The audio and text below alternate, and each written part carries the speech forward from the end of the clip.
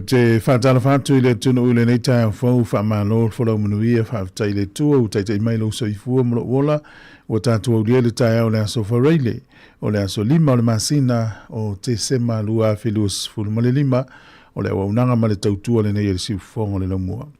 A mai alewe ingo le tua mai le kānesia me tutisi ko kiri porirua o na saunia leo le tatalo e amatalia ia tātou whaasala launga le nei tai au. Alo e wha mai le tautua le siufongo le laumua tālo whalava.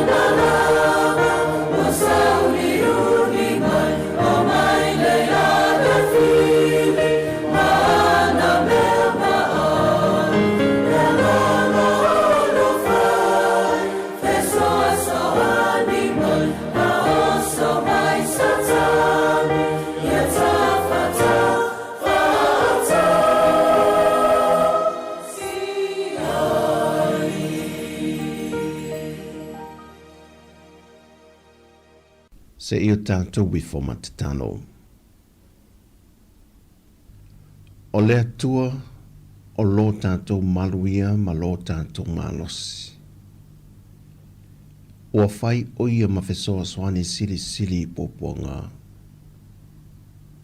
O le mea lea tātou te le fefefe ai, pe a whaalili wina le lanolangi, ma lulu inga maunga i te tono le sami. Pe ata alili masou o na sua sami. Ma whaanga tete nai maunga ilo na maa walunga. A ua malu lava i mātou i le nā papa o leo le tanga. E siri lava o iova. E te tau foi o na matuavi ia o ia le a aia lo tātou atua ma lona maunga pa ia. E matango fiele ma walungo le maunga siona. E fia ai le lalolangi uma. E loa lava le atua iona mauta. E fai foi o ia ma olo ma walunga. Ua sulu fai ai le ua poponga tia. Ua le ma vai le vi inga i o mātou laulau faifai tau ta uai lau le lei. O lau pui nga faifai pēr. Ma loa lofa muti vale. Whaftai tele ta mā i loutu e whangua lau whanau li nei aso fau. A wasa o mātou la fo i atua mātou ola iu a ao la veai. Ao leta o toi fwoi tō whanga i le pō liu o mawai. Wa te tau e lava no mātou whape atu ma le loto whaanga e tia i le oli. Ia vi ia oe. Ia vi ia oe. Ia vi ia oe e whaavavau lava. Ai pangā lava lea lea tuai. Wō mātou mana tuele ni tae au upo le perfecto Isaia. Au we au nei le tangata mālaia. Wane nefu le mātou wa ayatu I lo mātou o fie. Ona o leo langa anga sala wa ngā wai atu iai o mātou loto. Ma o sui ai lo tu langa I o mātou o langa. O lea mātou te whaala talata tuaile nei tae au e ala atu I lo alu pelo Yesu Kiriso. Sei e whaamamaina I mātou. Ma solo I sea o mātou wa ambio le tonu malava. Ai lele ia e whaia se loto fau I te tonu I ate I mātou. Suia le ngangana I le nei aso. Ma ia soifua e pei o oe.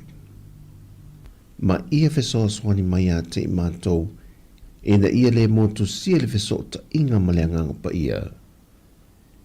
E puna e ai loa lofa I te tonu I ate I mātou. Whaamanuia whaamone mole sio mātou o tenu. A mata mai I ona whaatumutumunga, se I o atu lava I sea lualu toto whaatu a tu ina ma lona tinaile nei tae au fau. O se ue iei mawhatianga I le tino ma le mawhau fau le nei aso. Whaamole mole pa I atu I ei lau whaamalo longa mana, ma whaasa o loto I ate ia.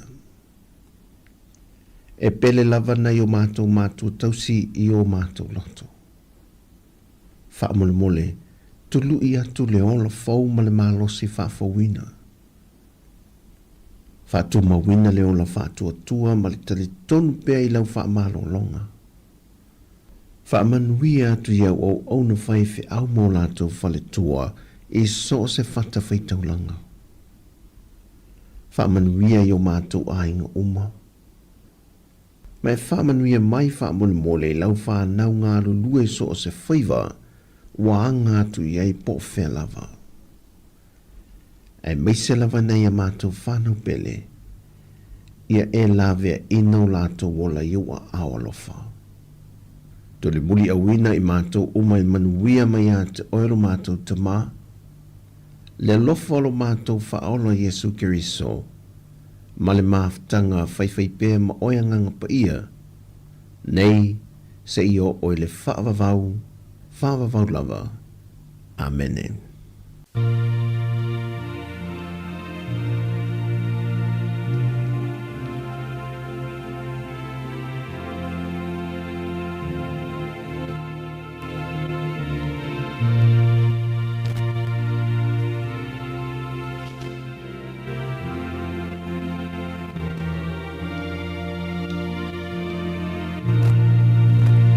Ua wha a malingi mai,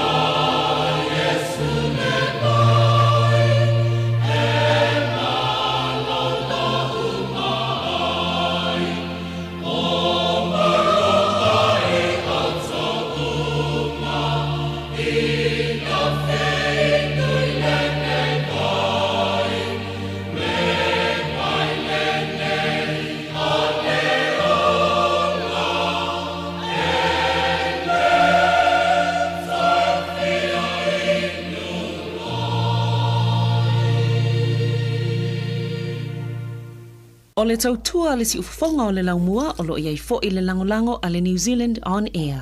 Tuila mamalo. E uia i ka rai to yuko whainga malo. Ai la mona lava i le tino le asa o le toto. Toto Sāmoa. O oi o le Sāmoa, o au o le Sāmoa. O le ale me pinalo ai tūmua. E o mai ai tali le vala au. O le atau mwhai atu le urumuenga. E tusa masalatu sao. A wase pesi. Silsila whafonga.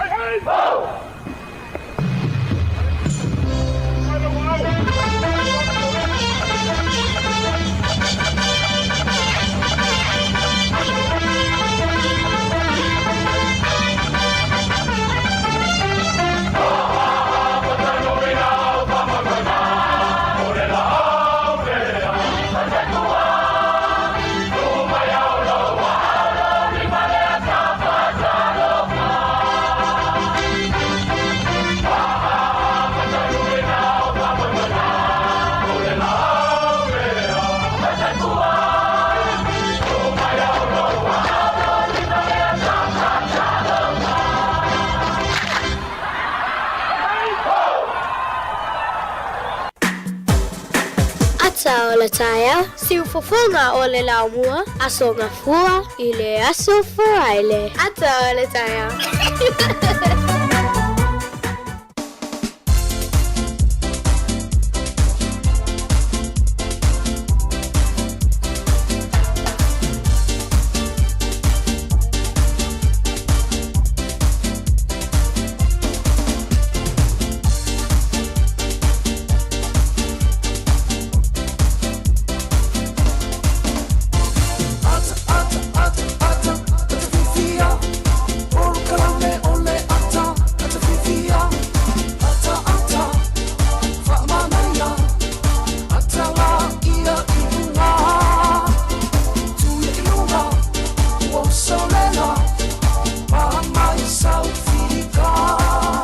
Tato por kalame le ata le tai au le nei tato tu e felo ai lungo pe ule ia malol so fu malol fu lau tu o mai tato fansa longa na fil tato no le tolu ia le nei tato tu e ule nei tai au le lo famaleanga le yo le tu malo le sopo malo le tau ata I fa malo le pale fa malo le tapuai fa malo le ngalu lue fa tai fa fo mai ia le nei tato tu e felo ai lungo pe ule ia le tato por kalame le ata le tai au le nei wa matelia si aulia le aforiva le tau nei mana tua tau le lima le fia nana ia tātou whasalonga. O te fia tele o te whawhilo im whatalo whātulu tātou tulu whawhitai tele le tiri ino le tautua I mauta malawa. Whatalo whātou I sunga I whawhinga inga mawhalitua nei ta mamana I tina u mano lo mani ngā nuenga ia o nei tātou matua tausi manawa tonu ainga ma tonu mautolo tausi ai utou nei tato ainga mauolo le whalemai io nisi o le whalepui lo mo mai whaase launga o lātou lo I tono ta vale anga I atu I fuafuanga ni aso mga luenga e o tato ainga o manawa mai tiu te mawhaiva o le pō nisi le uanga I atu ia lawa I whalewhainga luenga le tō tele tai tele lawa I tono Wellington e tono ni usila atoa so se vaenga o laulangi o awa to I whaase launga le siufonga le lau mua to I o whalofa mwhatalo whatu malo tai tele lava Matango fie le tau Wellington e le wamai atu I whafol tato ofisa e le ipisi tele le wala ia o la tau le ua tāpina pena e o atu I fuafuanga ese o nene yaso la tau fue le amalanga ni se malanga mai malanga ese atu I menuia tele whainga malanga o le alo tu I nene yaso ia o le atatu se e atu nei whawhi fianga whi pese pia mai al tatu talo le tau o le nei tae au ia o le tautua amata si ufonga le lau moi Wellington e ia tato programa ata o tai au smel va fonga tato talo o tau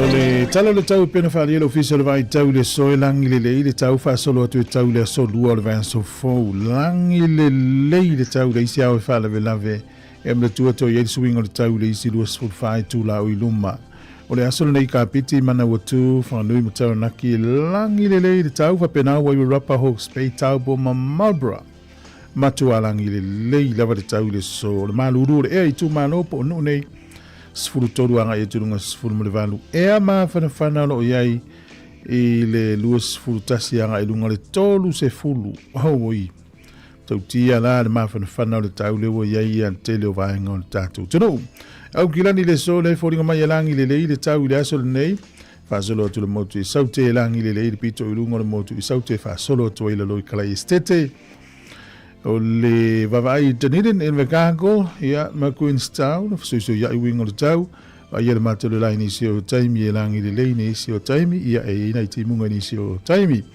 o le manu lu le motu I saute a mata ma le fitu anga I lunga sfuru ma le lima e ma fana lu sfuru tolu anga I lunga le tolu se fulu tolu sfuru le ma fana I kala estete lu fulu valu le Dunedin lu fulu lima le ine le soni manu ulatana iai lu fulu fitu le Picton tolu se fulu le vevela po le ma fana le Blenheim moia o le terengo le tunu ne ia so ma tele ina langi le tau le tunu atoa va ia pia I le so a o lu sfuru iva fu le vela lu fulu lima le ma fana o le angoto I fu le line so Wellington e to sfuru ono minute le iva I le afia na nei e oso ele la tai au to luas fultasi minute le ono I le tai au O le fua le malulu i Wellington e mono nu tua o ia mata mai sefulu fa solo ilunga sefulu mo le lua e ma fana sefulu tolu anga ilunga sefulu mo le ono ia o le pe furinga mai le i ma fana le tau ia tatou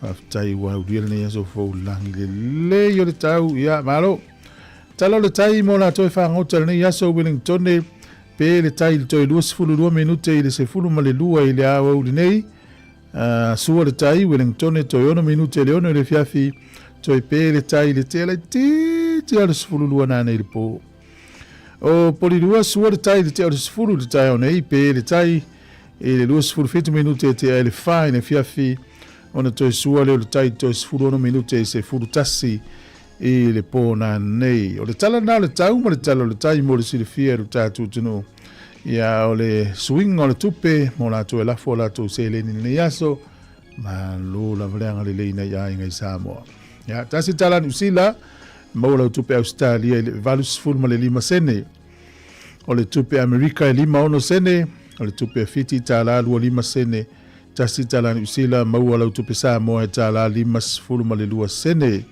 o le pa anga tonga tasi tesi mo le 2 iva le pa anga tonga i le so tasi tala ni usila mola utupe Sāmoa tala 5 ma le lua tala 5 sene ya malo la vale ngale le malo le alofa ya familia le ia te oil ne yaso mala ula fonga tupe ole aveno familia ngo so ifu mas fa na upe on tatu ye ta ne les freile aso freile le aso limo le masina o te sema ava pe ne lo aso ifu ya mnu ia te lo aso ifu o le email level na pe afia mai as whanau aso whanau at samoacapitalradio.co.nz ia manuia tele lo aso i fua o le tus fai taulo maua e le tusi e Ioannes fultasi feu puelu fulima o le tala lea ia la salo e ona tua whaafine o Maria ma Mareta ia o lana whetalenga le na fai a Mareta na mua atu so lo Mareta ta uia Maria o le tala le tasi Yesu na fetala ye ua fetala yatu Yesu ya te o au nei o le toi tu maleola o le whaatua mai ia te au e ui lava i nauti a e ola lava ia manino a fetala inga lu tatu oli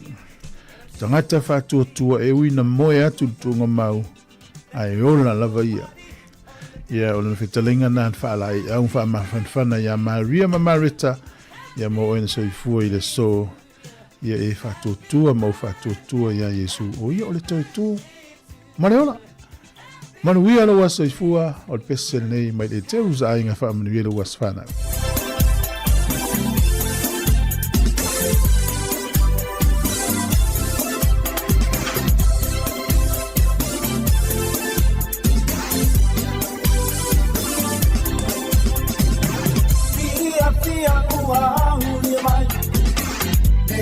Sāmoa he miti iai o se tatala pa amanuia lo waso whana wauria e oni awa mani meina e usitai ua sirilena e manuia i lohola e oli ai ma fia o mai tatou fia Sufana Maulia Tato bibi mapanga petai Ile atua Maulia mai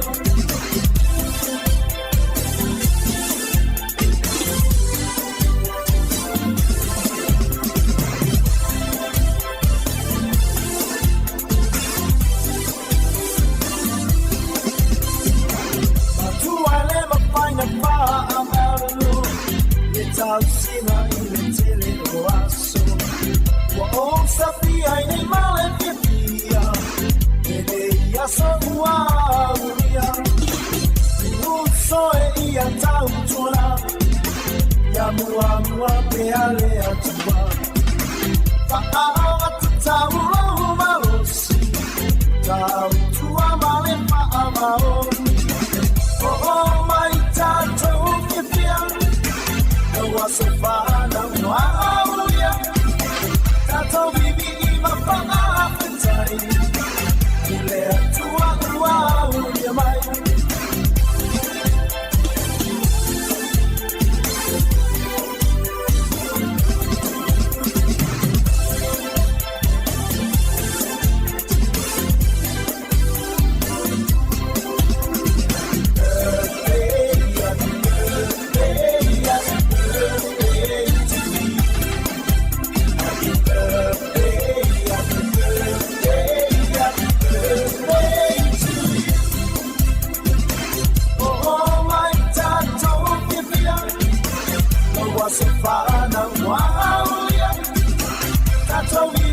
mapanga petai ile atua ua unia mai oh mai tato kipia oh wasofana wa unia tato bibi mapanga petai ile atua ua unia mai happy birthday happy birthday happy birthday to you happy birthday happy birthday happy birthday to you.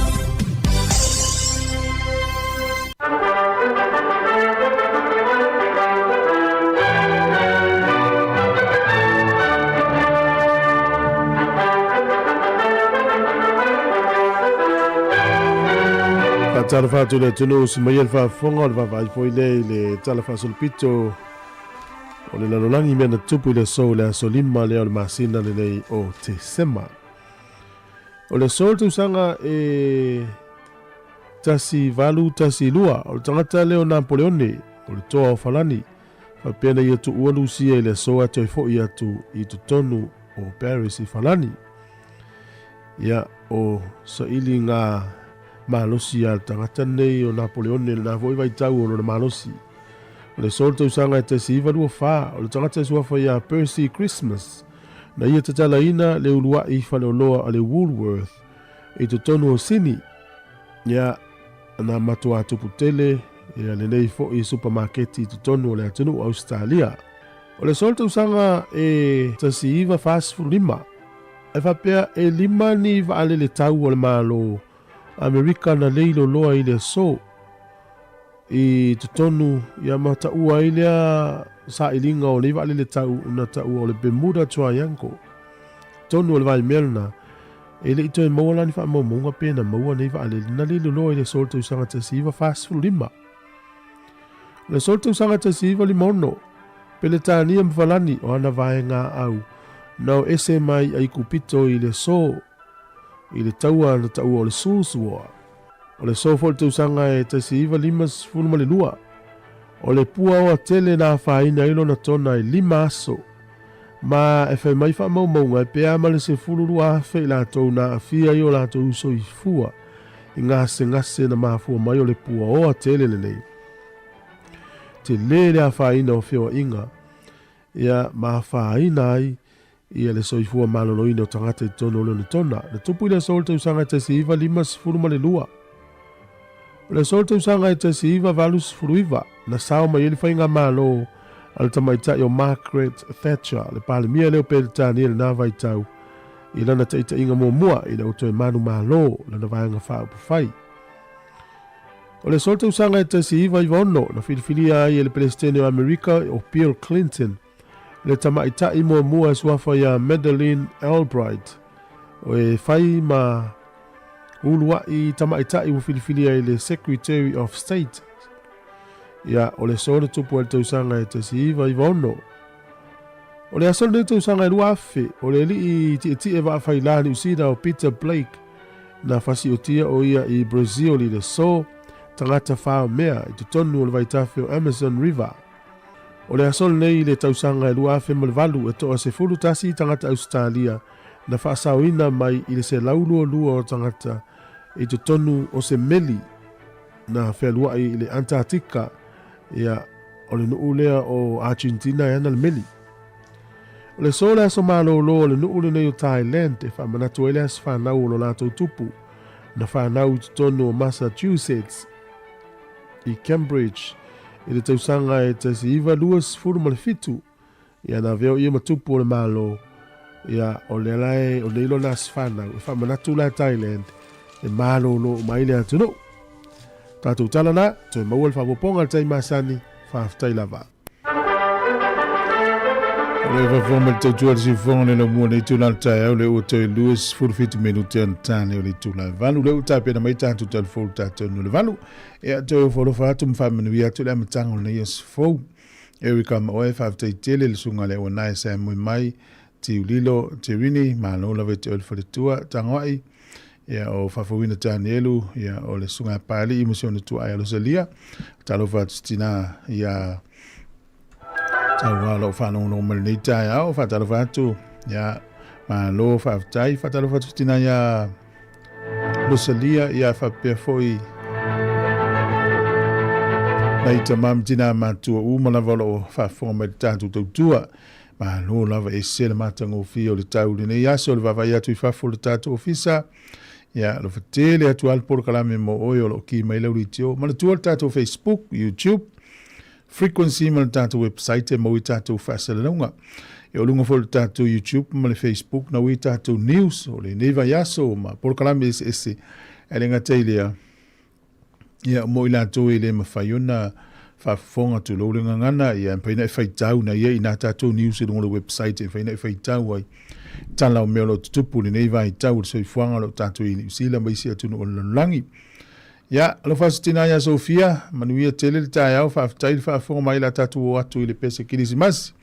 Ma le sunga ia tui loma si a lawa o fo ia o le pese whaafiefia I o le ua ia le whai mai le tae au fo.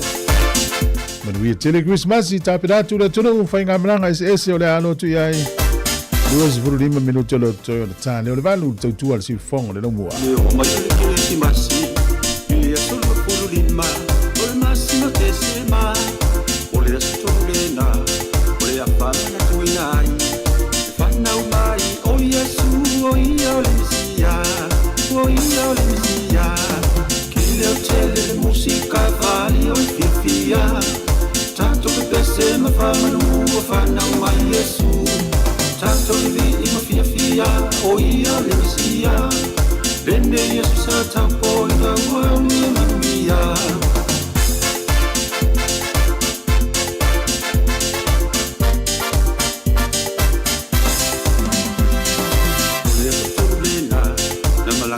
Maria, ma Joseph ai Petre e mai tu si o lai moa ai fa fosse lo fatinga Maria fana wai lo o Yesu in fele o manu kile o tele le musica vali o fifia tanto che pese me fa manu fana wai Yesu tanto vi ma fia o ia le Mesia bene Yesu sa tampo ina wa mia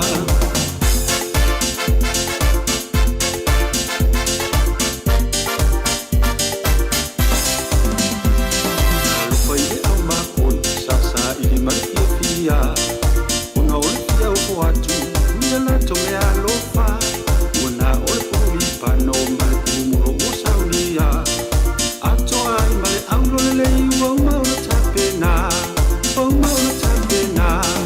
kile o tele le musika vali o fifia tanto che pese me fa manu o fana mai Yesu tanto vi I fia o ia le Mesia bene Yesu sa tampo ina wa mia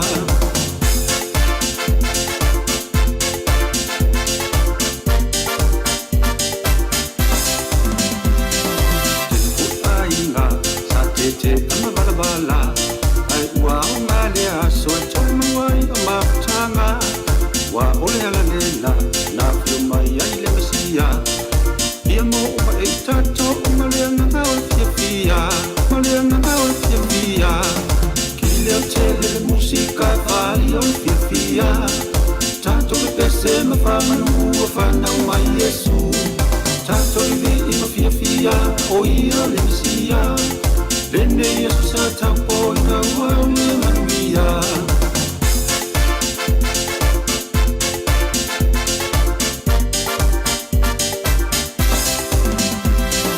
ole aseme alofa te o fo atu ia e fa makatuinai bene Yesu taua ona ole lo tomo la loa na maluma le alofa fa ama o tato lo to e fio ai le Mesia kile o tele le musica vali o fifia tanto che pese me fa manu o fana mai Yesu tanto vi ma fia o ia le Mesia bene Yesu sa tampo ina wa mia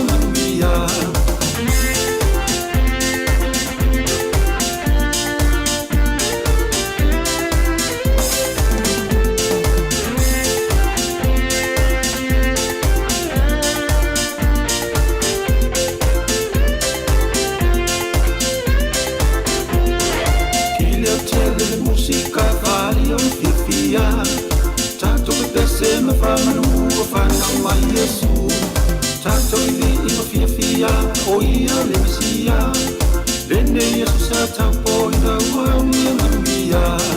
Dende Yesu sa taupo ina waunga manuia. Dende Yesu sa taupo ina waunga manuia.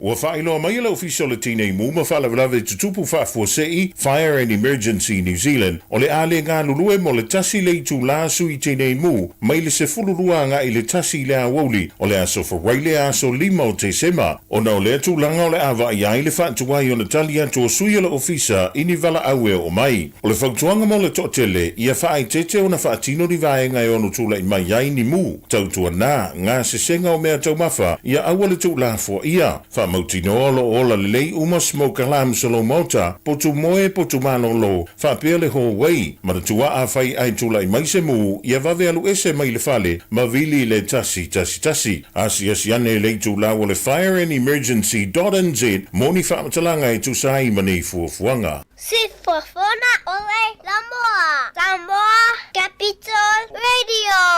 I love Samoa Capital Radio. Go Samoa!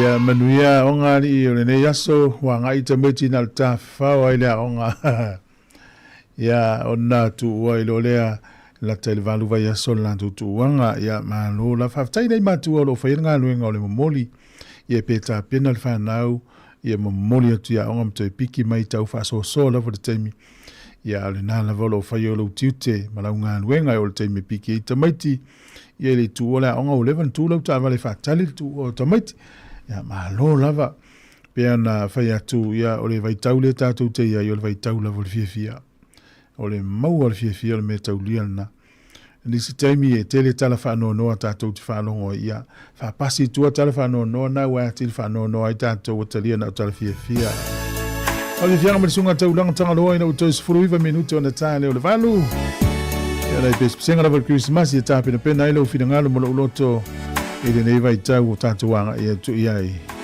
siu fonga le nei o le laumua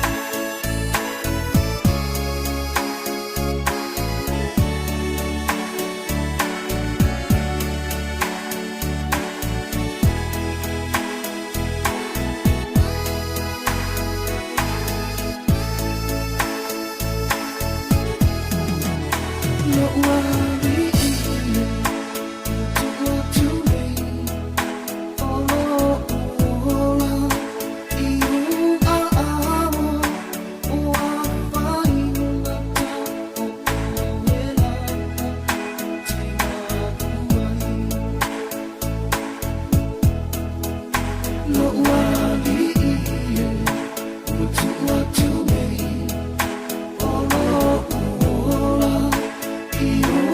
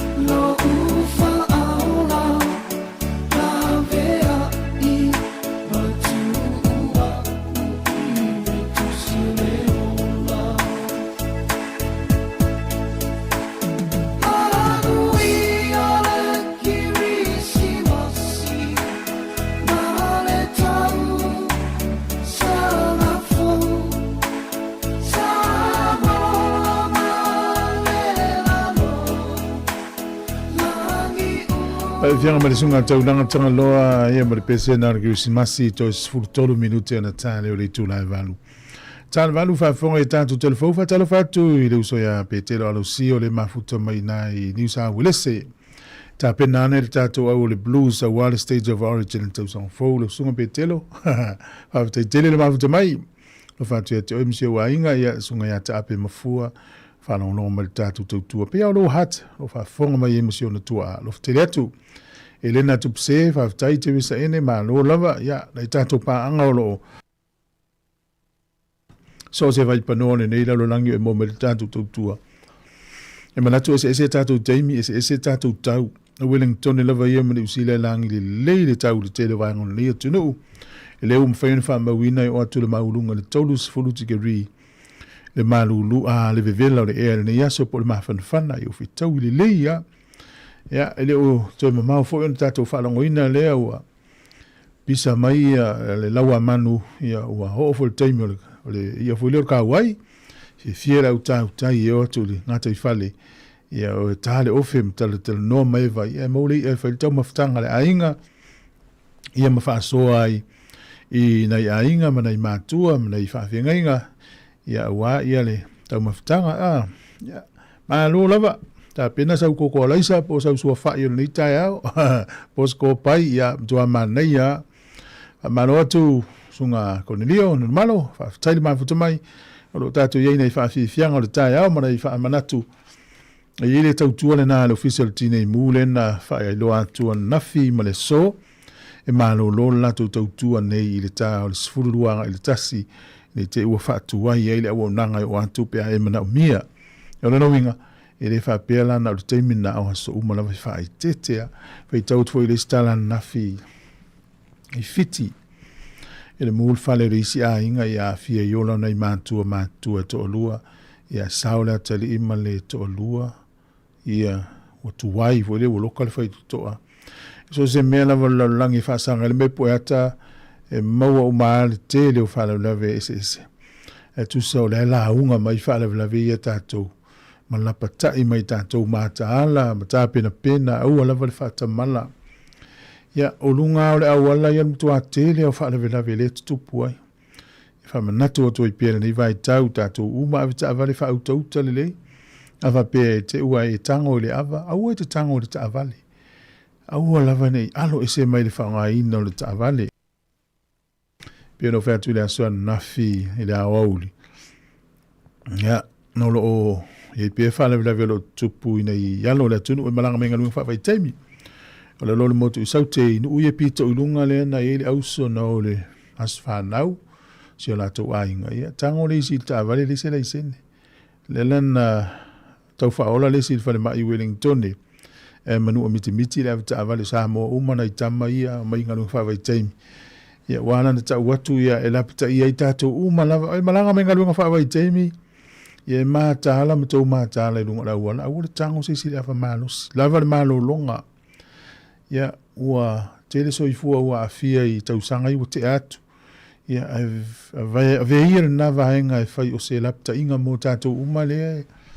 nei la fa amuli mai nei o tu te olua ma fa nau ma matua ma inga ia mo ni tala fia o le fa ungo le nei tausanga ata to le fa fia mai tama le ulan lei to iva minuto lo te tale le valu tato telefone nei taya tu al si fong le lo mua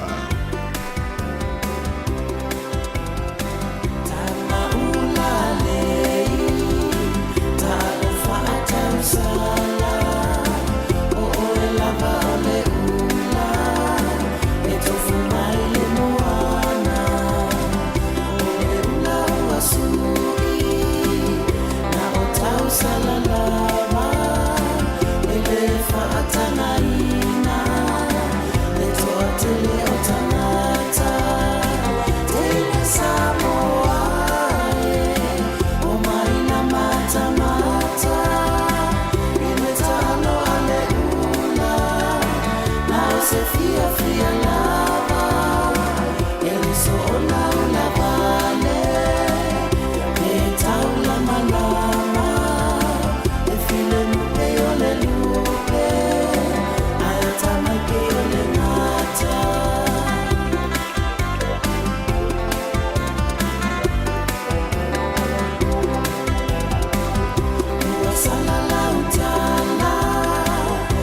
Sāmoa uma I sasa e masisifo Sau te po o matu I me ta'ano ale una E whai lenu E o se fisana E ani malu Teine Sāmoa O mai na mata mata I le ta'ano ale una Na o se fia lava E le so o launa vale E tau lama lama E fine nupe o le lupe Ala tamai pe o le ngata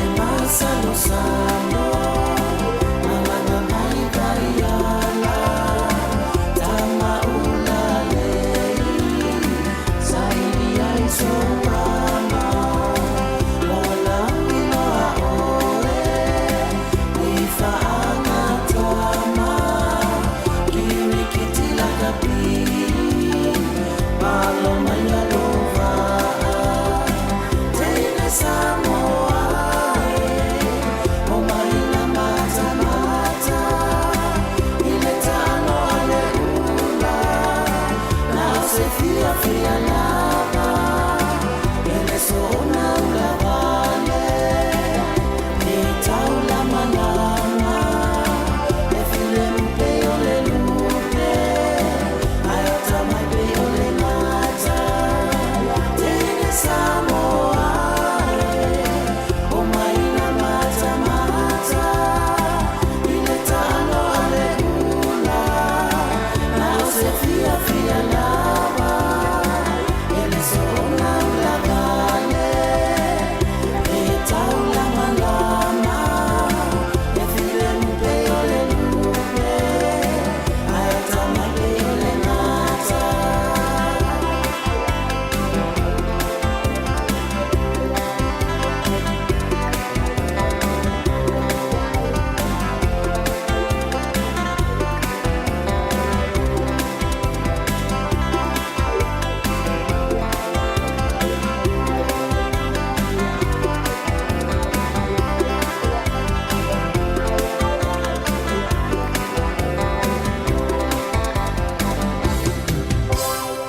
Talofa, I'm Tiana from Miti.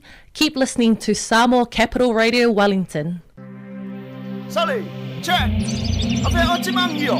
Ea, cheka ko walu. Ele wo ko makaka su ele le fa ko me su ori ko ko fofo. Walu. Ai ko be ko. Cheka pe ko me ne, Sally. Wo ko pe. Sally. Walu. Sally. Mai. Chape, ai se ko pe. Walu. What's up? Woo! Sabe na pena mai me uma tatso SUAO. Se ole pai pai angale ole asa boy ole po. Sa uni mai tatso manu ba ai le po mala rasi. Ai ai le tatsa ma isli ai la pe atso. Awalane pala me la pe pa vai vai sila sa ilina. Ye tatso matali ye tatso ma wala voya. Out there e po ile tu. Na over ai tu nei o mamu. Ia ame e oka selau ke kelo ngei lauka. Kope mai kako wo, o sai mai ile malulu. Atato ma wale tu, atato ma wa po Yesu.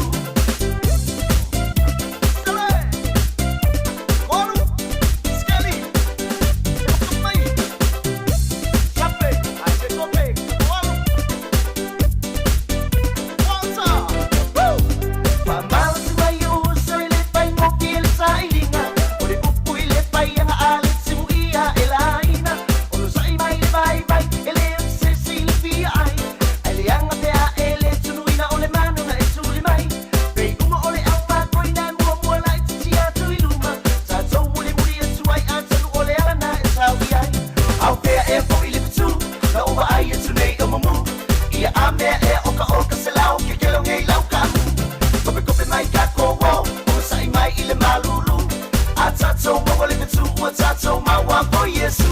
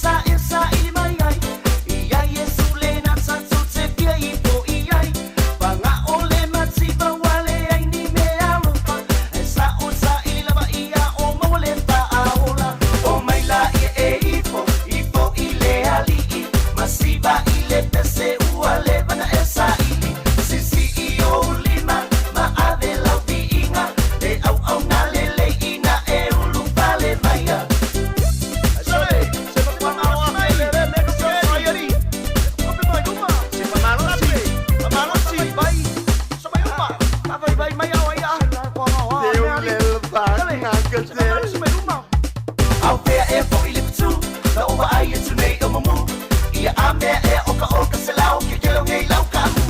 Kope mai ka kowo, o sai mai i le malulu. A tatou maua le petu, ua tatou maua po Yesu. O mai la e ifo i le ali'i. Masiba i le pese ua le mana e sa'i.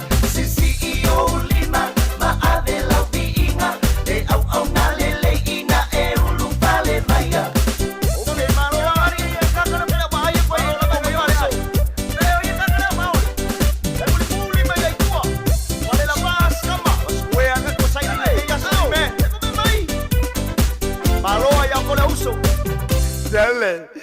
Alo malo lele fafifia malo la fatalo fatenu tutasi o sia fido malo fatai ya manu ia tele ta sa le ya afel to fionga le va yala yo pesele ale to fionga testiva lo fatu programa sunga mika fatai le mafuto mai ya le wa tato savali vale tu la vali tu la valu ya le la tato se tu lo tato telefone tala mai Sāmoa le nei tai o le tautua le siu fonga le lau mos mai fa fonga i tato tala mai Sāmoa.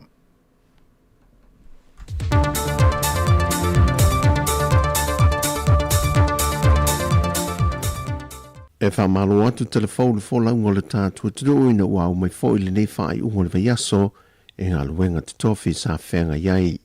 Ai o telefone mai Sāmoa o si bai ele wha fonga.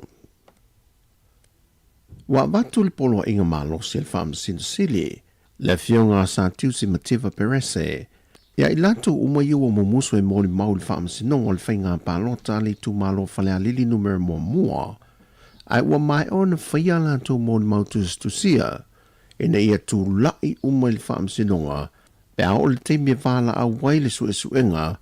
E tua ingo whainga pio pio whaasanga I le sui whaipula le tu malo.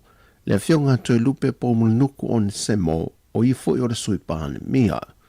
O le polo inga malosi, e no mai ona tola lau le whai unga, o le tālu sanga le vāing whaupawhai li cha pipi, ma o te ena I le whaamisinonga le ave I tu o le tālu sanga, a le fionga le whaipule, ma le sa tangi I le mata upule nei, toi loma lan se lota la meko, mai ua manino mai ai, le wha au peo na su o le mata upule nei le whaamisinonga, e tua ingo whainga wha la tua o lo tua ia I le fionga te lupe, e wha pia foi le tua inga o lo tua ia I te lupe, sa wha tino foi tu loma ni whainga pio pio le whainga pālo te tele le atunu, le ua mai atu. O le aso lulu na wala au masu e le mata upule cha pipi, ma folo sia ai mautus tu sia le vang wha upo whai, e ala I lona te te atu le I le ave I tu o le mata upo, e au fie mal tala noanga I le vao le fionga tui loma na mulau ulu sa miliota na pue e na mulau ulu o loo ta uai le se lawa feta la o mai on tutongi atu I atu I loma e tolu se fudua feta la na tutongi toi lupe ma le fitu se fudua feta la na ave ie le faletua o vui I inga o le isi foi sui fai pule o le aso valu le aso ngafua o le vai aso fau e whaawa waile sue suenga, o tua inga e whaasanga le fionga toi lupe. O tua lalo le teitei o le tua ngai I le whainga malo, e ne ia toi sila sile le na whaai unga le ua whaia le ka peneta, e tau fia I una toi whaia ni whaasale launga whaapisi nisi le malo I newspaper, le tio ma televise tu ma o te uma, vata se ma le tapu, o na toi talia se tasi o newspaper, e whaatala noanga le fionga le teitai o le atano. Whae loe tui le epa, o tūlanga o le liki tu o mata opu mai le malo, e le o se mea fau, sa alia e mai lava o tūlai mai le vang whaapu whae le japi pil foe, e o mai lava I le so. Whape e tau fie le ilo. Ai, o le tau te whaasala lau fua, I le atunu, mai o le sa o le tonga fo I whalau I loai I whamtalanga. I le ia te utou lau whasala lau. O le o pui malu I lalo o le tula fono whawae. Wa maue au telefou le pepa o le whakama le kāpeneta, ua whaatula fono I nai le tau fie leo vanga tupe o na toi whaaluine se newspaper. Po nisi lava au o nanga whaale tu stala, e ese mai ala whaasala lau le malolo i eile te minei. O lea whaai unga le kāpeneta e pe o na whaai loa le whaakaru o 5, na mata whaamamanu mai i le asonga fua le vai aso nei. Wa mahe ale lua vai aso le sa ngā lulu e eile o leo whaapitoa mai le maloni usila, na whaatino aisu esu e ngai tu tono mtanga luenga o leo whalpui pui ma le toi fuata ina. Mai o se tūlanga walanga e whina ngalo le nisi o lea tunu, e onua a fie ele whainga pa anga le mtanga luenga o leo, ma le malo au se tāria lo fisoa swani anga le mtanga luenga o leo. Pei tai na tali mai tai o lea tunu le mata opu le nei. Ele o motu tato whainga pa anga Australia, e tato te whaftaia fo ile anga email malo Australia, te lere sa o Australia in the resources and covering. Ai le o a fia la tau tūlanga o le administration ma me umatau tūla fono ma me vapena o le la tau natu restriction na mana na wa e la tau e fsosoni mai la tau tūlanga me umalava tau sosoni me faitino ma me umontanga luenga. Na whai lo manino fo il te tai o lea tunu o le whantala noanga ma leu tu stala, o le tāpai o le fisoswani le malo ni usila, ono i la tau ia sa whaavaea me tu la fono, o lo whaanga yu iele mtanga luenga o leo. Mai uala ngā te tau wailo la tu toi sila ma ilo, ne vaenga o lo umo miai le fisoswani te tonu mtanga luenga iso o sei tu. O whamanino mai le company va lele le Sāmoa Airways, ua le aine lātou mea lofa whaapito whai whaatasi ma le malo. I le mea lofa ave fua, mo le manu malo le se furu whawheta la pe a mahea o na tali fesili. E le pepo whaamtalanga me le kāpeneta, o lo whaamanino mai ei ni whaasara launga tau whaasese o lo whai, ma le whaamoe e whaavale ai le mamalu o le atunu. Whaadia le pule o le company va lele, e ui le sao o le whaonga o le tumai whaona po nei, e le whaonga ino le whaateknolosi, e nā te whautua ina le mamalu o le atunu. E nei a mātala, ma awa le talitonu o fie whainga tau whaavalea, ai meise o ni mea lo whaofo fua e whaonga aile ngō le company va lele. O le whautuanga mai le pule silif so ta iatu le company moni whaamtalanga sao, mai wa mai te wina foi o le vai tau lava le nei, e tele e whaamtalanga tau whaavale lunga o upenga te whai langi. O tala fawia mai Sāmoa mo le whai unga neiva yaso, manu ielo tātou tino, whasoi fuia.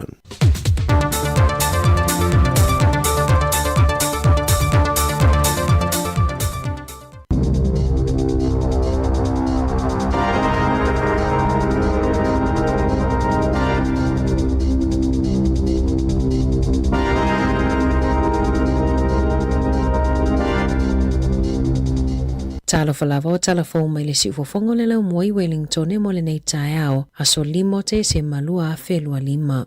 Ua talia loa ia nei le talosanga mo le pēmita e whaatuina i se tasio ngaluenga tele mo Pasifika i tutono Wellington le wata ua o le fale malae. O le nei ngaluenga ua fofua ina i le o ngā tutono le taulanga i Wellington o se tasio mataanga i le toinga loa ina o le Frank Kitts Park. Ua tele tausanga o whaatala noa lea fuafuanga e le Fale Malae Trust, mana whenua, tai Pasifika, pulinga nua Wellington, University of Victoria i Wellington, whapea i male malo New Zealand. O le aunga male wha moe, ina ia whaatuina se fale tele e malae tasi ia ini whaatasinga mapatipatinga a le Pasifika. Na whaalie tai fono o le Fale Malae Trust, Adrian Oa, o se whaaiunga ua talia ina fia e le whaapotopotonga o tangata Pasifika i tutono New Zealand. Ma ua tūlata tuai foi ina tino mai le tō whamamao ua lewa na moe miti ia i le whaala potopotonga o loo ta iulu i le nei wha moe. E te le whaatasinga e mawhaiona whaiai i le Fale Malae e peo porokalame whaaleanga nuu ma whaatasinga whaalea oa onga.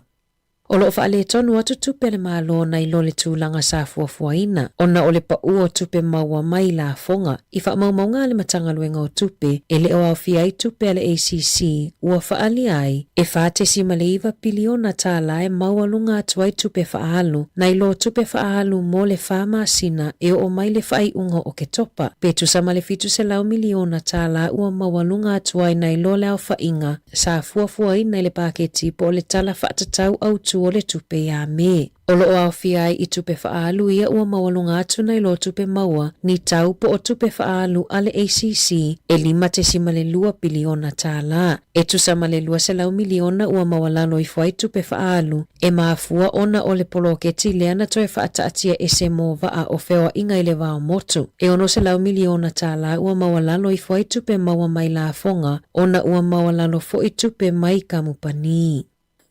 Ua pālota le uni o whai a onga mawalulunga e talia leo folata mai o tutongi mai le malo na whasilasila ele PPTA ua talia ina ofo e lua mo tutongi e tusalea male whate si maleono pasene le si itanga I tausanga e lua.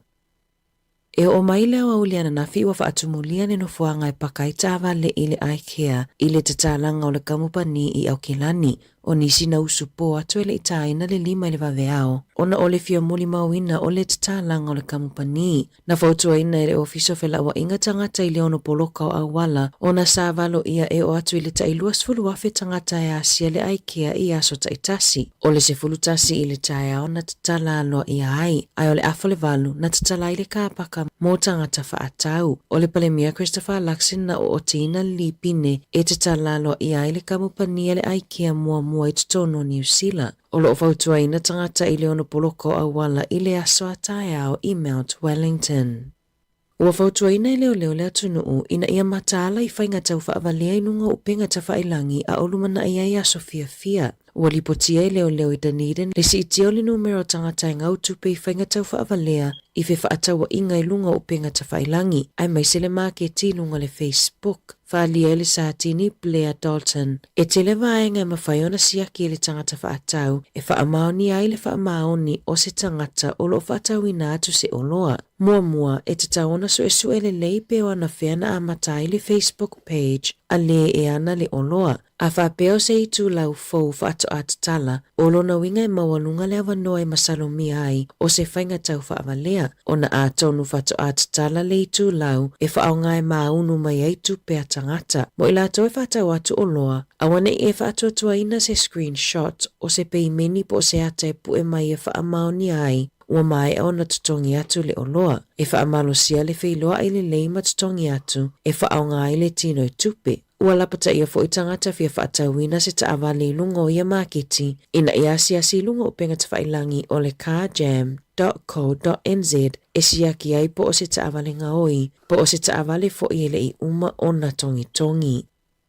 O loo whaangasolo pia whaataita inga I le awala wila fau pito I umi le atunuu leo le ato itu atuitua le aso e tatalalo I ai. O le ngaluenga 5.5 biliona tāla o se awala wila po o le escalator e fiso o taai stations fau e lua o le karanga a hape ma le te waihoro tiu e whase furumita lona umi. Sa fuafua e tatala I le tausanga nei peitai ua toetolo e tatala I se taimi o le tausanga fau e silia mal se fulutolo wafe whaataita inga wa whaia ai le itu uina atu e le City Rail Link Limited I le ofiso fela ua inga Aukilani o le wha moe ia ausia le isi moe mitinga ina ia mawhaiona ta I whami inu te o le vao malanga ano foafi ma wawe aife malanga inga.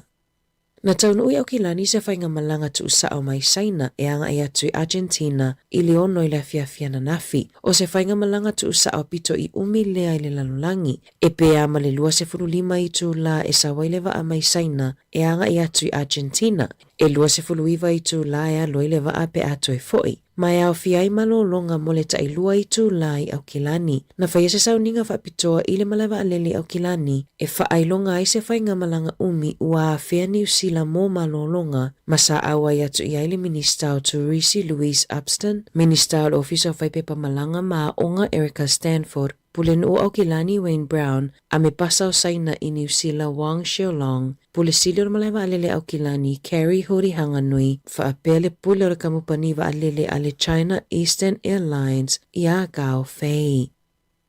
Ua fuafua le minista o le soifua maloloina o le mafaufau Matt Ducey e whai asuinga i le resitalaina o pepe e whananau mai ua maliliu. Ua fuafua le malo e whawhaingofie maawana i tele aini whaafita au li mo mātua. I lalo le tulafono i le taimi nei o loo whaamalo sia le resitalaina o pepe e whananau mai ua maliliu. E whaonga ai le upenga ta whailangi a le Smart Start website. O lunga le Smart Start o loo iai fo i mawhamatalanga i whaatumu ai whaamatalanga mo pepe o loo soifua pea. E fitu se lau i le iwa se lau a inga i New Zealand e mafatia i pepe e whananau mai ua maliliu i le tausanga. Whaaupopo ai a inga pea o le sefulu tolu afe i le sefulu lima afe e mafatia o noma i tanga i whawhano ai le iyo o i le lua sefulu vai aso.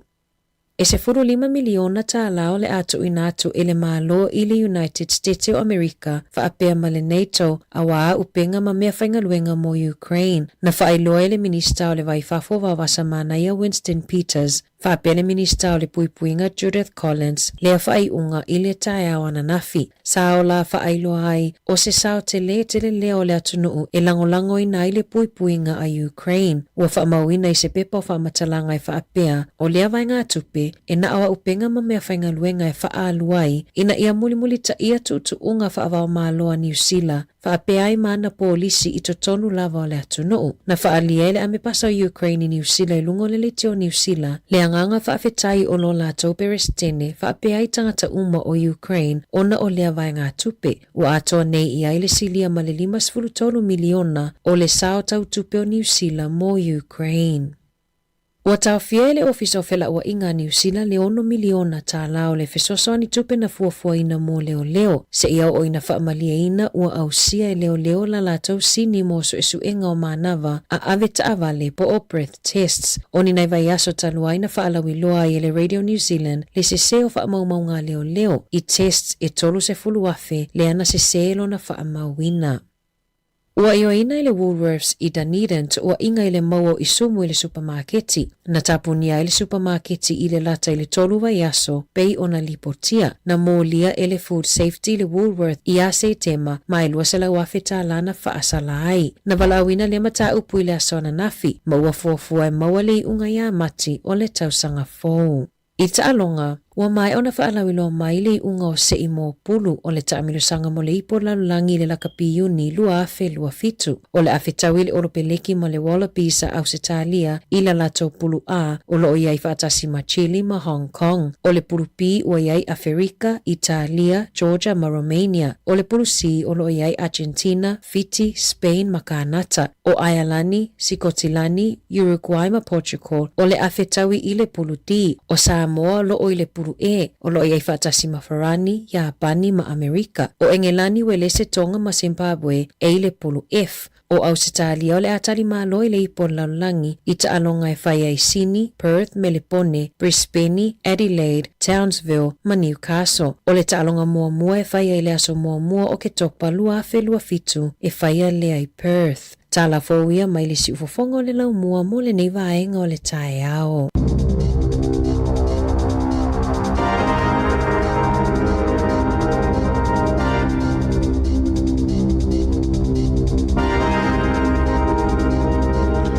Whafonga tunu tātu telefoto e mola mnoi whafonga I taun I level taun iwa ta pena ta sesalem sem tala mai Sāmoa ana whasolo tātu tala ni New nei. O le taimis 45 minute o te enele valu whawhiwhianga me le sunga ta psoli no maiawa. Me le wheel Christmas I le tunu ta pena ngal Christmas me le tau son fau. Me se lo ngā tongi anai whanau. 45 minute o te ele valu si ufonga ne lamua. Merry Christmas to you all.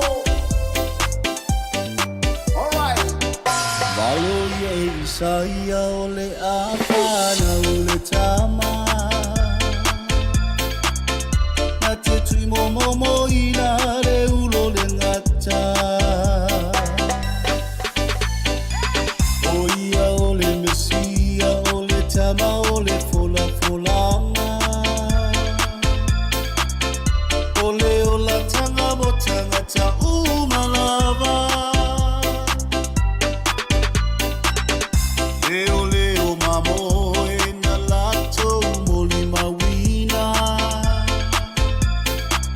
Ea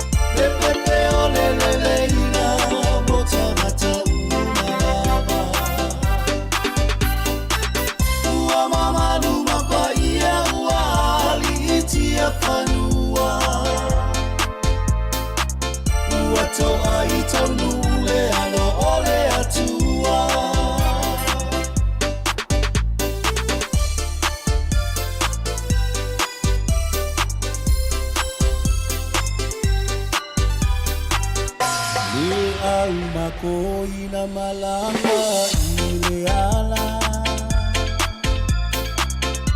ina ualongo ina maile ni chala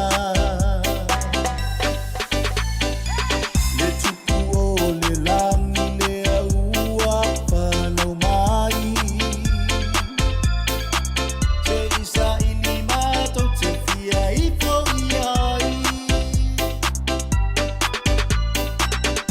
le fetu mai sisa e na ia paa ilo ilo le fale o manolo o whana uai le kiriso olo ta o toi vau vau a ta au i le mamalu o ta une i le ai o le fale o mamu Aleluia o sala ua whana umai le tama le pepe o le leina mo tangata umalama ua mamalu mapaia ua ali itia whanua ua toa i taunule alo ole atua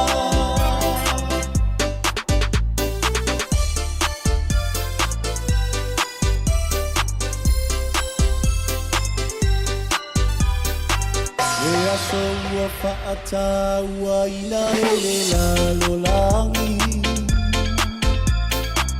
o ainga ua o mai whaatasi Nangona o le fia fia ma whetha a manga loai Paia maua leanga ngore kerisi masi E aso ua whaata ua ina o mea lofa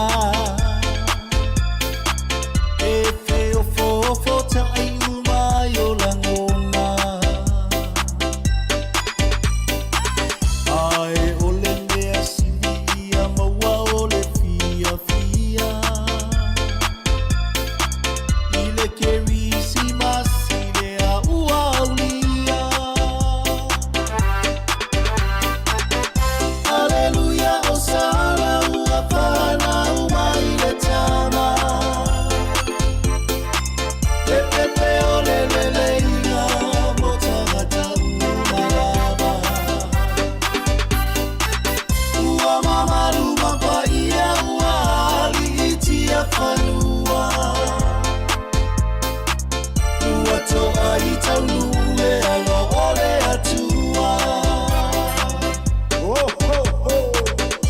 I hope you guys have a Merry Christmas and Happy New Year. Le kirisi masi ua whaamana tuina Le whana umai o le tama o aina Le mea no fasini le amo le lalo langi Ua whana umai le pereni se o le langi Wafana umai le pereni se ole langi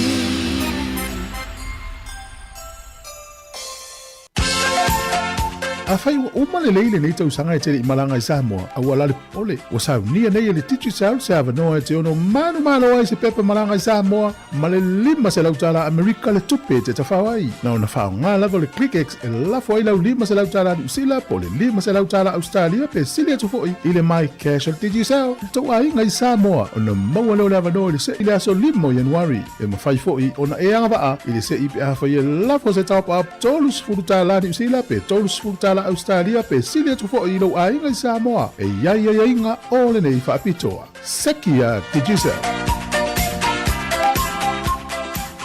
Ua whailo mai la official tine mu ma whala vlave tutupu whafuasei Fire and Emergency New Zealand o le ale ngā lulue mo le tasi le tu la sui tine mu mai le se fulurua ngā i le tasi le awoli o le aso whawaile aso lima o te sema o na o le atu langa o le awa i ai le whaatuai o na tali atu o sui o le ofisa ini vala aue o mai. O le whautuanga mo le totele ia whaai tete o na whaatino di vaenga e onu tula i mai ai ni mu tautua nā ngā sesenga o mea tau mafa ia aua le tu la fo ia mautino olo ola lei uma smoke alarm solo mota potu moe potu malolo fa pele ho wei ma tua a fai ai tula i mai se mu ia vave alu ese mai le fale ma vili le tasi asi ane le tula o le Fire and Emergency.nz moni fa matalanga i tu sai mani fuanga Malo fa tai ni sio tatu tu ai fa la ulo mana i fa manatu ta uona na o le yaso ba se le va ngoli tine mu le nino le le matatu na fili fasa longa na neila sfulua nga tasi le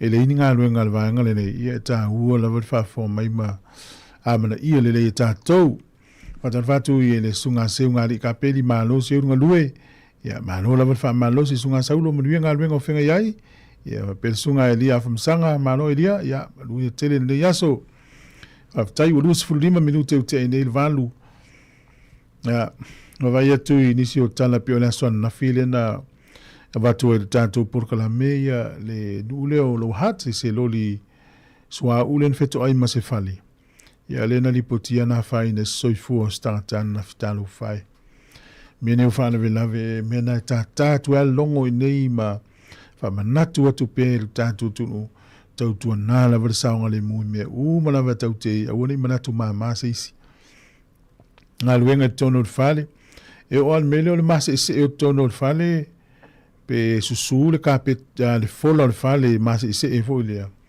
o ala va me uva pena e tau tuana matatu o la va fata mala fa mole e o ya inga ie tele la tu tomiti la iti ya va i fanga ma au telefoni e tape se ese o le tau ai na il palaka e pe o le fotuanga le na mai si usolea e il to mai fa to e menio o ngaluenga o il tisi o le mukuka lava ia, aua ne i tu ene multiplex fo i e vaenga lea le waele sulu, a le tele a palaka.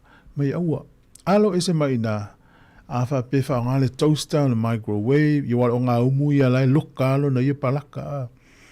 Ia o le toaster, le microwave, ia o a umaisi mau mena pia i na, ia o le tipoti alu le uila, o vaenga umana e malolosi e te lele e le tise mana umia. E se maila le TV, computer, telefoni, ia le titi le tise mana o mia e mea na, ia e mo mia e lalai o e le iape a whaongale multiplex. Le waya fo ile le tolu le wha, le lima ia nae le ia. O le umkuka lava ia alo e se mai whaonga ina waya na o na malo losi, mana o mia le wila e te le wila e alu. I vaenga i pe ona uto la watu. O vea tu nei le tai au i le tala mai e le vaenga leo le IRD po le Inland Revenue ni usila. E pea ma le siria ma le whawhi i la tau ia e o lo li potia o lo ia i le afianga o le sasi o le waunanga le ofisa o la fonga ni usila. E ma le tua fo i o le mana onga na le tau te mana na oi e te le tangata e ta ilua la tau ngā luenga. E le mea la tupu e te whai ngā luenga lo e ngā luenga lo na lua. Matua sa mala o le taxa le nei tunu.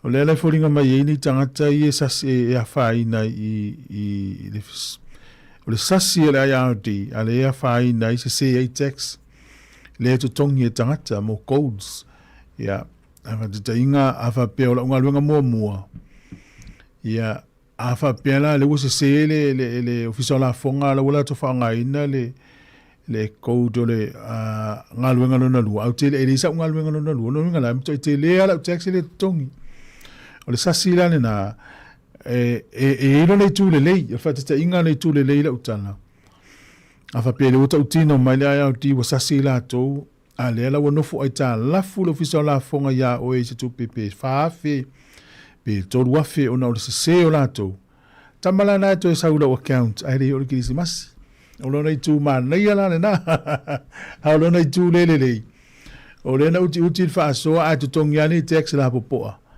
ia na a faina el faso na taimi Ia le la si dia ma fa fe la to. Ai a fa pe na sasi le ai a ti. O te li feita uma tala le o feita ulu tala ma le pito ulu. Ai uma e to tongi o le o pe ai tala futa to le ai a ti. O malala ta to. Hello inga. E sa un tu si va pe mai ia. O le te ai tala fu I o no sasi ma to. O se le taxi na I whangai na ia o le te ai tala fu lu afe ia ni vai do mare ulu ina le vale ai talo sia ia no foi tala fu le ai au ti a tatou ia wa to tongi mai na to tupe ia fa pe la to nga tupe la na to le ia me Christmas me to san fo ai ale fu te malanga ai ia mo tua la vala tupe te mo te ta fa o Sāmoa e o la ve te va o te va ole ta ua io ole iso suenga na o mata ai mo o va ai ile I tangata fo I en meta o lotoita e se la tala le la fa to ile o mal tala la ya ti ya matala saulo le tusi na ya lu le lunga my IR account e open peta tala ya le lopo na fa mu ni ina oi I se tupe ona o sasile ya ti ole tala fo ile o le tangata le no fo le lotoita o le men tupu I Amerika ia o le alii ua whaumala whainga uo mastamaitai no fo ale le le man lotoita I to tonu ia te ia ma tau ma whaia e toe na te toe mawal tamaitai whaua ula whainga umala maftanga ia le mewa tupu ia o la uanga il tamaitai ia e lana ngā luenga ma toe mawalisia na uo la sauni whai poipo o le mela lea mo le tangata lotoita lea lava muli matuli matai si tamaitai nei online lunga benga sota inga po le ala po fea iai moana tu singa lunga social media na maua I le tangata lea la whai poipo le tamaitai o le tu le leile o meni o whaasala lunga lunga social media na maua umai le li lea le aso le whai poiponga le taimi o le whai poiponga o le dress o le whai poiponga por no whanga whai ia na plan de leile o le ola nos whainga ia le na luatu loa ia le fiafia lea o le no whanga lea na alu le ia ima le la umalosi wa na o le na sao le teini whai poipo ai luas full tolu tangata na mali wai pio na ima vanga whai pia vuelele o le whaasala lau o no whanga ia I lunga o social media e maua I le tangata me ia whai pia wini me whai pia tupu whaalililon whai whaalililo awane I loa le tangata le walu ese me le maftanga wa le wato e whai ia le wo fau le tamaitai e wale whaasala wina wa le wheru le tangata le malotoita ia na nei whamanatu le wela uso soani le tamale au alo ese me me whai pia alo whatu lau pepe Swalka fa tail ma mai sunga on sila ma no lava ma duia tele le tai au na fa fifian su filoi ma tu al si fonga le mo e no to luis for 20 minuti na tale o le iva o kole ma tango fio de tau le yaso te ma tai o kelin filo a keli ma le langa o ro tato wona ai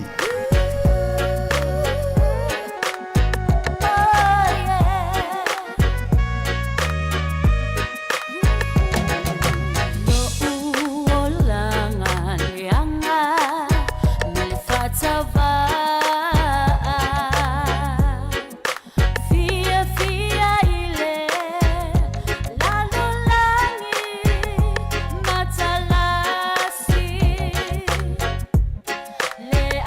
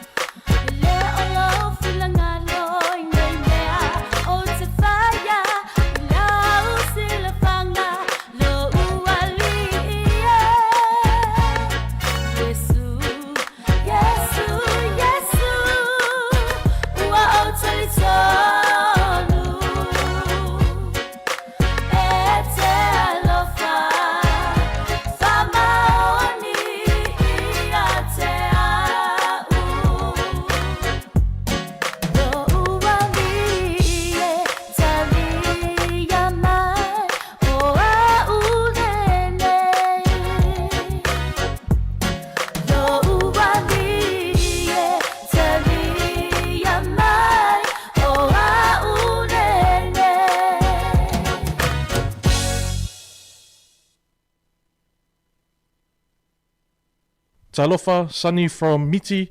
Make sure to tune in to Samoa Capital Radio Wellington. Malofa tai si fonga no mua. Ya o lea ua savalivani vale wat to Louis for 5 minutes on tale Oliva. E pe yo na tatu lo mai alfa palo tel tatu tunu no faila selus fluiva oktopa le fanga solo fam sinonga. We ye tu malo la ua to fo I fail ole a to fo I fail finga palota. Olo ye fo ile sim ta upum ta tia le fam sinonga sa mo pe na mai tatu tel fo. Ole le sona ta u on menne ya I think tai o sa moi. Pe ne tu no ni usila ta te ya. Ele ia mani sau sis fai pule mes tu pe ya o te le tu palo ta ya. Ona o tato o malama lama I le o ina. O le ta u o le fai o le palo ta ma le fili te tau o le sui te palo ta ya. E fua I whainga wha vai al vanga wha upwhai lea te mana o tū mai te ia le tunu o le istoru tau sanga. E se mai lai Sāmoa. Ya, ne u tātou I loa, me se tātou na soifua mau lai Sāmoa. Lea lai fi na ue, muta upuni na whaam sinonga pia na umai.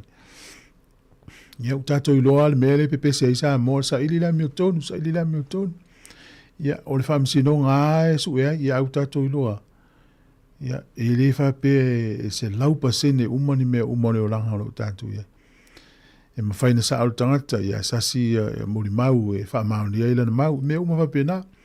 Ya, ele ia se a miotonu e wha tusa ele a miotonu le li, ila sila mai. Lo ingo is whainga balota e luma. E whai tete e wha ngā ina o vaenga ia wai a wha ina ia. Ya, ma tangata balota fo I tautua nā ma tātou tangata balota. Ua wha tau ua lau balota stupe po ni me maua. Wai a wha ina I fo isui whai pule la tau futuri. Ai, fili ai, oe whai pule, tau I lau fina ngalo. Ma, te le wha tonua ai. Ele leina umane ele ngata sao na I tangata ia ua palota. Tonu, ya, ma o tangata e anga tofi e tu malo. Ya, tālu sia o te le lopera tūlanga I olwha amsinonga lea ele istala I whaiai. Ale utato I loa le isi I tu malo le ua. Ole a toi fo I whainga palota e le I fo I risi tu malo le na saulu matu. E sao le sui e a whaina le sui na avea le sui tau, le sui le tūla I. Ia mwha mauni e ona morianga. Ia mo tātou ai ni usile nei leo amata tau longolongo tātou whainga palota le tau sanga fau. Tau tua nāma tātou le palota tātou. Ai suinga o whainga malo le temil nei. Fili tau tātou le whainga malo tau te manatu. Ia tūla I mai e fsosoani tangata Pasifika.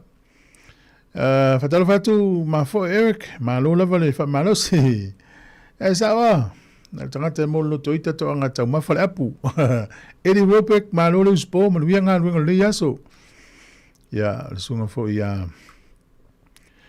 yo tato nei tato wona le fatalo fa mai to fa filo e to fa wi atu le tai au ole o sami le vai te mile ne yo le fa manatu ale tau te yai te mine o tau mafana. Ya, vai atu I si a inga na o I tonga e tāwhawhau. Ya, e watu I tonga mali wati nā nta mwhai whaasao si ana tama. Ya, I utau mali mulu tama titi. Ya, na atu e mai e ni usila nei e langa ma wati nā. Ole a inga watu nei ni usila tāwhau tonga. Pio na I me whape nā tato o I Sāmoa ma ta ala lele I wha muli muli. E oi, ya o fia fo I mai mali fia le ngata I leo tāpua inga le whatari atu. Ya tautua nā mau tautu yo le misela. Ele le ia le fasili fo mai whale a inga. Fasili fo mai, ya la ua mata o na file mu mai le whaalongononga tu I Sāmoa I cases o le misela. Ya le pui ngā yo le whanau pia ave. Ona ia I kulimi e mau e le whale tala vai pui e tino ta maiti mai le namu. Mana ia vava I mātua I ave ala tau whanau.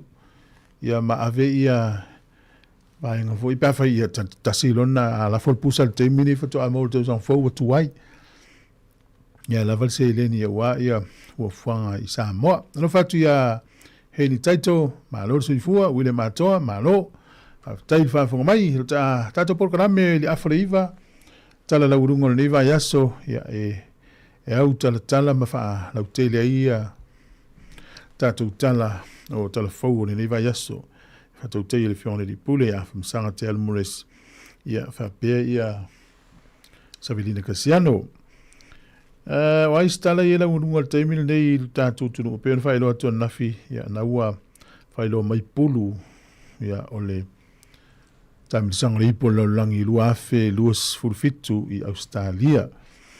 Ele tauvanga tele le a Europa ta ole Eurovision. Tau vai tangata pipesi ala langi. Fōringa mai ia olea ua pea male se lau miliona tangata matamata le tauvanga le. Tau ua lava o sepania ma Netherlands. Leo whaelo mai ole ale au wai le Eurovision. Ia po le tauvanga tele le a Europa e la vea i maisia tunu o langi la tu tauvanga pese lea. Ole ale au fia le Eurovision. Le tausang fōu. E mafua mai, ona o le talia le komiti o lo whaia le Eurovision o Israelu. E mana na o atunu ia awane i Israelu. O le maalia la, whaelo si amani. E whaasano Israelu na tau vale Eurovision. Po e koti lo fo e si amani, mai si atunu. Ia au si atunu. E le mana na o i Israelu. E yailo Israelu. Ia po e koti fo i pele yaila tau. Ia whapena. Ia le tūlanga o le tate vai atua i nei li tau wangarea. Tato toi fo i mai ni usina nei o le ua tatala le fale tele le au gilani o le aikia. Tele i o mea o le fale lea e tele mea fale ma vahenga whapena o mukuka o me whao ngai tono ainga. Le ua tatala nei au gilani. O te iloa e whaanoa noa nei isi pisi nisi e ni usila. O le fale mai o i Switzerland. Pea no whaelo atu ia o mataitusi a mata na o le ingoa o le tangata na whawaina le company le o le aikia. O le whaato anga na o lona ingoa. O le mataitusi o lona ingoa. O le mataitusi mua mua o lona whaiu. O le mataitusi o le whaato anga na ola le tangata lea. Ia mo le mataitusi mua mua o le nuu e iei whatoanga lea, lea mo le uple ingoa lea, le aikia. Ia lea te tala nei, le te tala au kilani, ni vai aso. Tō tele fo ila tātou o le ao iei runga. Alo whatu ia mataua nonu, ia whai maile sau noanga, ai ia ni usila uma e pālota i le asto nai. Te whai ia e sa o le le ia tā pena le tātou mo le pālota le tausanga fau, pēr tātou au lia le mea vea le tausanga. Lo fatu ya mataua ya malo lava la tatu watu le whawhiwhianga me le sunga ya tala le lei matautia na i whawhiwhianga le Christmas. Tatu malo maare utau nu mai tono Wellington e meni usila nei uki me lau litio. Si ufonga neo lau mua whawaina tausanga tasi iwa i valua. O le litio Pasifika mua lava nei ni usila. Tatala li tasi iwa i valua ia ili aso duas fulu iwa Juni. Ia ai aso nana le stala i lumatu o tasi iwa i valua lava le whamawina. O le manulau ti e taitaina ia ngā luenga o le whawhiwhia whailoa la taia ma le tūlanga tau awa onga. Whataua tātou tūmanga. Tātou tununga whakewisiano me se o le tātou ngangana, whaolaola le tātou ngangana. Ia peo le tātou iai le nei taimi o amata na leilo loa ngangana isi atunu. E mo moni le whawhitaina i whawhia ngainga o nei mātua. O le tātou le tio, ma isi le tio Sāmoa umana wa o lau whataua ina le tātou ngangana. Me se foi lau whatu pese. Lau whatu solo mana i whaia onga, manisi wa onga lau au ina le ngana Sāmoa. Si ufonga le lau mua tana le lei mātau tia ala ranga ia to sifuru 5 minute reiva.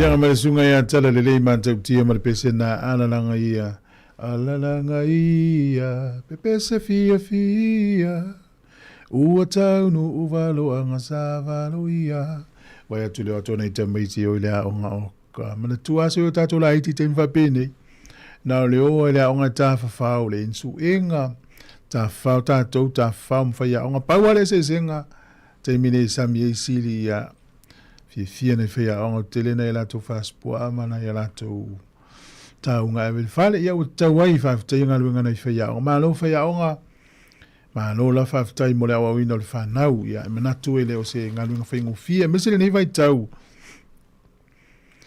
o leo toi mawhai o na awa i tamai titi le sasa pe o aso ia o tātou laiti ia pingi atu e whea onga la tu le toi pingi le tamama tina le whaalonga tā ia ona ola ia leo le tamai titi leo langa fefe ia fiu e toi tautuli lea onga ia o le fi halu tamai titi lea onga fi atu e halu whatau lea man whaau aluma ia o le tūlanga na o le neiso fuanga lo tātou ia o mai le nai tua lalangi alo e hau mau ai ma e mafuta mai ai na isi se malanga i Sāmoa le nei vai tau ia o ini se malanga mai nei Wellington e le whae ngore tausanga ia manuia le malanga mai ia malanga mai ia mesina oso vo lele pe malanga mai ni ia mela leo lo malanga mai mana o telu masa oso ia le sime na mai ia mo ia leo pe resto ina na fia la vai sili vanga le no ftu mau la to ai ngala mai se u mo le tamala na mai se u mo le tamala alo la vai tawa tai ni tai o dai fa fianso filoi fa talo fa tu ia fa vale u malava to le malanga ona na file na le auli but the two lento vala au mele NCTA ya vala au mele va ngana le va ia tu long ta vala fi ni si le me ola isene si lia male to se la u la tel fa se la u ia la isene ia na fa le au ngaina ma fu mai o na fa la tu on fai to tongi ele tangata tupe i au fainga wenga ina na to fa la isene mo le isene le na vala mai to so to le sene bole ya nga to le sene ono fainga fa la tu ye pe mal to lima tanga tayena tu tuli mala to nga luenga le fainga fa la tu le la ve mal stanga te fainga luenga le NCT nei polidua na watu la tanga ni to su la to le sene to se la mo tupu na le se la uru iva na pasi iva sfu mo tupu tanga feio le sene le tauria la fa tali mail officiale a fa pe la vei sei o tato e te tauna pukla lo se nei o la so sfululu o le masino te se male ai e no winga to fo yo ila lo a mata mai le lena to ya lo tu petele u te lo le puk fu e se metto ngi el te mil nei pe fa ina mo se meli po se tusi pe na vala watu no ngole ya ngalo le se ne afta vale o ki lani le na tu poli mele e nei tau sanga mo vai ia o le me foi lea tātou ia o le pui ngona i tangata whai ngā luenga mai ana tō ngā luenga e tele o ngā luenga ewa tua se tupe le tangata tala te mana ave tau i loa loto mama ma loa nganga mama e te ena nei tangata ia e mafua mai e le talia e lātou nana winga tātou whaalo longia tō la whono ngā luenga e te whiua ave iai e te ea e whaila lau tala le si malanga na tamai nei anō tālua i Sāmoa ilan malai valele ia wai masani ale tatou Sāmoa a molona fali li ulau tu pena tangole tu atu e se li matala pe sfutala pe lu sfutala mana i tama po na i tene e fainga luenga i fale ia e fale tu pe la i tile fali tu pe e te lo lai ia e fiu tu atu tu pe matama fa meltala tama le ai le mafai fa fe tailanga le ai le mafai o ina te lo ai ia la fu fata ua sa mo ele ma faina na tu tali stupid o foi natu no winga fa lo ngia ta to ia va ngai e wala i le le fa sa sanga le me kem ma me po ata lua i lunga ia le net fai to tu pe fa pe ele ia ma se mengole ia o le tala na stasio for tu pe me vale le fale olo na va tu ele tu pe sta ma mai le ai ma li o le su fa tailanga le ele ma faina to italia me fa pe na ia un no le va nga tonu ale na le wa fai na ngā luenga i stangata. Halifianga mai le Hallelujah Singers, mo le peso de Christmas i toyono milu te riva. Si fongo le robua o e fa fongo mai ai Wellington e.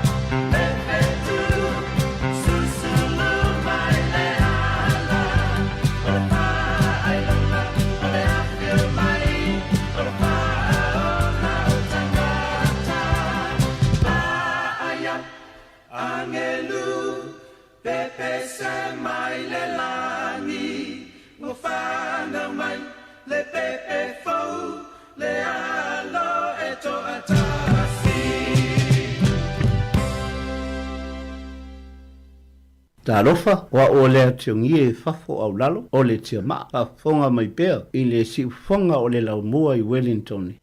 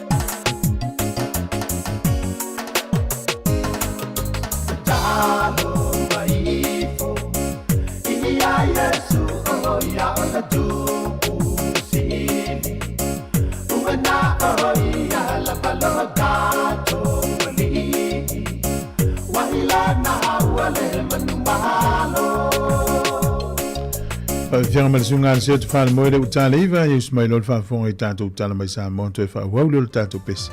Pea mai au. E whamalo atu telefonu wholaunga le tātua turu ina wau mai whoile nei whai unga le vaiaso e ngā luenga te tofi sa whenga iai. Ai o telefonu mai Sāmoa o si bai le whaafonga. Wa watu le polo inga malo se le whaamasina sili, le fionga sa tiusi mativa perese, ia I latu uma iwa mamusu e mori mau le whaamasinonga le whainga palota le tu malo whalea lili numero mua, ai ua mai ona whaia latu mori mau tusia, e na ia tu lai uma le whaamasinonga, pe a o le teimia wala a wai le suenga, e tua ingo whainga pio pio whaasanga I le sui whaipula le tu malo, le fionga toi lupe po mulnuku on semo, o I foi o le sui pāne mia. O le polo inga malosi, e no mai o na tola lau le whai unga, o le tālu sanga le vaeng whaupawhai li tia pipi, ma o te ena I le whaamasinonga le ave I tu o le tālu sanga, a le fionga le whaipule, ma le sa tangi I le mata opule nei, to I loma lan se lota la meko, mai ua manino mai ai, le whaau peo na su o le mata opule nei le whaamasinonga, e tua ingo whainga wha la tua o lo tua ia I le fionga te lupe. E whapea foi le tua inga o lo tua ia I te lupe sa whatino foi tu loma ni whainga pio pio le whainga pālo te tele le atunu le ua mai atu. O le aso lulu na wala au masu e le mata aupu le cha pipi. Ma wholo sia ai mautus tu sia le vang whaupu whai. E ala I lona te te atu le I le ave I tu o le mata aupu. E au fie mal tala noanga I le vao le fionga tui loma na mulau ulu samiliota na pue e na mulau ulu o loo ta uai le se lawa feta la. O mai on tutongi atu I atu I loma. E tolu se fudua feta la na tutongi toi lupe ma le fitu se fudua feta la na ave I le faletua o vui I inga o le isi foisui fai pule. O le aso valu le aso ngafua o le vai aso fou. E whaawa waile suenga, o tua inga e whaasanga le fionga toi lupe. O tua lalo le teitai o le tua ngai I le whainga malo, e ne ia toi sila le na whaai unga le ua whaia le ka peneta, e tau fia I una toi whaia ni whaasale launga whaapisi nisi le malo I newspaper, le tio ma televise tu ma o te uma, pata se ma le tapu, o na toi talia se tasi o newspaper, e whaatala noanga le fionga le teitai o le atano. Whae loe tui le epa, o tūlanga o le liki tu o mata opu mai le malo, e le o se mea fau, sa alia e mai lava o tūla e mai le vang whaapu whai le japi pili foe, e o mai lava I le so. Whape e tau fie le ilo. Ai, o le tau te whaasala lau fua, I le atunu. Mai o le sa o le tonga fo I whalau I loai I whamtalanga. I le ia te utou lau whasala lau. O le o pui malu I lalo o le tula whono whawai. Wa maue au telefou le pepa o le whakama le kāpeneta, ua whaatula whono ina I le tau fie leo vanga tupe o na toi whaaluine se nusi pepa. Po nisi lava au o nanga wha le tu stala, e ese mai ala whaasala lau le malo lo iei le temi nei. O lea whaai unga le kāpeneta e pe o na whaai loa le whaakaru o lima, na mata wha amamaru mai I le asonga fua le vai aso nei. Ua mahe ale lua vai aso le sa ngā lulu e leo leo wha apitoa mai le malo ni usila, na wha tino aisu e ngai tu tono mtanga luengo leo wha le pui ma le toi fua ta ina. Mai o se tūlanga walanga I whina ngalo nisi o lea tanu, e onua a fie le whainga pā anga le mtanga luengo leo, ma le malo au se tālia lo fisoa swani anga le mtanga luengo leo. Pei tai na tali mai tai o lea tanu le mata opu le nei. Ele o motul tato whainga pā anga Australia, e tato te whaftaia fo I le anga email malo Australia, te lere sa o Australia in the resources and covering. Ai le o a fia la tau tūlanga o le tūlanga o le administration ma me umatau tūla whono ma me wapena o le la tau natu restriction na mana na o e la tau. e sosoani mai latou tulaga me uma lava tau sosoani me faitino ma me uma o le tagaluega. Na whaeloa manino fo i le teitai o le atunu o le whatalanoanga ma le utusitala o le tāpai o le fisoaswani le malo New Zealand ono i lātou ia sa whaavaea me tū la fono o lo whaanga yu iei mtanga luenga o leo leo. Mai uala ngā tatau wailo lātou toi sila ma ilo ilo ne vaenga o lo omo miai le fisoaswani te tonu mtanga luenga iso sei tū.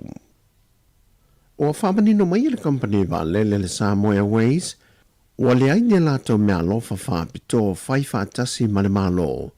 I le mea alofa ave fua, mo le manu malo le se furu whawheta la pe a mahea o na tali fesili. E le pepo whaamtalanga me le kāpeneta, o lo whaamanino mai ei ni whaasara launga tau whaasese o lo whai. Ma le whaamoe e whaavale ai le mamalu o le atunu. Whaadia le pule o le company va lele, e ui le sao o le whaonga o le tumai whaona po nei, e le whaonga ino le wha teknolosi, e nā te whautua ina le mamalu o le atunu. E nei a mātala, ma awa le talitonu o fie whainga tau whaawalea, ai meise o ni mea lo whaofu fua e whaonga aile ngō le company va lele. O le whautuanga mai le pule silif so ta iatu le company moni whaamtalanga sao, mai wa mai te wina foi o le vai tau lava le nei, e tele e whaamtalanga tau whaavale lunga o upenga te whai langi. O tala fawia mai Sāmoa mo le whai unga neiva yaso, manu ielo tātou tino, whasoi fuia.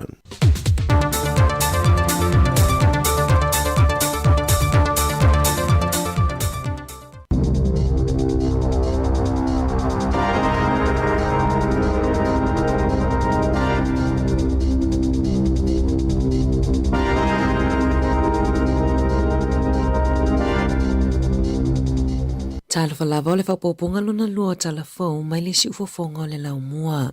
E silia ma le whaafe tangata New Zealand e se le iloi na o alato la fonga e le IRD. O a matona tu ina tutusi mai le ofisa o la fonga e whaailo ai i tangata pe sa au le iloi longa o alato la fonga ai pe sa au fo ila o whainga o la fonga sa o lato tutongi atu.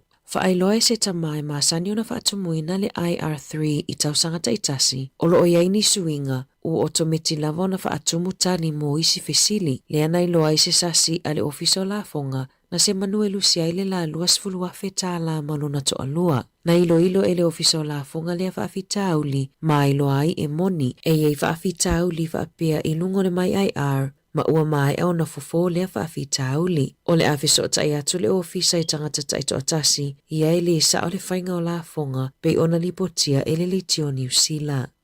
Ua whaali popolenga o se GP au kilani i le ono pepesia i o le misele au kilani i whale tumu po o ainga to atele e no nofo whaatasi. E ono tangata ua maua i le misele o lo mawhai ona pepesia tu isi ma o le to atolu e au kilani. Ua o atua i le luas furuwalu le au whainga o tangata maua i le misele talu mai le aso valu o ke topa. Ua le vona lafo tusi i tangata ina i au atu e whaitu i pui o le MMR. O lo whangaso lo fo i le au nanga mo tangata Pasifika le fono e tu i whai tuto o ainga e tuli tangata ile i whai atu i pui. E tu samali se lau wafe tangata o lo risitala i ia au nanga mo alato la laili mai au kilani.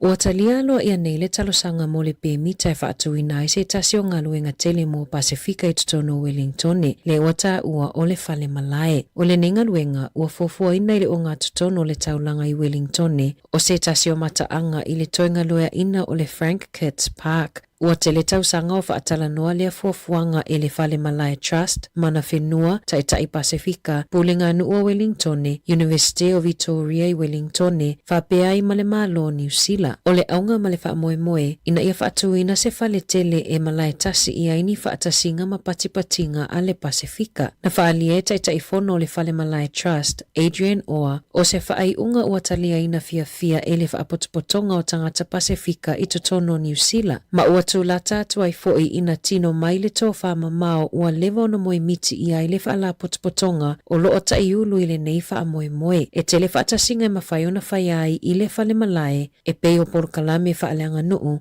ma whaatasinga whaalea o onga.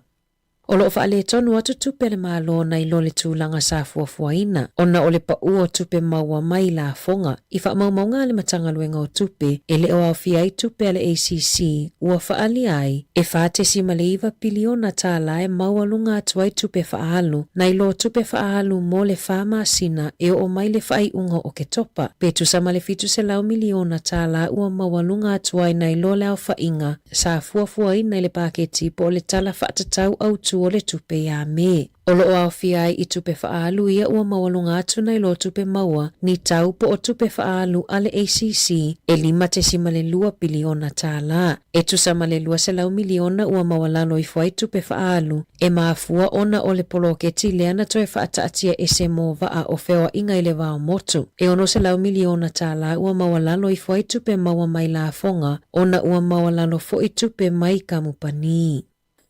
Ua pālota le uni o whaia onga mawalununga e talia leo folata mai o tutongi mai le malo na whasilasila ele PPTA ua talia ina o foe lua mo tutongi e tusalea ma le whātesi ma leono pasene le siitanga i tausanga e lua. E o mai leo auliana nafi ua whaatumulia ne no fuanga e pakaita awa le ile aikea i le tatalanga o le kamupani i Aukilani o nisi na usupo atu ele itaina le 5 i le waweao. Ona o le fia muli mawina o le tatalanga o le kamupani. Na fautua ina ele ofiso fela wa inga tangata i leono poloka o awala. Ona sa valo ia e o atu i le tailua sifulu wafe tangata e asia le aikea i aso taitasi. O le sifulu tasi i le taia o na tatala aloa ia ai. Ai o le afo le valu na tatala i le kāpaka mo tangata whaatau. O le palemia Christopher Luxon na o otina lipine e tatala aloa ia ai le kamupani le aikea mua i tutono New Zealand. O loo fautua ina tangata i leono poloko awala i le aso ataiao i Mount Wellington. Ua fautua ina i leo le atunuu ina ia matala i whainga tau whaavalea inunga upenga ta whailangi a olumana ia i aso fia. Ua lipotia i leo i Dunedin le si itio le numero tangata i ngau tupe i whainga tau whaavalea i fe whaataua inga i lunga upenga ta whailangi ai maise le marketi lunga le Facebook. Whaalia le Sātini Blair Dalton. E te le vaenga ma whaiona siaki le tangata whaatau e whaamaoni ai le whaamaoni o se tangata o lo whaatau ina atu se oloa. Mua e te taona so e sue le leipe o ana whiana a matai le Facebook page a le e ana le oloa. A whapeo se i tū lau fau whaato atatala o lona winga e mawalunga le awanoa e masalomi ai o se whainga tau whaavalea. O na a tonu whaato atatala le i tū lau e whaonga e maunu mai ai tupe tangata. Mo i lato e whaatau atu o loa, awane e whaatu atua ina se screenshot o se peimeni po se ata e pu e mai e whaamaoni ai. Ua mai e ona tutongi atu le oloa. E whaamalosia le whailoa i le leima tutongi atu e whaonga ai le tino i tupe. Ua lapata ia fo i tangata fia whaatauina se taawale lungo ia maketi ina ia siasi lungo upenga ta whailangi o le carjam.co.nz e siaki ai po o se taawale ngaoi po o se taawale fo i ele i uma ona tongi.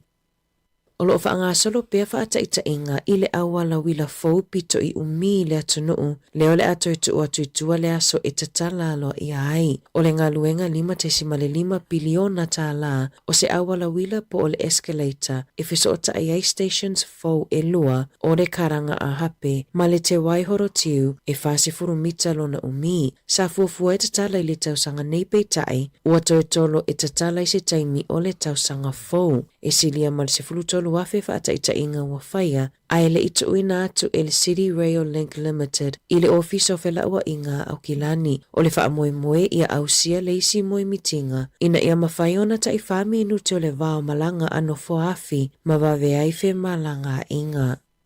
Na taunu i Aukilani se whainga malanga tu usao mai saina e anga i atu i Argentina i le ono i le fiafiana nafi. O se whainga malanga tu usao pito i umi lea i le lalulangi. E pe ama le 25 i tu la e sawailewa a mai saina e anga i atu i Argentina. E 25 i tu la e alo i lewa a pe atu e foi. Mai au fiai malolonga mo le tailua i tu la i Aukilani. Na whaia se sauninga whapitoa i le malawa alele Aukilani e whaailonga ai se whainga malanga umi ua a whea New Zealand mo malolonga. Masa awa i atu i aile Minister o Turisi Louise Upston, Minister o Office of Whaipepa Malanga ma onga Erica Stanford, Pulen o Aukilani Wayne Brown a me pasa o saina I New Zealand Wang Xiaolong. Pule silor malaiva alele Aukilani Carrie Hori Hanganui fa apele pule o kamupani va alele ale China Eastern Airlines ia gao fei. Ua fuafua le minista le soifua maloloina o le mafaufau Matt Ducey e whai asuinga I le resitalaina o pepe e whananau mai ua maliliu. Ua fuafua le malo e whawhaingofie maawana I teleaini whaafita auli mo mātua. I lalo le tulafono I le taimi nei o loo whaamalo sia le resitalaina o pepe e whananau mai ua maliliu. E whaonga ai le upenga tawhailangi a le Smart Start website. O lunga le Smart Start o loo iai fo I mawhamatalanga e whaatumuai whaamatalanga mo pepe o loo soifua pea. E fitu se lau I le iwa se lau ainga I New Zealand e mafatia I pepe e whananau mai ua maliliu I le tausanga. Whaaupopo ai ainga pea o le sefulu tolu afe I le sefulu lima afe e mafatia o noma I tanga I whawhano ai le iyo o I le lua sefulu vai aso. E sefulu 5 miliona ta alao le atu inatu ele malo I le United States of America whaapea ma le NATO awa upenga ma mea whaingaluenga mo Ukraine. Na whaailoa ele minista o le waifafo wawasa mana ia Winston Peters whaapea le minista o le puipuinga Judith Collins lea whaaiunga I le tae awana nafi. Sao la whaailoa ai o se sao te leo le atunuu e langolango I nai le puipuinga a Ukraine. Ua whaamauina I se pepa o whaamatalanga I whaapea o lea vainga atupe e na awa upenga ma mea whaingaluenga e whaaluai ina ia mulimuli ta ia tuutuunga whaavao maloa New Zealand whaapea ai mana polisi I totonu lava o le atunuu. Na whaaliele a me pasa o Ukraine I New Zealand I lungo le liti o New Zealand le anganga whaafetai o lo la tauperes tene whaapea ai tangata uma o Ukraine ona o lea vainga atupe. Ua atoa nei I ai le silia ma le 5 miliona o le sao tautupe o New Zealand mo Ukraine. Ua tawhia le ofisa o whela ua inga New Zealand le 1 miliona ta lao le fesoso ni tupe na fuafua ina mo leo. Se ia o ina whaamalia ina ua au sia leo la latau sini mo so esu inga o manava a ave ta avale po o breath tests. Oni nai vai aso talua ina whaalawi loa I le Radio New Zealand le se seo whaamaunga leo. I tests e tolu se fulu afe le ana se seelo na whaamawina. I taalonga, ua mai ona whaalawiloa mai le unga o se imo pulu o le taamilo sanga mo le ipo lalulangi le lakapiyuni lua afe lua fitu. O le afe tawili o lo peleki mo le Wallabies au se talia I la lato pulu a o lo iai whaatasi ma Chile ma Hong Kong. O le pulu pi o iai Afrika, Italia, Georgia ma Romania. O le pulu si o lo iai Argentina, Fiji, Spain ma Kanata. O Ayalani, Sikotilani, Uruguay ma Portugal. O le afe tawi I le pulu di. O Sāmoa lo o I le pulu e. O lo iai whaatasi ma Farani, Japani ma Amerika. O Engelani welese tonga ma Zimbabwe e le pulu F. O Ausitalia o le atari malo I le ipon lalulangi I taalonga e whai ai Sydney, Perth, Melbourne, Brisbane, Adelaide, Townsville ma Newcastle. O le taalonga mua e whai ai le aso mua o ke topa lua afe lua fitu e whai ai le ai Perth. Tala fōia mai le si ufofonga o le lau mua mo le nei vaenga o le tae ao.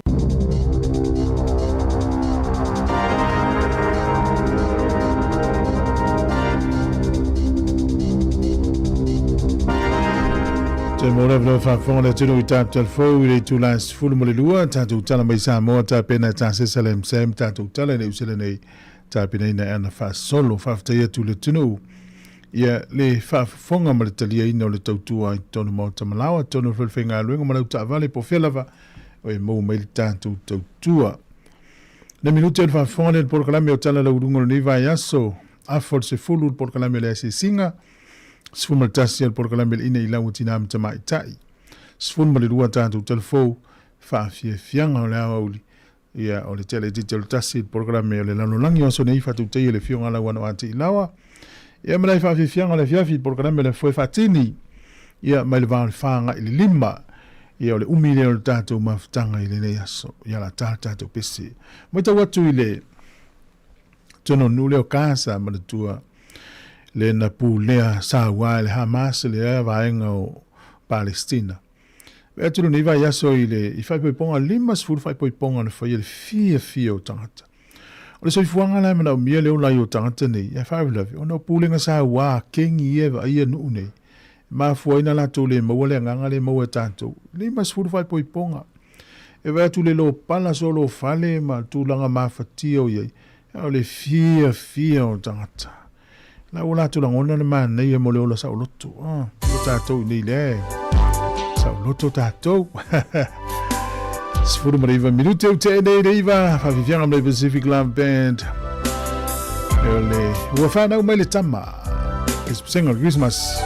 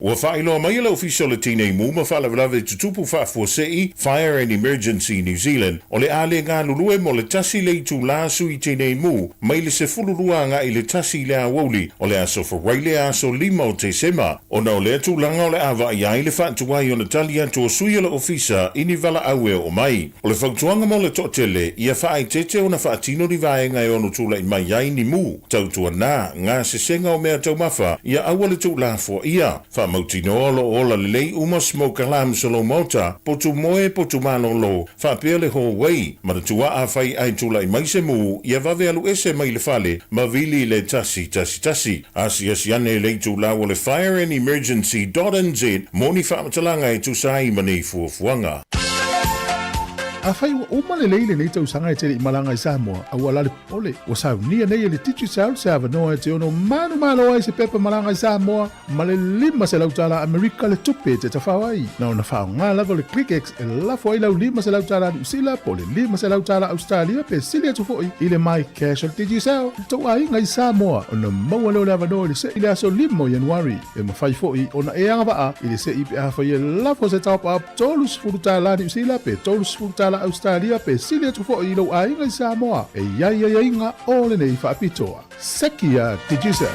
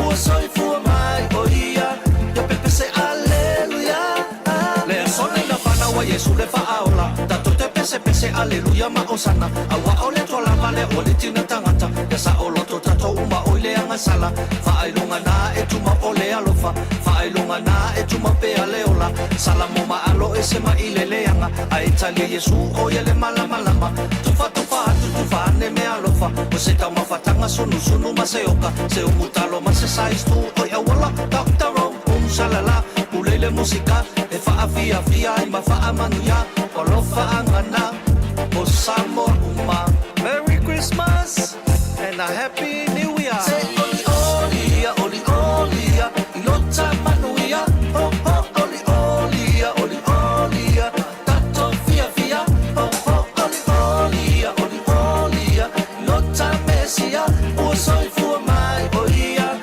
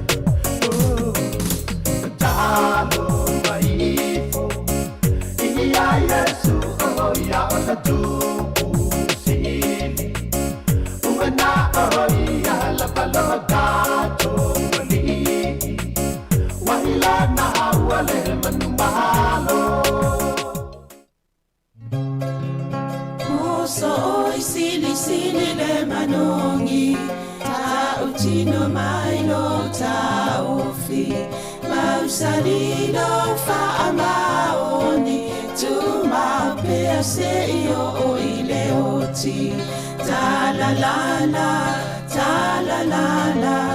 afio oe ai aluita tu Yehova inotava tofa ina soifua Lama alif sili lesa sana Itu e fa o Samoana E fa ato sina yo anganga Ya te o e sunga le te ine tau sala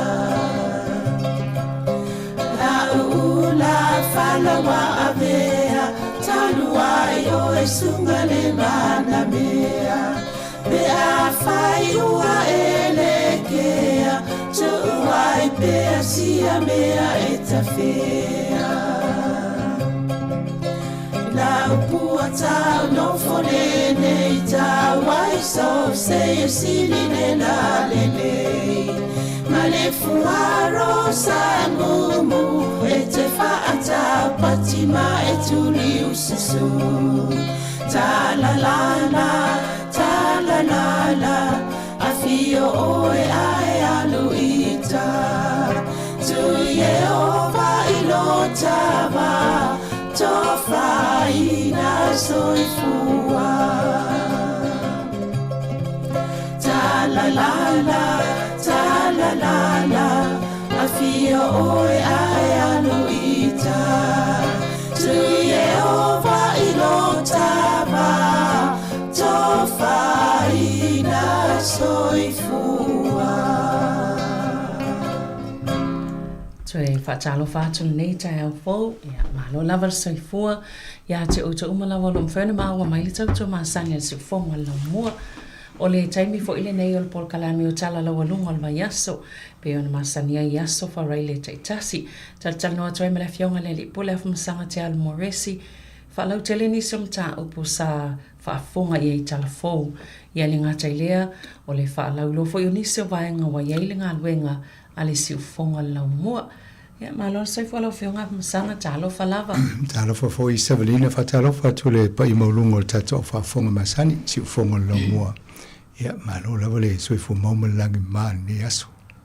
Malo, i se vuelva ia tu i tato screen, tato TV. Fōringa, ia atonu mō le au whaafonga e whao umantano e to i tu fue manisi le au whainga ruenga.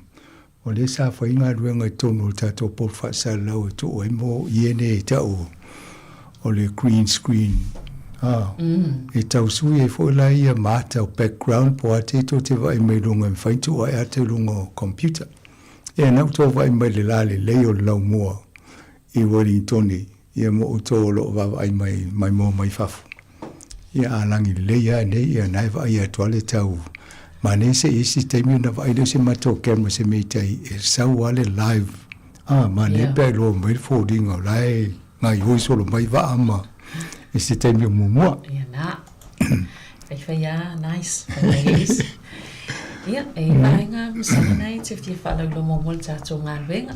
Nei tai au. Yo, a tonu mane fo ile momua e whamarurua toal tātou a whaafonga sa tamu whailawa wha ile lau mua e sound e vatuia tātou pol kalami o pespesenga mō tangata mātua. Ia ai whaia si na pisi o nisi o lau wha ili yeri taimi o le avanoa lea pe tō ruafo. Yo, na ua le mau e toi e vai aso taitasi. A lo tau whaatūranga a tonu e vai se whainga a e mwhaia se tō ruapes tō tolu o na whaawa watu po kalame ia o tūranga na iai. Ai o lo tau mwhai toi whaatūranga le leile vaenga mo le anga i luma. O le si vaenga tala noa e pe o na whaalau loa tu vai aso tō nai. Le whaamo moe whaia le vaenga le whaatala noa ia. Matue vava ai tu to ola vale au whai ngā ruenga ia male komiti whaatonu i lana ia ngā ruenga, whaatinonga ngā ruenga, ma vava ai mamao lesi tolu tau sanga e le ngata i le whaatinonga au onanga o tau tual si ufonga lau mua ia ai whaapea mal tato va ai tūlanga o whaatupenga le au whainga ruenga ia ma tuainga teknolosi. Ia mulu tau o whia ngai matatou e re whaingo fie. Te le o vaenga wha peolo wa vai ei. Ia atono lo o mai tau fo to tele e swingan malo. Tele o tangata wa vaea mai ngā ruenga. O isi Paul Kalame sa whai o tau fia. Ia o nisi o Paul Kalame na e a fia matatou awai na e Paul Kalame na wha tupel malo. Ia leo wha solo i tau fia. Ia o isi Paul Kalame o lo wha tupe e wha muta le wha ingol masina nei. O lo wa aila po le ale tūlanga i o iei pe wha waupele ai. Ia o tau tonua na le tala no el tato fono na whai vai aso nei. Ma nei ala le fono vai na whai o na awai mai whatasi mai ma ta sesa. Ia mola na visa malang mo le amano lungol va le le lau mato whatasi. Telefo ila le swing o tato pot whasa lau nei. Ia wa mene le elto mai o ta sesa o whaingo mene o iema screen fa matango fieto no pot fasala ia leo nga lue fatasi ma marim to fuel fatinonga o nga lue il fa lave o nei tamari nei fa ia tu vai o temi fa nga lue nga nei tal temi le mana vai ia le nga lue o fo ila le daylight saving ia te ale temi na ia na lue ia le ia fa ia sina umi o fa nga lue nga le o mai el tele o ni singa lue nga o leva na tu mai se e se taimi o na whai e la ia. Au mana e se taimi i mōmua ele mai el masina nei au na utala noa tūrole i el tūlanga i el whatau. Whatinonga o tātou ngā luenga me se tau sanga fōhu i mani se whasuia inga. O le vaiaso mōmua e whai e fo i le whono na o le komiti whatonu. I em vavai fo i la tō nisi vaenga o le governance i e po le whatau tainga o tātou ngā luenga. Ena tu whaatasi la i o ni vaenga tau, tu whaatasi el vaenga le operations, vaenga le va i mātou. Ia ma whanau ta inga fo le komiti whaatonu. Ia o na tato malanga i fo la i lisi i tausanga unu manai, ia ma le tausanga i on tu atu. Lisi vaenga le, o le asuru o le vaso nei, o le vaso mōmua, e whai ele sa minga o le tālanga o whale i le porua. E ele vaenga samatal no tu tausanga vai mal amatanga tausanga le ma le songa ia famtua inu tino Pereira ia ma taltano fo la to polo ketilena ave le malo le to pe selo su 5 miliona ia e fai e fale o atu le tolselau ia APA le sfulu tausanga e fa woi fale ia el por calamela amatanga tausanga nei na ta wai famtua inu le fuafuanga ina ia maea le faunga o fale i le whaingo tausanga nei. Ia o le ala i ele whamoe moe o le vaiaso o la solua le vaiaso fo. Ia o la te tala lo i ai fale iana a matele la to pulo ketilea. Ia mai o la live stream el tato di tio. Nuna winga i nisi o tu sao mai a ini matamata i fo le mai moe nisi o la le mwhai o na awai. Ia ai o le whamoe moe na tato whaasalonga le vaiaso fo. O le Paul Kalame la masani utala noa ia uma le punino o pōrua. E whai i aso luo vaiaso o masinta i tasi. Ia o leo o tu atu le si aso luo i tu atu. La ngai mate a wai whaatasi mo le punino o le whamoe moe le aso luo la asau. Ia e le mwhai o na nati mai mato e whai atu le Paul Kalame ia la whai vaiaso. Ia ma fo manga i fo le iele ni nisi o fuanga o le masina nei o lo fa waule e Paul Kalame fo tata o fa so ta ia to e to fo fiso ia tai fo yo e kalesia ia manisi o fa rolongo o ngadwenga i nei New Zealand e la ve manisi o minsta ile tato Paul Kalame masani o le fa yo fa manuianga fo i mo le e avatu longo tato le tio fa ingol tausanga nei ia afa pio fo yo le ma sende faia e manatu o na e te awale vaenga le ia ale so tai me atu fo yo le fo i fa so tai tu fo yo ona faia la yo la fa munianga e le tat ilongo tatu ala leo a pe o sina vo fo fanga tatu ma sani le masina o te sema ia tonu vaenga na mo moto i se blina le tala ni tai au alo lava o lewa Tato whanonong fo I telefon le whale le wa maua le pe mita a matau na whaatino ngalwe. Oi, atono le sile pulo kiti sa tau mawhai mai ai le whionga whai a luma wao Dame Winnie Laban. Lewa telefoni anga lue le sile tanga te longa fo tatou Sāmoa.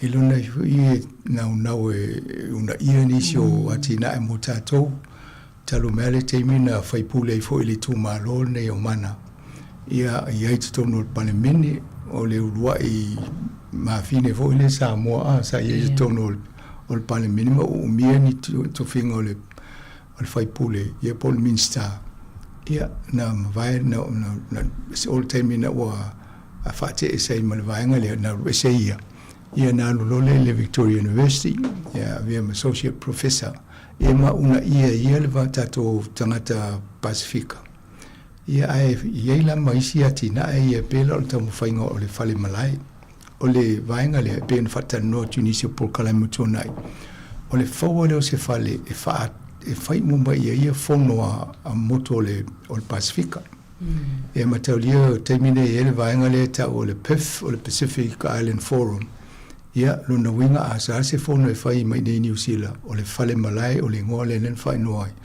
o le fale malai o mai le e fai e la tō whaatsinga mai te lea luna o ngā le wha moe nisi fo i o vaenga le na mato a wai le whina unga ma le pule ngā nuu I Wellington e mai sana whatanganga e whau le fale ia lea la ua ia matau lea fo le fo le ia inga matula fono ia le ofia le malo le utam fo Yesui a tono le suinga na wale o mana pasia a le fai ngo fiena mo le consent o tato fale malai le ia asato fai me falongo fo ia wai e tawana ia se a malilianga na tangata whenua maoli ai pe mai le au maoli a tato Pacifica ia ole vaenga tonu ale ma fo fotato I fale tele Francis Kitts Park I tele ngata fale o Wellington ono nau fo ia tangata saina e fawo inala tutonga la au e lo inga lo fete na isa to ma saina ia pe le o etua o mawale la vole tato pe mitale lo inga ole sila vaenga le te va etula o ye o fe tonu ale me tu ole fale malai awal amatanga sa tu ile va o le fale fo le University of Victoria le wooden building fale la papa pito silian tele le tu saute o le pole tato le kelope ia o inama le fale la le si funga fale maulunga le lumo le fateli pasima fa e foi pas ia ne to fale suita to taile ngata fale io na tomo ale na fo na I sai na e faela to fatoanga ia le pita mane le faela tato fale fono e wa na tumtumoi ia mai te mantu al tanonga ma lo munu va le si te min fatala noi e no tal sanga tato tal sanga le ia lo munu va fai ma se pot fasa lo si fongo lo mo ia o le vaenga na o le au te adu I fono ia mo fa manato e o ne ngalo le awai ele ngate tato fa sala oi a faini fono ava pe ofiti po ai lava ia mai foi fa sala lau tangata na moto Pacifica ia fa mai la tole a le vaenga na ia fa toi fa sala lau tu sa o I pe faini fono tanga fa pe ele ngate le tele o tato malo ia fa talo ele tau mai I fa yan fa ia pe tau wa o le a fa pe se pot fa sala e fa ia matu ia vang ele to tau watu wa fatuni ni me fa sala wa masin fa sala ia to sa fa lo o mi fa mau ia kolosi mai ia lulungo la le o tato ia po Pacifica foi se me tu po nei po run fan si fianga I ole na tonua e Malaysia na fo fanga o pe o le tato va ai le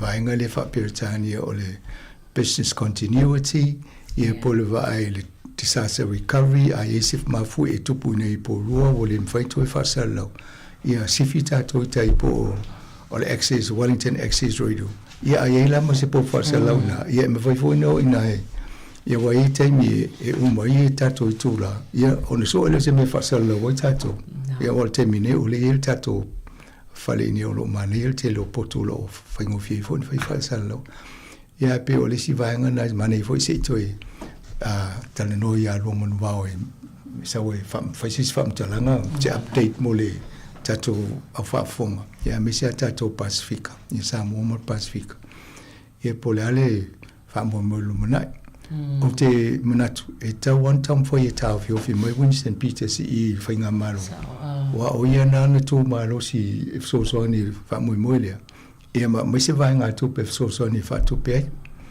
ia ono le tuai una mo o le fo pe mitalia nana len to e se le tu pe le Victoria University se ela tus fu miliona in tu ia to ia wa fo u tuai fa nga yo ile ngalu ia le lo mo pe mit yo termine to una to fa lo pa kiti wa le wa ma ta fo tu fa ta si pa kiti a vi to no mo le talo fa ta o le tu pe al fa nga ma lo ya me ta sa ngulu na ina va tu mal pa kiti o fa le malai na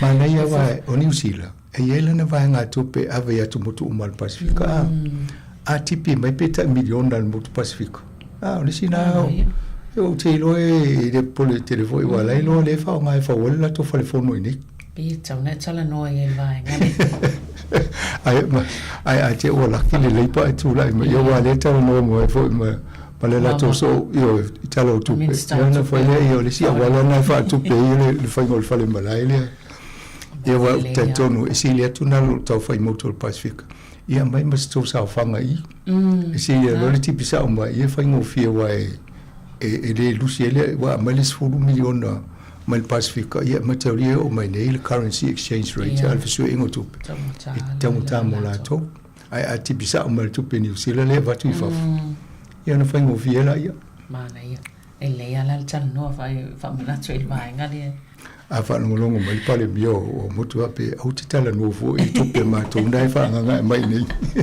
tupe na le mai mo mato o le vai nga le pe o le sa fa no longo tsoi fo na le la le tsai au o le sasi po se vai nga lo o se ele po fa mo fo io la fonga mo le to tele o tanga tsai va vai ya tsoi mai ile ofisa la fonga I alo na winga pe I tangata o tele la fonga tongi ele tauna tele pe lai titi foi yo ta to umale fai la fonga e la fome ala pepa amisia pe fa pe se suya inga se tupe ta la foi le ia ofisa la fonga ya we ai me se pe no foi ta la foi ofisa la fonga le ngalo ya la to lo pepa na e mai ala le pepa ta to mata umai ele tulanga o ye la fonga ta sanga po paleni tu si mai o le se me tu tongi o po stupe mo mai ai esa refund e tu si mai fo le tu pele la tu fa fo mai ya o ia ona mo le o lo tu pena e fi tele ta to pe mo pe fa pena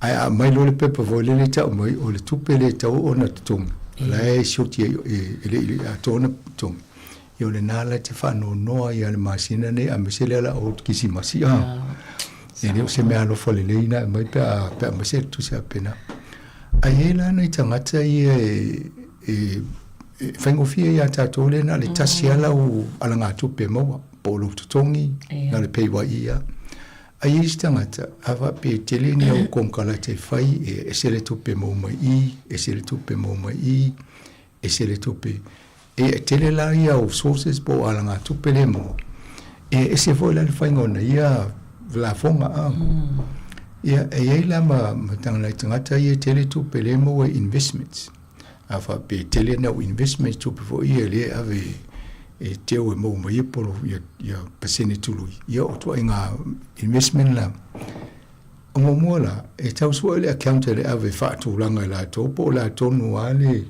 e fa tu langa o fa inga le tipe tu pe ni ma vai po la sa tu pe mo po se tu pe foi tongi o ina ia pale ni no folo le ai ati fa le la to financial system le na amata mai alu le lo biliona atoni se fulu e po over futa sa mo fa mai ia ma fa ye si va nga ia fa faingo fi tangata le na la to lunga fa to mu numera ai ta o mai o va nga le no fo ta la fo e po va nga le e to ya to fa fo ya o fa le vela e esta sita mai o no fo ia fa mo le la lona fa mo nga mai fa tu e se le tali o lana ia pepa le na fai ma le tali le fa sino mo le masini le mai le fo mai lungo le o lo viso la fonga le la o il fautuanga siaki le o le fo o mana longo il ofiso la fonga o la o toi fa sao ma toi va ai e una toi fa fo i mai le telo tupe na tangata ye le nga we i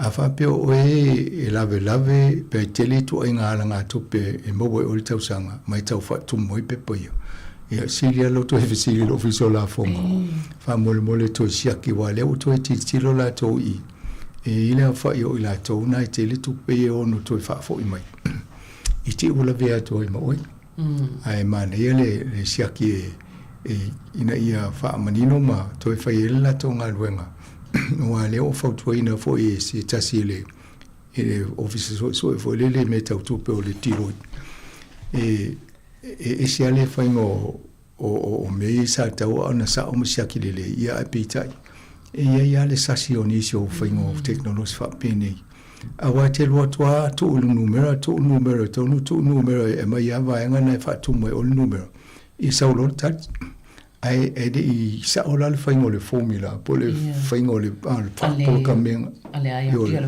le machine le o computer le e na la in mo le se na la o tele na o si tangata te ia u fa mai to tong ya tu le tupe ia o si fo ia la wa ba tu e si tupe fo le talo si ele to tele ni sina va tu se tu pe fa pe o se me alo fa mai o ya mo to fa mai le to mai se a ya al tu langa na ya e vai a fa pe o e la vela via li to inga nga tu pe o so na tale no ai ele lo pe na mo o e wai e fa fe limo se lau i tangata o lo a fia ile tu langa le lo pole o sa la fonga na tonga lo pole sa oi ma lo falo ke si masile la choi fa fo in mai pe sa ti nga tu pe la fa ni no e tanga te no fo va pe e si la tu e fa pe te o fa ya tu fa mai tu ya o si vo ya ai tango sia ke o no mo no tu ave ye wa ya ai mo te no tu vai ta san noi vai nga yo tu pe mo sanga le sa mai le report po fa mo fo folinga mai wa sile tuna e fa le tona tu langa tu pel malo lo ai nei lo le tu langa sa fo ina a pisa balo ie la to ai mane o foi tau vai nga le o fa pe mane fo i se i e por kala me muli o le tau sanga ma pa pro edments ale la be foi tau no tonu o inta ku ia wa e fa senga ia ma ai sa fo dinga mai e tu se fate si male lima o iva piliona tala e faiti o e maulunga le tupe faru lo tupe maua ia na ele deficit na fate si to titia lima piliona tala to nga tupe na to tele ya tato ava pela mo se mutual pacifico ia lo no winga o le se tele la itala ia la fa mai a fa popo i matau le ACC ia matau le Accident Compensation Corporation. Ne ma wai tupe na tangata lave ve me fa pena. Ia lai fa mai ai fa popo ma la to voi tupe. Ia lo inga o to le lima te si ma le 2 biliona ta la le vai ngol tupe. Ia fo e te le tupe fa aru lo tupe mau. Ia ono va vai la ia ai fa mai.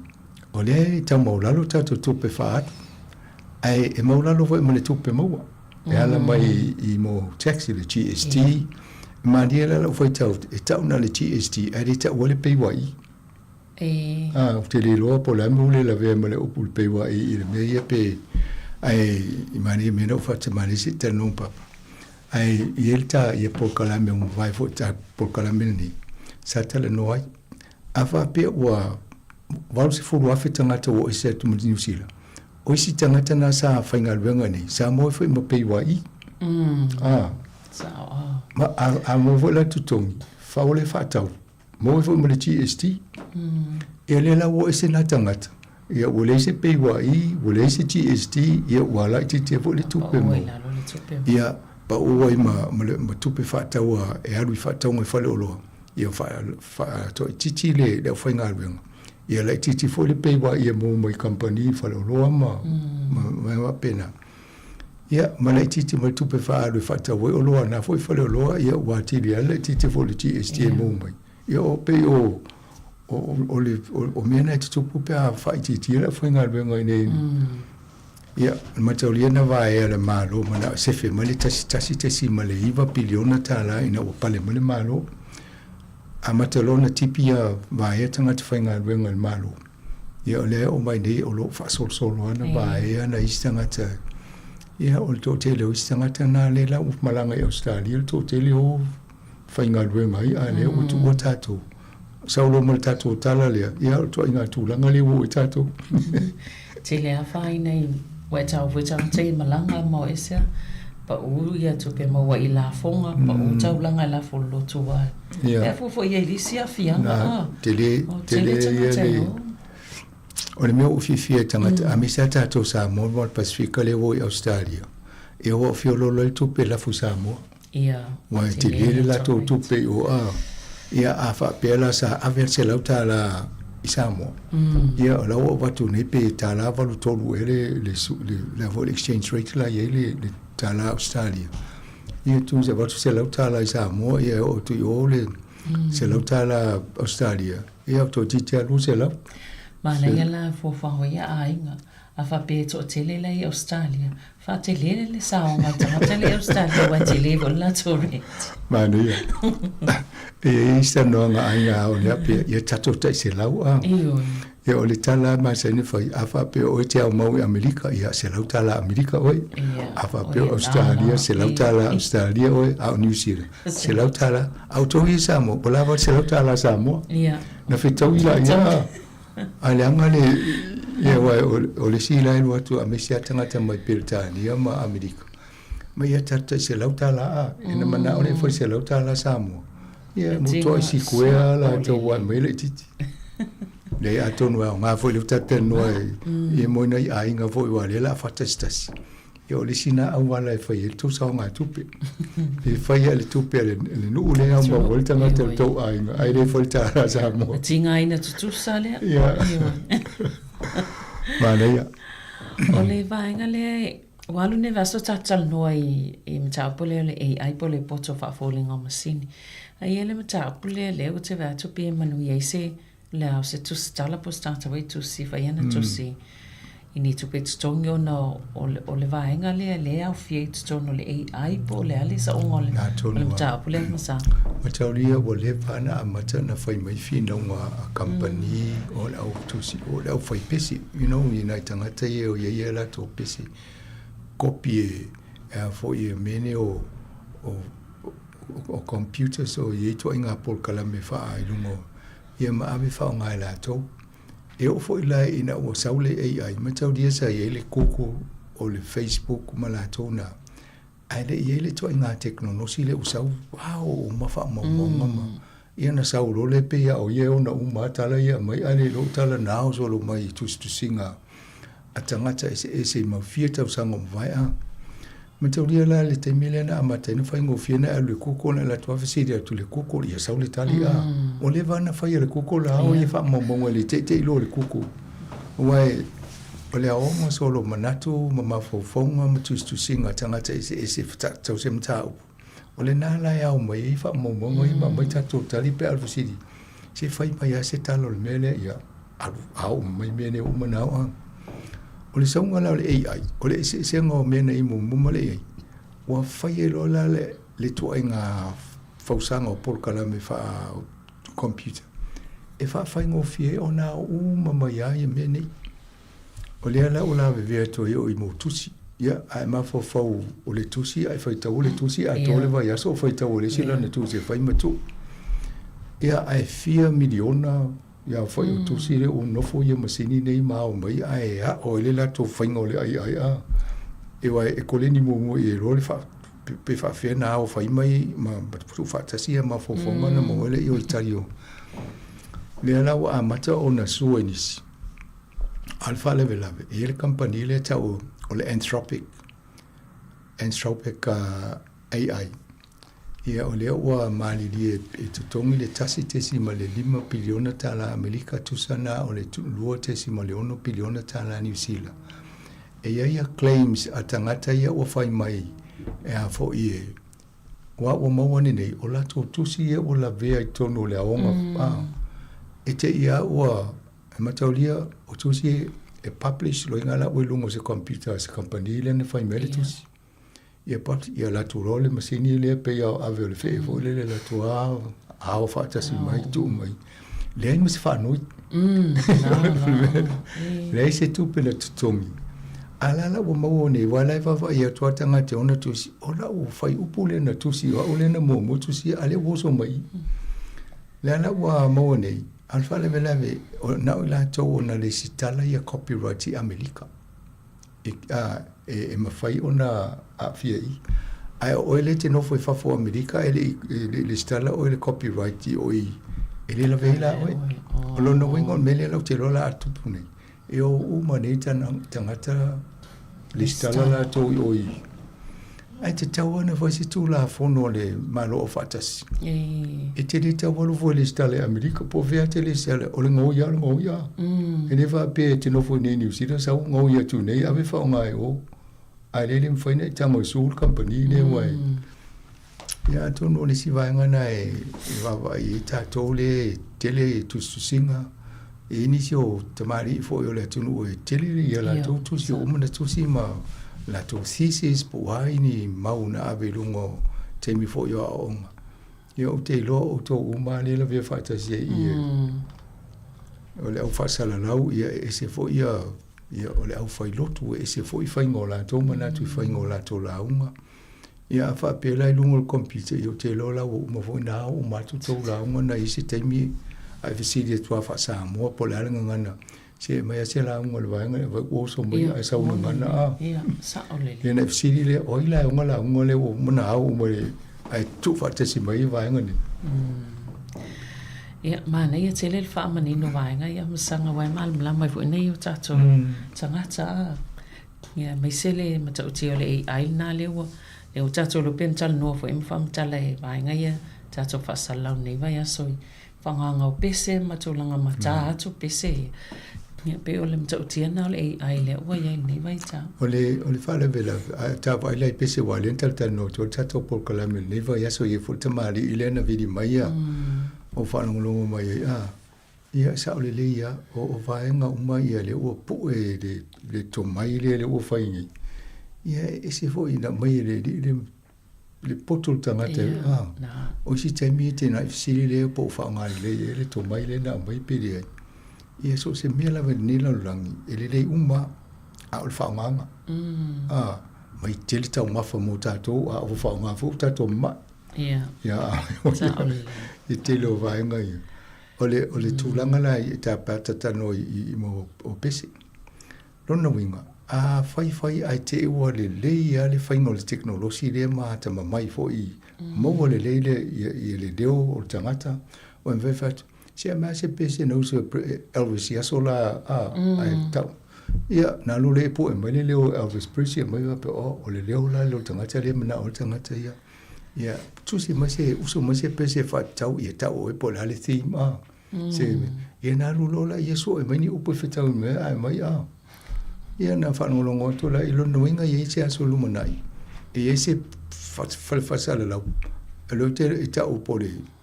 A whapeo tātou whapea Sāmoa Capital Radio AI Station. Ringa toi ngā mena e ono e. Ia na whiri lolo tangata. Pe whiri whanolongo mea tātou le whiola. Pe whanolongo e la tō mali po masini. Awa o le wei uma kopi o si pol kalame me faina toi fali diu toi awa pea au mo mai pol kalame na fai po ai na sa le toi tu fa ka tasi mani pol kalame ai a fia toi mani mau le wo mo talo mo se fu tau sa mo to na ya wa le awa tu ai si mana tu fo mo mau fo e se isi tai mi se tau la vol tai mi mo toi fai le se tato pol kalame va pena ai vai po la tu la na yo Mana ia fo. A mo lo le o te le no fanga o le ai. Ia malo va tsa masanga se I faisina malo no pupu ia na se ta special ai. Ia te fa oile va tsa.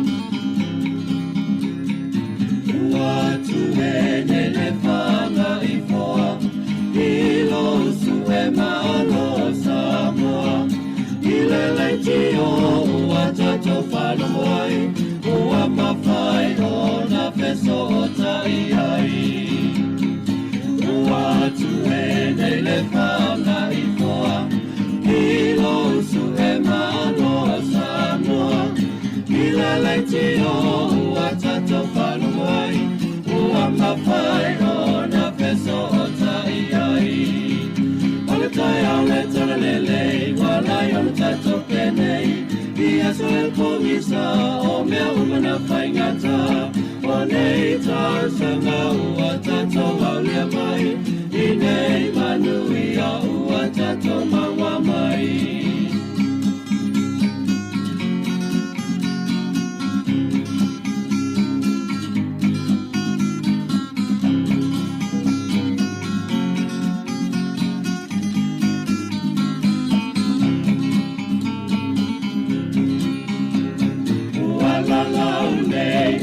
whanga i pāu Uai loa ai e a tato whana E sa ili malo na i matua E ai le si whawhanga o le lau mua Uala lau nei o le whanga i pāu Uai loa ai e a tato whana E sa ili malo na i matua le si whawhanga le lau mua Ala tai au le tala lenei Walai o le tato penei Ia so e komisa o mea umana whaingata O nei tā sanga ua tato au lea mai I nei manui a ua tato maua mai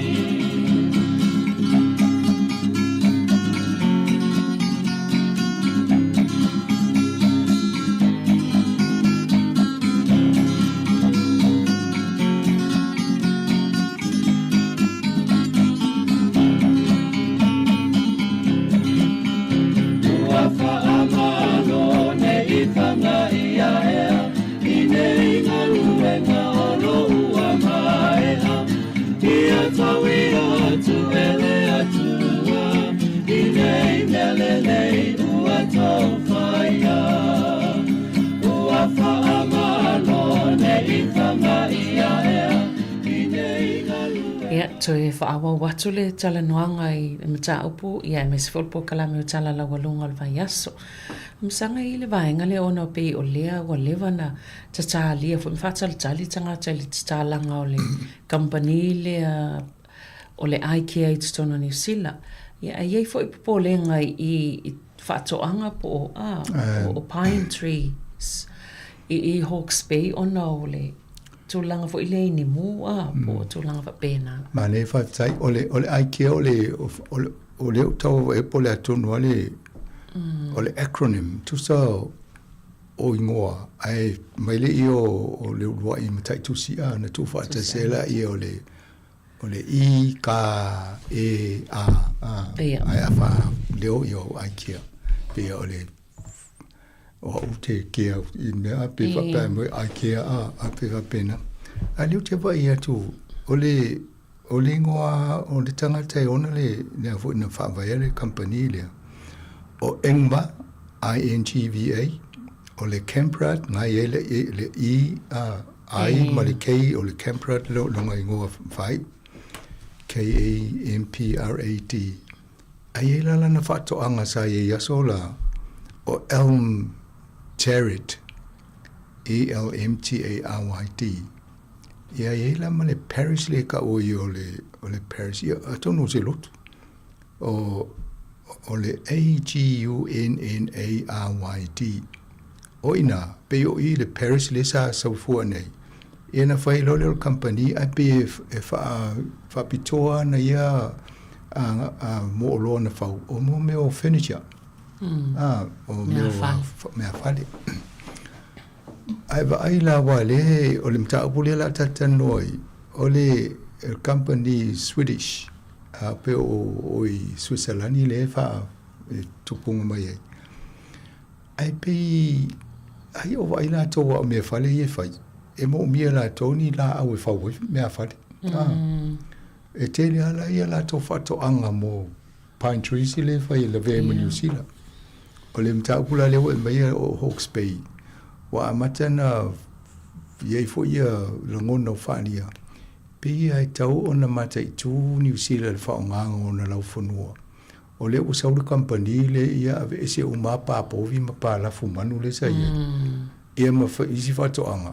ai to ina o paina la o paina ava faula ese tu le ma tu le anga ila va ia ava pe o ave ese ia fa to anga sa ia ai to ina o la ia le la o misi ia tato isi io ole fo tama o inga fo New Zealand e fa no lango tele la fuman ai fa tau el Fonterra ma ia ola e nga fo I bele tam fo New Zealand sio manga tato ia pele al fa le vela mta pule le wa ngi fo ne va yesu ole la matio tato I mu awa a saunele se mu ia ai fa pe fia le fa yo ekale I de na ola ia na mu atua ia le vangana o le sila fasile nei o I lai tong ia le whainga o le taumwhai e tina ia le mūlia o tātou ia lau whai la whonga le whatupe o manga runga ia a le la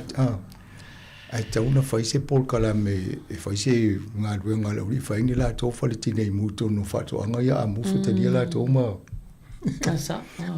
whai ai le anga le ia pe whai se tu ai ngā so o polenga na o le tele lo fonua o le wa ese mai I fatoanga la fumanu sei mo manisi fatoanga ia o toina paina ia a to le si to le va mo mo wele vai mo to langa fa pena ia ana polenga na o mu pe o lo te mi sawai o le va to foi le na tele ia le fa le to no to langa na ia ai lus fu van wa fe mo hectares ia amata mai le lua fe lus fu tasi na amate ona fatau ia sau molesis fulu wafe fa popo ia ole tau fatali fo ina ia pasia Michel vanga le matua pe o polenga na le tele la e lua na ia vanga le vai tatu afa pe e tatu manatu ele faiti tia ole tup pe ole vela ole paneta ole ia Antonio ngalinga wenga ina to ia fai ide to la ia fa la vea ola te mi fi tau samni tangata e ole lope ai la o mene yo paina pe se yo to foi la o ina vo ile lim faina ia e sa oil polenga vo nei tangata ile vai nga yo mu a wai man to fo ipe to sama lo se la o ia hectare sol to nga paina ia na mui il masino kitopa I Central Hawke's Bay na tonua to nga mela pena ia na umiana tau tapele le mole na no le o savili le malo sur savi ole tate mo mawina I lungo telefon foi pe mai nei mu si do la lang ile na tato nei o Australia o Europa ma o America a o nei la ina la veia ia bonga vo I la ole mo to te le ala ngalwenga ia o ye la si tamale o ye le arriva le vo ia ma mai vai fa mai e tawana fai fufu o le matua fai ngata ia pa te le ne se tonga la au ai mu e re nga fatia la to na fai ia ia o le popole le mana ia inga ia la tau la I tonga la au ia wa sa lo sa vidi ma vatu ia e mo uma toa mana fale e pe o vai nga na e tele ia me fo ia mai le ia to ia fo ona toi nga no fa pe mana ia no fina nga no amsa ai fa ia ni fale tinei mui it's to I fatoanga ia wa tawana fa erito fatano vai se me a pe fia eka ia tauna fa ina ai era se me la ele vai sa ole ma tau me va le te o mui fo mo nei tanga tala mai ia ai mo ole e fai ale mi salvanga fa fai le a maori le wo on fa msino Ona nei tau tātou wa Sāmoa le misa ale korero ele ka. A to inga korero vo ile le fai mal fia ola fai le fali di tanga te fai ni. O talo fal pati mauri. A tonu I tava ai fo tātou fa la tonga ma tātou me fai. E alo lua le a lo le tai me misa. Ia i se mo toi male pe a. A o se me fai ni toi fa lele ia toi fotua ima. A o tūlanga le ni lo pa e tūl partia ma o tele le vale ye ni. O leo a matana campaign isi parti mo le palota ma tausanga fo. Ai le campaign le mele fai o le tale pe la to parti. E tele a le me o ye le tūlanga le wo ye ni. E le lope fai a o tatou tausanga fo au whale tonu ni si o. Ai tarsia ia fai ona mo va ele fono le na talo e si tasi fo I vaenga tele a e se fai pule le a vese ni. Ia ai pe ia ele tai fono le parti ia ma le au vaenga matua. Ia pe ele amna ia ale na pe o fefe o e te uso no fai la tu. Ia ai le ai e visi ia o le ai wale man na o parti a vese ia tangata ia e tōlua le a. Ia le ai fina o foi la o le se me e ale na vese fo la e sa o suile le la tō I tū malo. Ia lalo o mai maltala si ma fine le. Tauna vese tamiheri. O ia na tai fono. Ia wa tamiheri. Ia polo na fine e pola le sa o le meo. Le no fo mo le le tai a. Ia pe o le vaenga na le te le vale tono le. Ia e te tato vavai ai. O le wa mata meo. So vena mata na fo atu mo fa atu sina a vaenga fa mo fenga palo. Tale le o te mamau fo ia. Ia le ai tau fo ale. Na. Ia wa o kapakingi ia o le sina a le pe o la o ia le ma. E te le ale whale tono o si whine na le na tuai. A voi le tata le noa le amatanga na ua mai wha pe se lau tolu su tolu a where ua overspenta, ia. Ova tu le lau tala. Te le lope wha whena mai e sila mai tupe mene pa e fufoi. Te le mbakta miliona ia le ilo isi vaenga ia ale mai ia. Ale ova wala mai nei le ata. Pe ia na mai le vaenga na ina ia tau leanga ina si tina alea. Ai a ese malpati. Ai mafafaula ia e se le wana na fai sa tawana wa ai mai e po ani si tūlanga fo le mfai na amai ai wole mai fa pena ia le na utele vesi le tau si ol bena mai ta ole o mai le o over se la tol wa fer tu pela to le alu e fai ol tongi lo ia ale party to tongi malo ia tangata ia le o ia woman we fa fo se lo o mama tu se la tol wa fer tu pela wa lo termine. Paul me ia vavina ma se a fo ma tasio la tole. Le pete o si party e fa tola ia maori a. O le mena te lo la o fai nele campaign le maori le pa o tawana ni se mai to fa tasi le ia o lai tau fai maori ina tu mau a. Ai a fa pela o le fo iwi po se hapu e fai atu e vo I tata I o le parti o mai tano ai musu. Lo inga fai ngofiana o se lato. Pe o loto e wha vai se si parti a maori. Pe o loto e ali o mai o leipa. Pe o iai. Pe independent. Te le an me on tu. Malo. E le vaenga le o le Costco. O le awa tawana o I tue ine la tutu pe tue wha fo I mai la fonga vo I si tango la fonga I en whatulanga a Donald Trump. O te lo le futu a whai ala le nisi o whinga malo Amerika I pala ta wawa I atu. Nana sawa Donald Trump whawe visi umale la langi a whaiang na tariffs, whai lea mea. Ai lai de manino lila to pe liko pe ai pe a fiela lo tu la fono po wang avo I alanga tau me tu la fono. Ia ole fai ole me a fai tu le ai o tu Donald Trump fa. So I mai se pe e ol feeding on tangate mai le e fai ia famsinonga e o lenta tanol vai aso lentia. O le to e le fa mai ni so o molianga le na fai a komi ma Lango tangata le no fo fai morianga e le tala fea ngai maltu finga le tu e Donald Trump ia na usolo fo na o tu langa fa pena a il va tonu le wa tala noi moli e ni so company le sao le e se pao ya e Palestine ya Donald Trump e fai tariffs ia no fo fatulanga mai no umalala el temi nei pe a male was fulu e pidiona tala to pe America ia na maua ile ongo o tu pe o tariffs a le wo mai le New York male US Court of Appeals le o mai la to e le telefone ngai tu la fono le na o le Supreme Court e le telefone ngai le tu la fono le na no foi Donald Trump fai le tariff la fonga va popita o lo e va tutto no America o solo compagnie le ka o Costco pe le la o kilani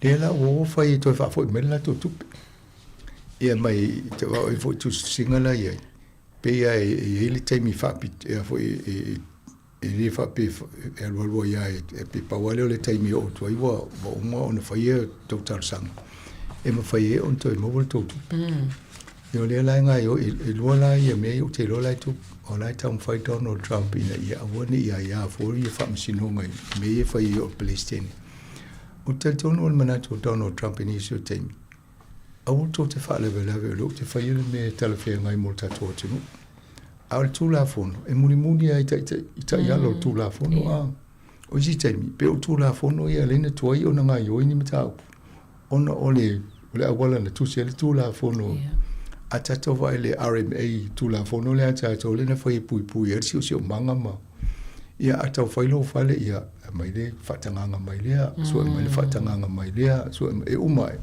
o te le atu le tupe le waru le mai ngole o le fatanga lo le fongo o le kwata o le fale po le ale mele tau fa ia le la e mo atu ne i le wa o te lo atu no umane tinga ingel fai nga Donald Trump e fa pe tal si to mo me tato biliona ia na no i le fai ngo ile lo ya ni sila ia pena vai ela ve ia Thailand ela ve India io India la o to la so ya Lucia te no sai na te lo le fi fai ngo la to ia tato ia o le na sulu lima paseni le to palasi mas fu paseni ia tunu to mo mo stup au te lo fa pe o le utalia ka pe le to o le utalia nga e de sa no fai ai de se tupe to va to i me lo mo fai la nga le o mo fa nga ia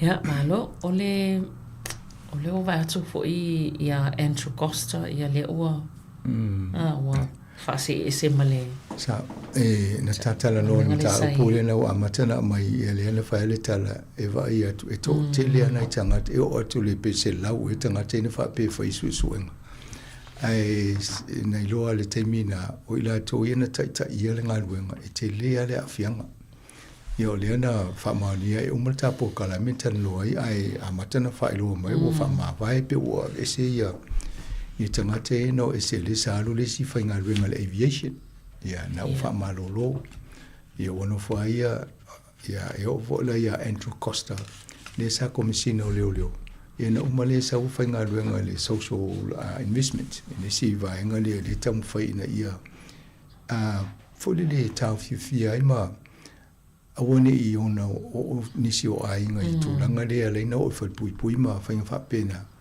ia o se va ngal male te le la ai fa ngaluenga ia fo ia Andrew Costa le te milena loi ia ai pita i le o vai atu ne ia lau fa ma vai ia ole fa le ole tu ole di poti le na mai na o fa su enga i mena le na mo tanga te le o Max Kemming ne na na fa i tu inga ne te le o ona me pi o ia na fa i wo tu pol fa le ia ole o te le ala fianga o nisi na la tonga lui fa tas i mo me nga venga fa tai e te mi ai tanga te fainga venga a fa pe te lofo tanga ta foi i le na ianga lui me fa pena e na tau fai a le o te le alo tal to nunga le le nga venga tanga tana ai bo ele amana i mo me o fa tionga ia mai ole me tonu ana la lo ne topu ya Max Kemming ola mai fa tionga ia o foi mo wa ia sa te tawana matala ia Costa vo na te ele na le tasi pe luoni i me di aleva tu nei o le tol se la sa te tau ana so mai ana fai le le vainga na ma fai mo tala fenga ele o ma ia le official le tulanga le ia mai pe o ta uleanga ina fo le official le ia ma ai mai fo la fa fo ia tatou fa pe tatou New Zealand o le no pito sili na tulanga ma o lunga le vainga le ia le lo tupu lo le fa pe de ai la e fa pe na fo ile fa le tono la to ia le ala wa fa ma vai mai ia wai o te loe pa wale o lana me e taunu fai e whanua e tu e sea e vaenga nga e o iele nga luenga ia polo officer fo i o le Public Service Commission ia tu langa lea ia le nas fulua ma sino lana kon karatele e 5 tau sanga pe a fa miliona e a fa biliona de ngalo te o le tongino wa tu pe e te lele to ia na o se pe mai na tu pe le si fata usanga wa le fata usanga ia o te le lo po le to inga tongi ia sa e a familia ona ile to sang ia lima se la wa fe le tongi na ia we vai la te le o na tu pe lo male ia lo miliona na o se ia wa fata usanga ia la walwa malana milion malo to sanga to ia o te le lo la po le ale ia inga o la tu con kala te pe ia ma se tupe o le 2 miliona le mfainto ya lumba ia wa le la alu le uma fa le lima tau sang ia o te lo e te le ale afianga o te le ma le afianga lo na ia tamali anga anu nei so se ngalo e fesi o fena fenga nga talu ni esa dal me na e se ia to nga fesi na to e ngalo nga fo te pe so ngalo ia a foi la lo CV eu te le lo pe tu se me le na ia ia lo na lo va ve ni tsaya le tsaita ia le am sanga no le taimi ia ai after tele la mo kala men nei tsaya ia ai o te ma volta to fa poponga le vai fo ia la fa fonga fa tai fol fa fonga mai ai to fa bo volta to kala me tsala la lunga vai so ileas frail ia ai manuia lava ngaluenga o to nei tae fa tai lava fa fonga mai ia to fa so fua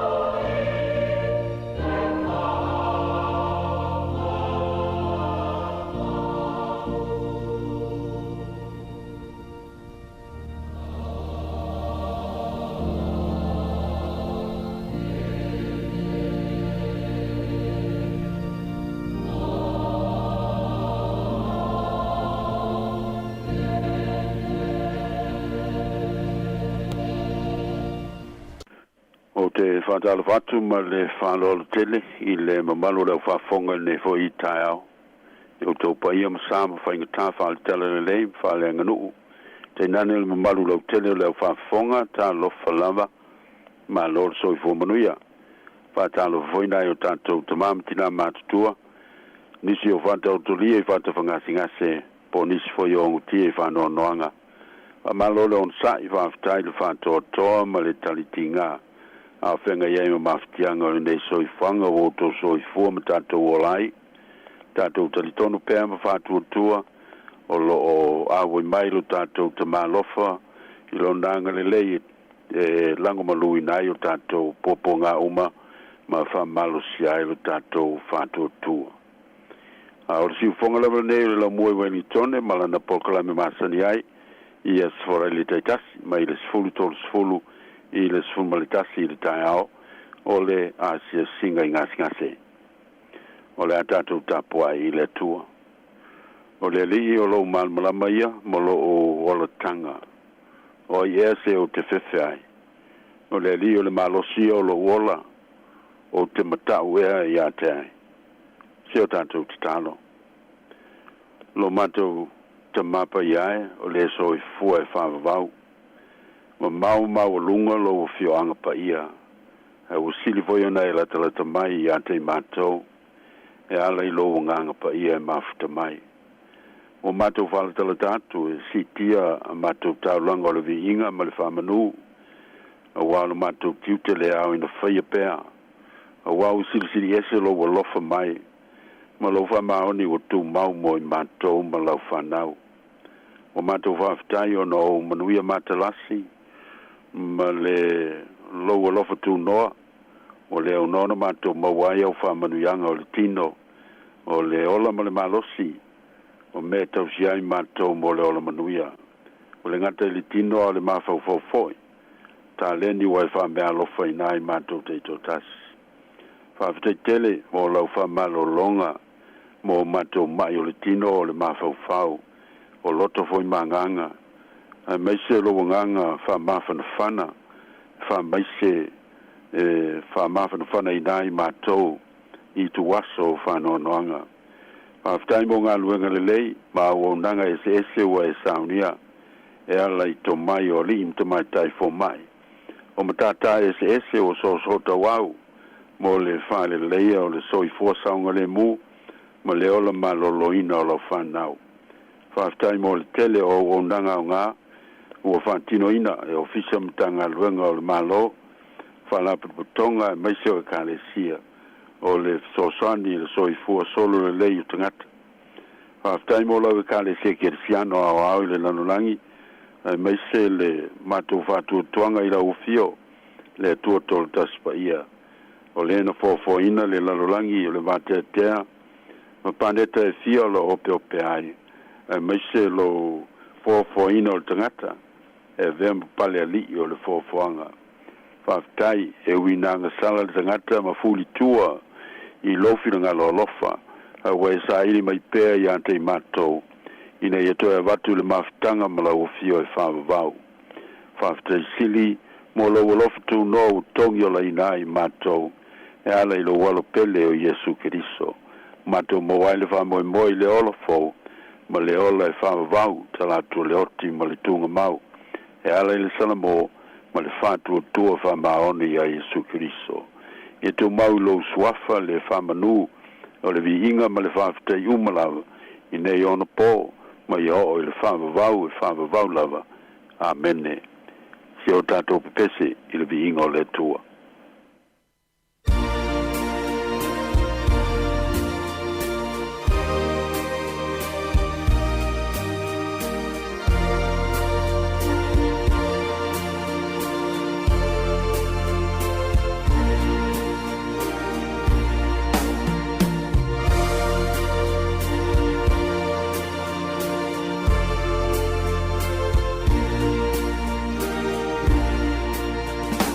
Hey!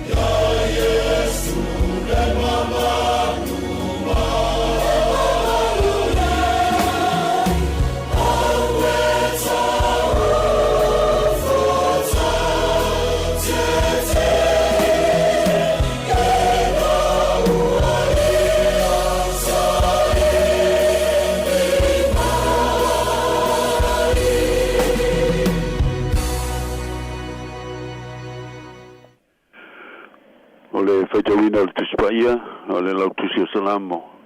Salamo se lau sifulu ma le iwa o te faitawina, mai le whaiupo e ono sifulu ma le lima, whangata mai le whaiupo e fitu sifulu ma le lua. Whawhonga mai o a fionga pa nei a le atua. Le li ie ua e anga le mai i lau o ona, e tusa ma lau o fionga. Ia e ao mai i ante au i le whautauta le lei ma le poto. Wa o famaoni ia o polo inga ao lei popo nga tia una o se ao le nei o tausi la o fionga ele lei oe wa anga le lei foi ia e ao mai ia tau ia o tula fono o fatu fua e o fama o lunga le tala pepelo ia tau o te ana ia o au malo loto antoa wa lololo la to loto e pe yo nga o o te oli lava o I lau tula fono. O le mea le leie iau, ina ua popo ngati iau, ina iau o ina iau, iau tula fono. E sili ona le leie iau, o le tula fono o lo fonga, I afe o auro ma a rio. Whamanuia le atua, I le whaitawina o la na fionga pa ia. Tu mau ia te ialo na vi inga e whaavavau. Amene. O le mea le leie iau, ina ua popo ngati iau, ina iau o ina iau tula fono. O le salamo se lau sifulma le iwa atoa, I le au whai o na fuayupu se lau fitu sifulma le ono. O loo whaongai na ia le tusitala, matai tusi tai tasi o le ngangana e Peru, mai le a lefa e o I le tau. E vai ina iai vaenga te tasi e lua sifulma le lua o le nei salamo. O le mataupu o tu o le nei salamo, o le whaasili ina o le tulafono o le atua. Ma le manuia e maua pe atau sisia le tangata ia tulafono. O lau tele le whaonga ina nei o le upu tulafono. O le ngata I tulafono o le atua na tuina ia mose.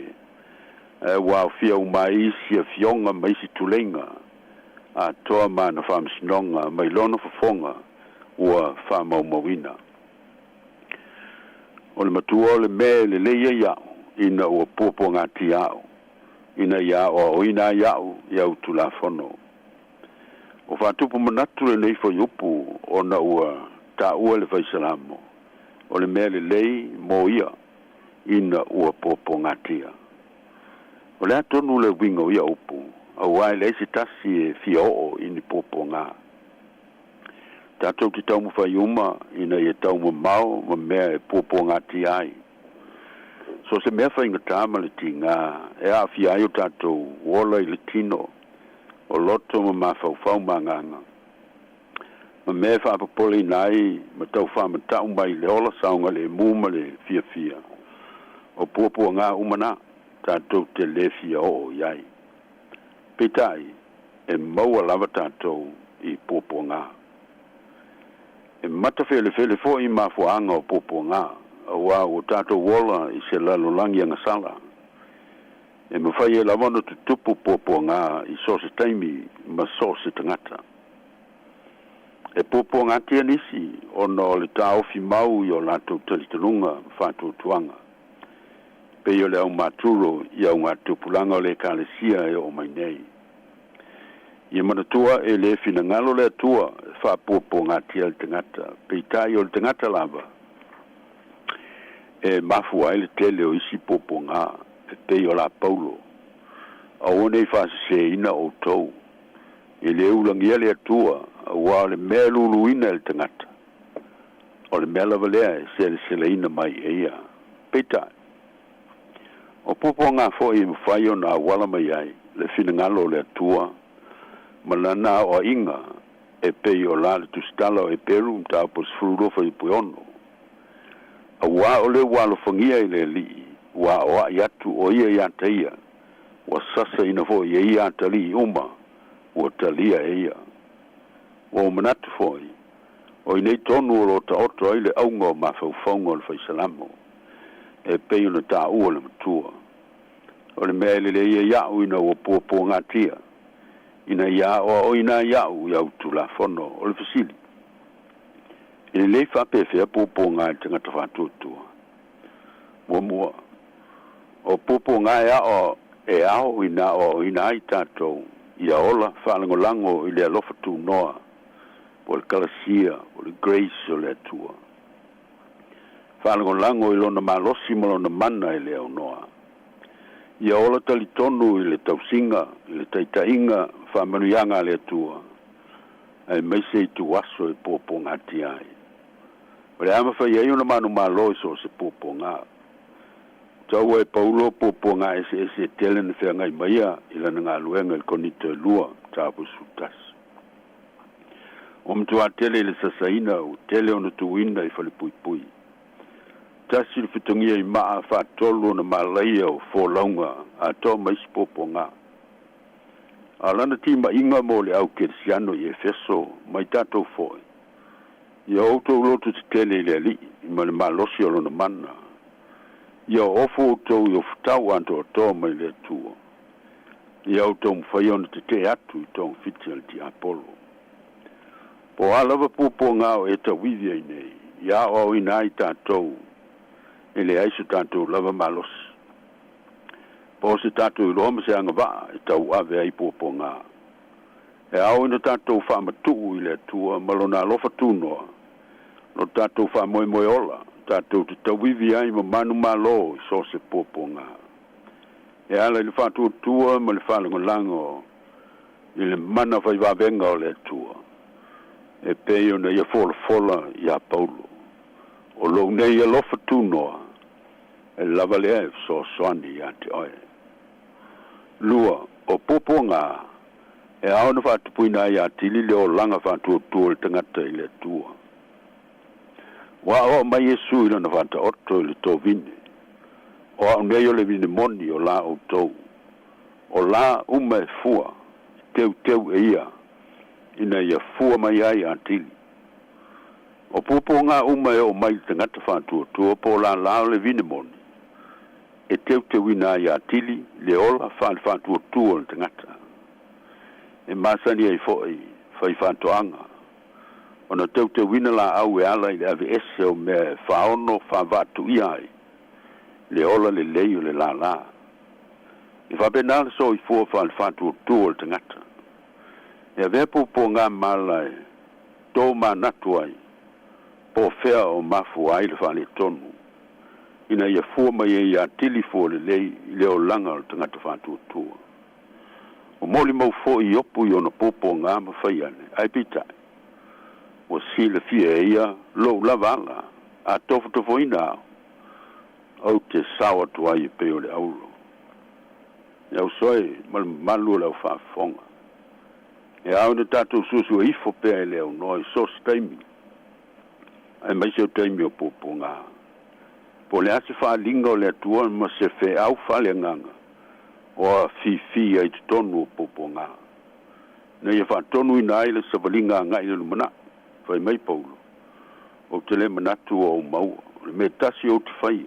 Te whangalo ngalo i mea o tuana. Te mo moe puna wai fo i mea o lumana. Tolu. O pupo ngā fo I fotua I mai ai, isi winga le leile o langa o tangata whātuatua. Tau la apostolo I lana tusi a Roma, ta po lima fo I potolo.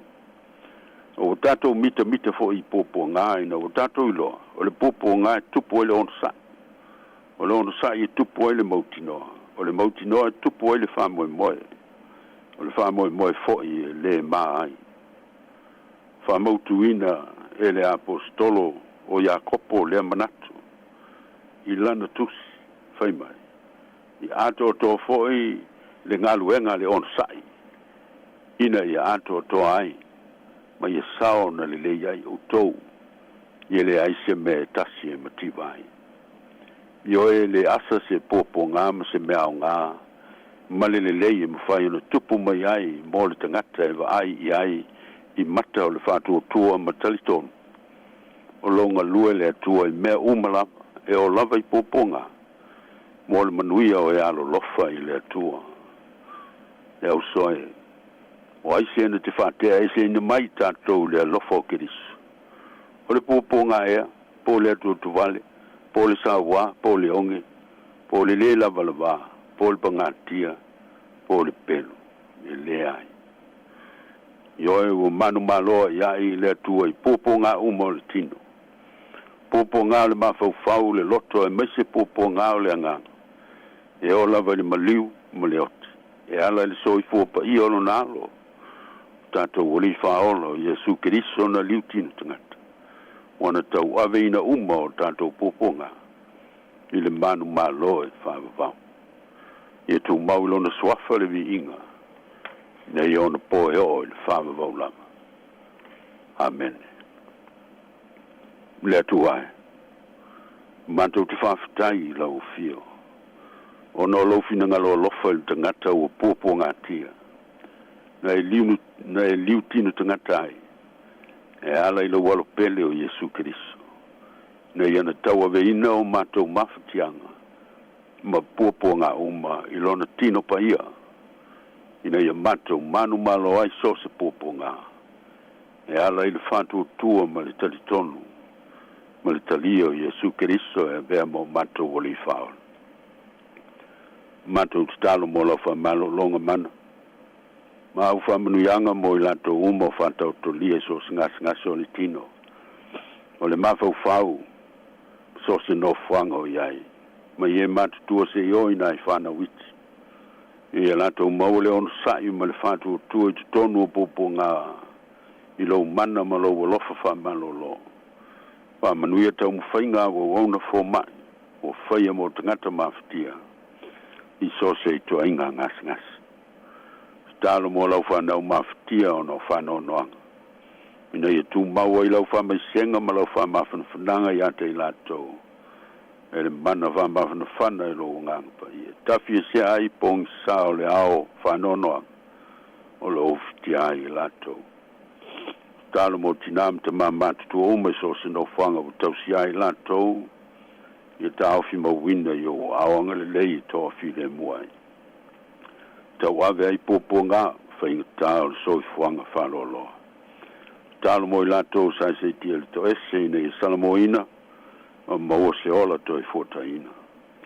Talo mo I lato uma o yeimana onga whapitoa le tino ma le mawhau whau.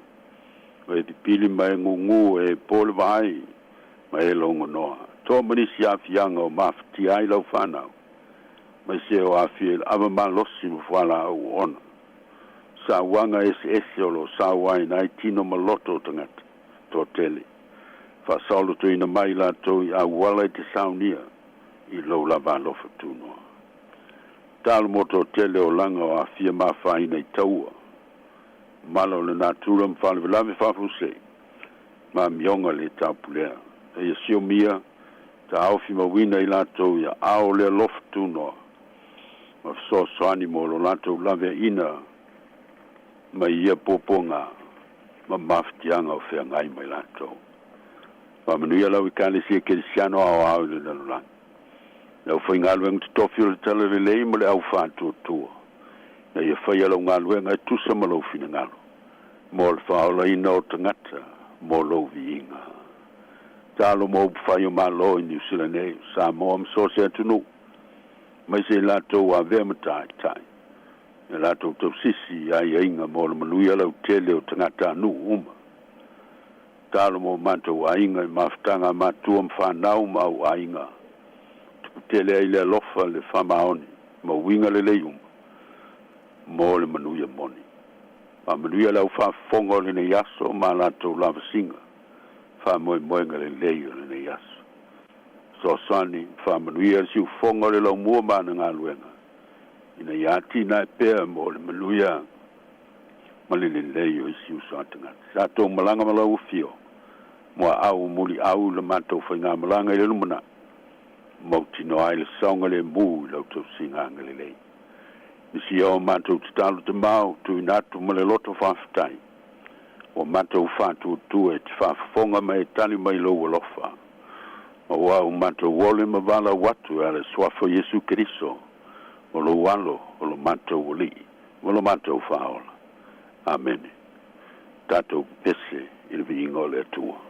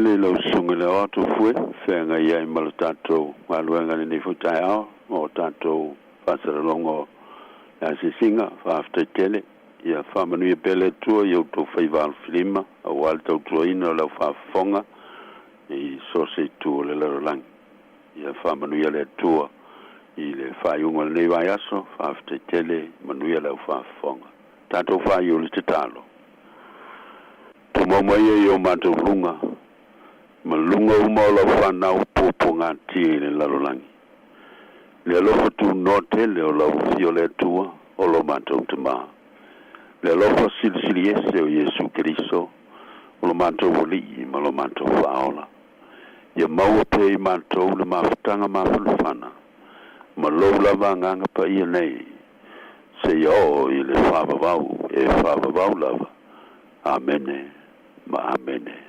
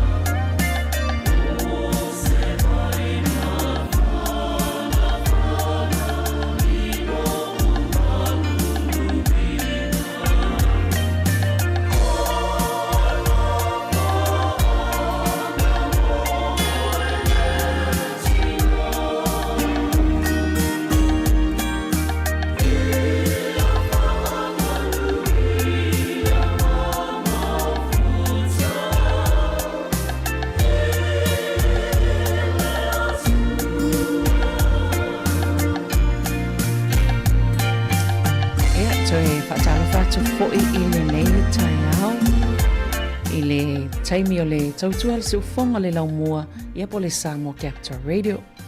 Talofa lava o le polkalame le nei o le ina ilau a tina matama itai mai fa mafa lava talanoanga I mata upu tau I tina matama itai ia po tiu te fo I po to mai o le to pale nei tina matama itai ia mafai ona fa talanoa ai I lunga o le nei polkalame ai o le polkalame lal tau nei o lea ua sauni mai ia le tama itai talavo ia ne sani lemsam o se tasi o tatou sui faasalalau a le siufonga laumolo o ngalua mele tatou ofisa I Sāmoa ia ma e le survey po se saili linga na whai se taimi le mamau atu I Sāmoa sa whaatau tai LPPC o se no woto sila fio se au nanga fasalau tele I le lalangi sa awai le siufonga lau mua ala ia tatou sui Sāmoa ia ne sani ia whapea fo ile sunga ia tāsesa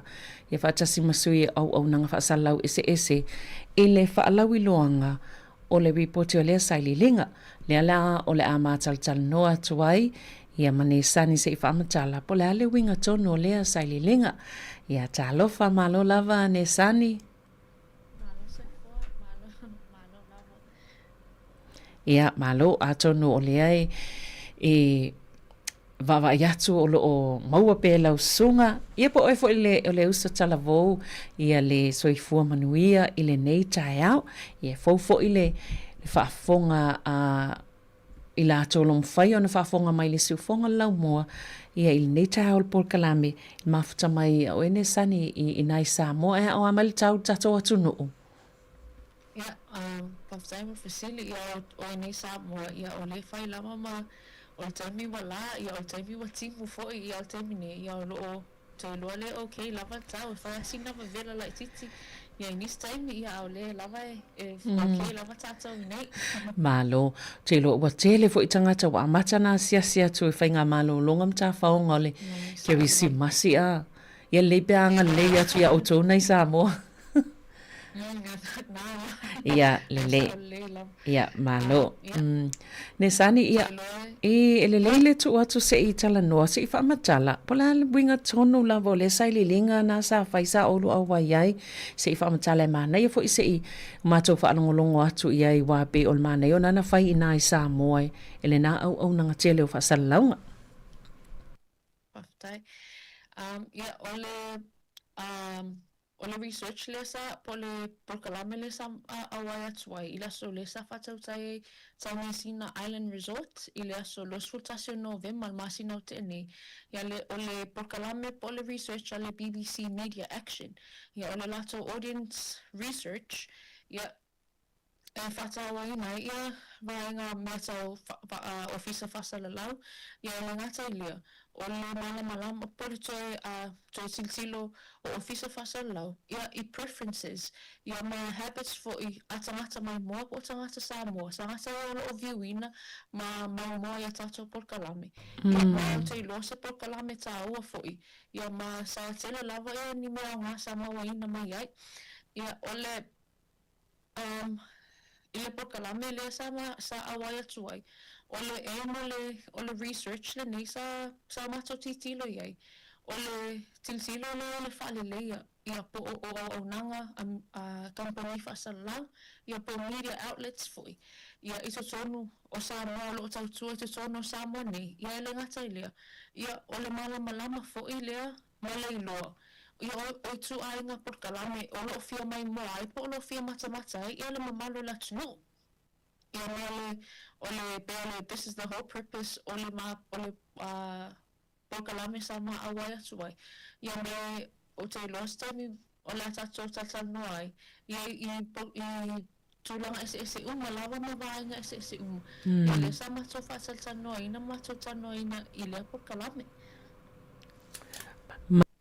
malo mana ia tele o le mwhaina e tango tu uma I lunga vaenga I mwhai ona mātou whai taua toi foi ia mai se foi lato lo mwhai ona matamata mai lunga al Facebook ia po o le YouTube mwhai ona va ai atu iai ia se I whanga solo la po ai si vaenga taua na sa o tau talanoa I lea fo I saili linga Paftai malawa no ia vaenga BBC no lato tonu umani na uni lawanga na fais ia le lato research mai lato survey population na lia mai lato ia lesa fatal sa noina mai lola ni awala por research methods sa lato whangaina e koleti mai ia whamtalanga ia mai information for i lewa tato mawaina i le nei time ia malato filfili ia nisi o tangata Sāmoa lava o tangata no Sāmoa na lato filfili ia mai tu ese uma lava mai upolu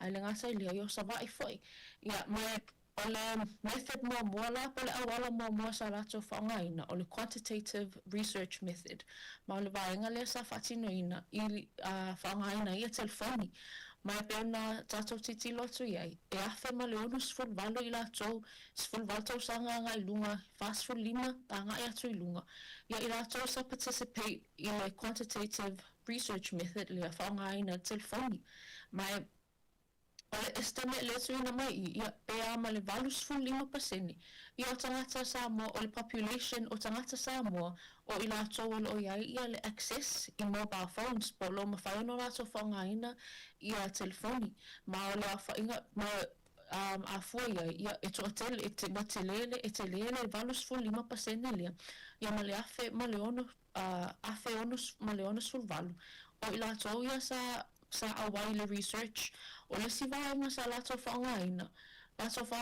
ia focus group discussions o sa nga ia i tua ia le BBC ma lato committee ia i upolu ma sa vai lato te whatatanu ai nai ma whai ia whatatanu anga po interviews a tangata mai nu ese umalava mai nu i tua ele ngata urban areas au rural areas foi i ne tutaulanga ma lato whatatanu ai nai ia tangata leona ma whai ano lato whai le research ai o lato interviews ia sa lato titi loi vaenga tau media consumption habits preferences ia ma fo'olo ma pokalame o fia mata ia tangata Sāmoa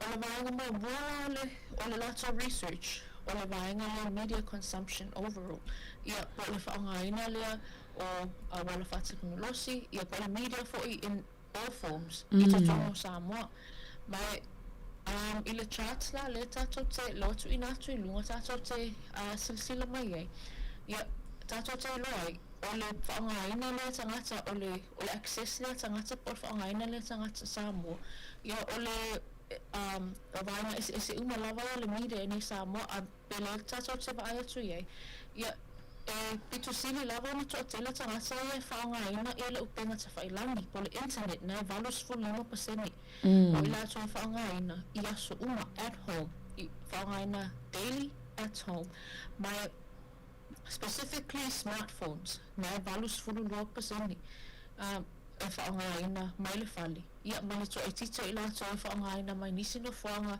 ia e ese mai i tu sono le ainga e pepe taipe o nganwenga ia manisi vaenga ia bono tato ilo ma tato tangtanga e atu iei i pito lava ilalu to e titi lava ilato la whae ilato e whaongaina pe access ia i le tio ma newspaper nei Sāmoa na ia iles furu 5% o newspaper whaongaina mai le whale ia ma le tolus full 5% ana tato tangtanga e le onus full 1% na newspaper onus full 1% e lato e le whaongaina pe lato te le whaongaina lava pe le access i newspaper ia ma fast full feature rate o le tio ia ma i le whaono tato ilo ia tu ai ia media outlets po ia tu enga vaenga ia e whaongaina tangata Sāmoa e lato te access ai ia mai e ono tato titi lo toi fo i TV ma vaenga whapena ia ole e paula i titi lau ia ai o mafuanga o te mal o te taltona mafuanga ia ono tawina il whatuptupula ia ole whaanga ona fo ile interneti ia male te leo le access leo tato maua wa te leo news ia tato te maua newspaper ia male tio ia olo tato maua fo i lunga le interneti ma nisi vaenga whapena ma se mam o te taltona o le awala le whaanga e tanga mafuanga le leina ona tere le whaanga ina le internet ona whaingofi I tangata ona whaongaina ma access. Ia o leisi vaenga sa tintilo iai, o vaenga iai a telefoni, ia o le upenga ta whailangi, ia le ngata ia o le social media.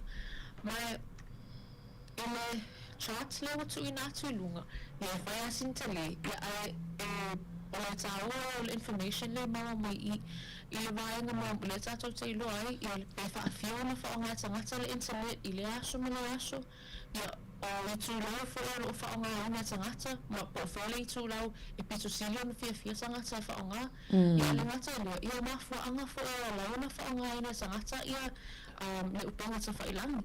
Ia pono tātou titilo la I le charts le tuanga vale.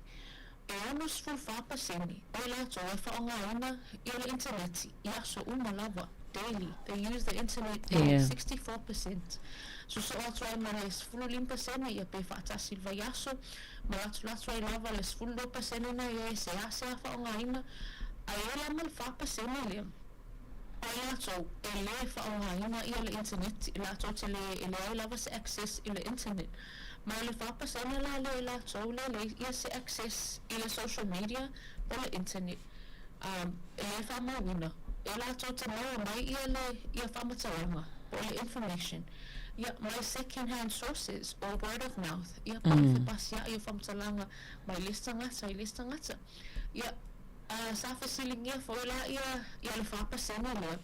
Ia pe whawhela na rato maua ia whamtalanga. Pe aro I taimi o whalamilave whafosei. A le tala I lato. Ia e lato te whalamalanga lava I le word of mouth. Ia pole pasia I lea ma le whea I o whamatalanga, mai le istangata. Ia e lato te mawai, ia le information po whamatalanga. E le ngata lea, ia e whalangalanga fo I le istangata ia le access I le internet. E lato te mawa mai ai, ia whamatalanga. Mai o ia le mafua mai ai, lesi challenge te lea lava. I tutongo I metal media ma le vaenga lea. Ona, it contributes to issues such as misinformation and disinformation. It contribute in a vaenga lea. O le ave se no whamtalanga. Ia ma pato ma whamatalanga le moni. Ia ma ole toa tele la pasene ia o ia tonge. Ia o mātua matangata matutua. Ia whanamanga lava I le age group lea le sfuru valu tolu sfuru whatau sama. Ia mo whamatalanga ia ma information na maua mai le internet. Ia whaingo fia I whaono lato ma peana tato I loa taimine. Ia o tupulanga talavau lava le talen whalangulangu ia mātua. I le whaonga ona mea o telefoni, ia o laptops ma mea uma lava pena. Ia o le chartano so atu ai. O le vaenga o ngatono le use of platforms in the past month. Ia o I tūlau pitu sili ona fia tangata whaonga ina. Ia le tato te tanga ia tu ia. Ia o lo pitu I lunga I lava ia le apio fōlinga I po Facebook. E iwa sfulu ono pasene I la toa whaonga ina. Tangata Sāmoa whaonga ina le Facebook. Iwa sfulu ono pasene. Messenger na iwa sfulu tas pasene. Ia le YouTube. 5% ia mawhaso sona tua I lava I lalu. Ia mafua anga ia laona whaonga ina tangata ia upenga ta whailangi. Mua lawa na pito I silio na tele ia tele lana paseni. If le fitus full 2% o mafua anga pito tele lava o na mana e whaonga ina tangata. E access ai I la social media pe whaonga ina ia lunga upenga e whaonga ina ia le social media kai pe la o I tō lau ia tātou titilo ia o Facebook, ia o le YouTube, TikTok ma vaenga whapena. Na pito silio na tō atela I la tō fitus fulua. Ia suso o wana 5% I la tō whaonga ina. O na mafua anga ia koneti ai, ia pētai noa I manista ngata. Ia mea taso sola I love tolus 2% I la tō whaonga ina, una I whaitau news. Ia mea tau nganuenga I luas 2%, ia maalwalwa I lava peon tātou sangsanga ia tu iai. Ia mea o lea tātou teiloa, ia tō atela tangata o lo whaonga ina le interneti I tutono Sāmoa, ia mapokalame fo ima mea lo fia mai mua I tangata. Ia o le isi vaenga le tātou titilo na tanga ina. o le vaenga lea I accessing news and information. Po le mawhai lea na whaongaina. Ia o news, ia mawhaamatalanga fo I tangata. I le vaenga lea, le tato titiloi o le frequency, ia po le whaafia, o na whaongai tangata, ia le tulanga lea, o le second hand information. Ia po o whamatalanga ia whea veai, mai leis tangata. Ia ile ata lo tato titilo so ilunga. E mai le afe ma le onos fulvalo I lato ia sa awai I le research. E tonos fulu 5% pe no tato titilo. E tonos fulu 5% I lato. E whaongaina ia le word of mouth. Ia po le second hand information. Ia so fai so, ia so lava. Ia lona winga. Ia pe no tato ilo le lava ia tato Sāmoa.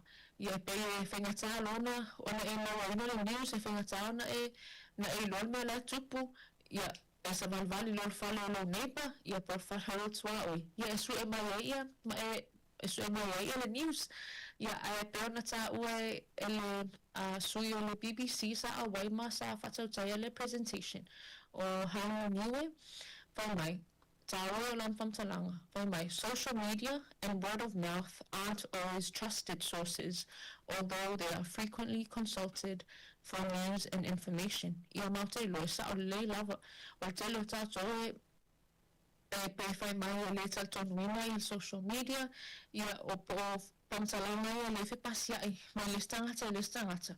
Ai le tele taimi, o vaenga e tele o nau tātou whaongaina, pe o nau tātou tua iai, pe a o taimi tātou te whia maua inai, ia ni whamatalanga, pe mai le tātou te vaai, le tātou siata lea, mai suso o toi fo ila, I le vaenga lava lea le access po le whaongaina o news, ia whamatalanga. O le pe tātou tangtanga ia toi I le chart lea, o le vaenga lana niuli, le I le tātou wata, o le pasena lea I la tau ia whaongaina, ia lea tu ai ngā source of information.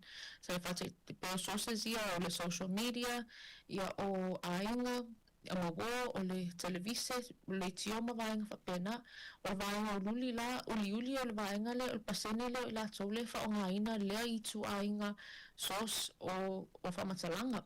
Ai o le vaenga momu, ia o le pasene lea, o I lato, e mawhaino lato, o le pasene leo le mawhaino lato taltonina, po le trustworthy, mawhaino lato taltonina nei sources of information.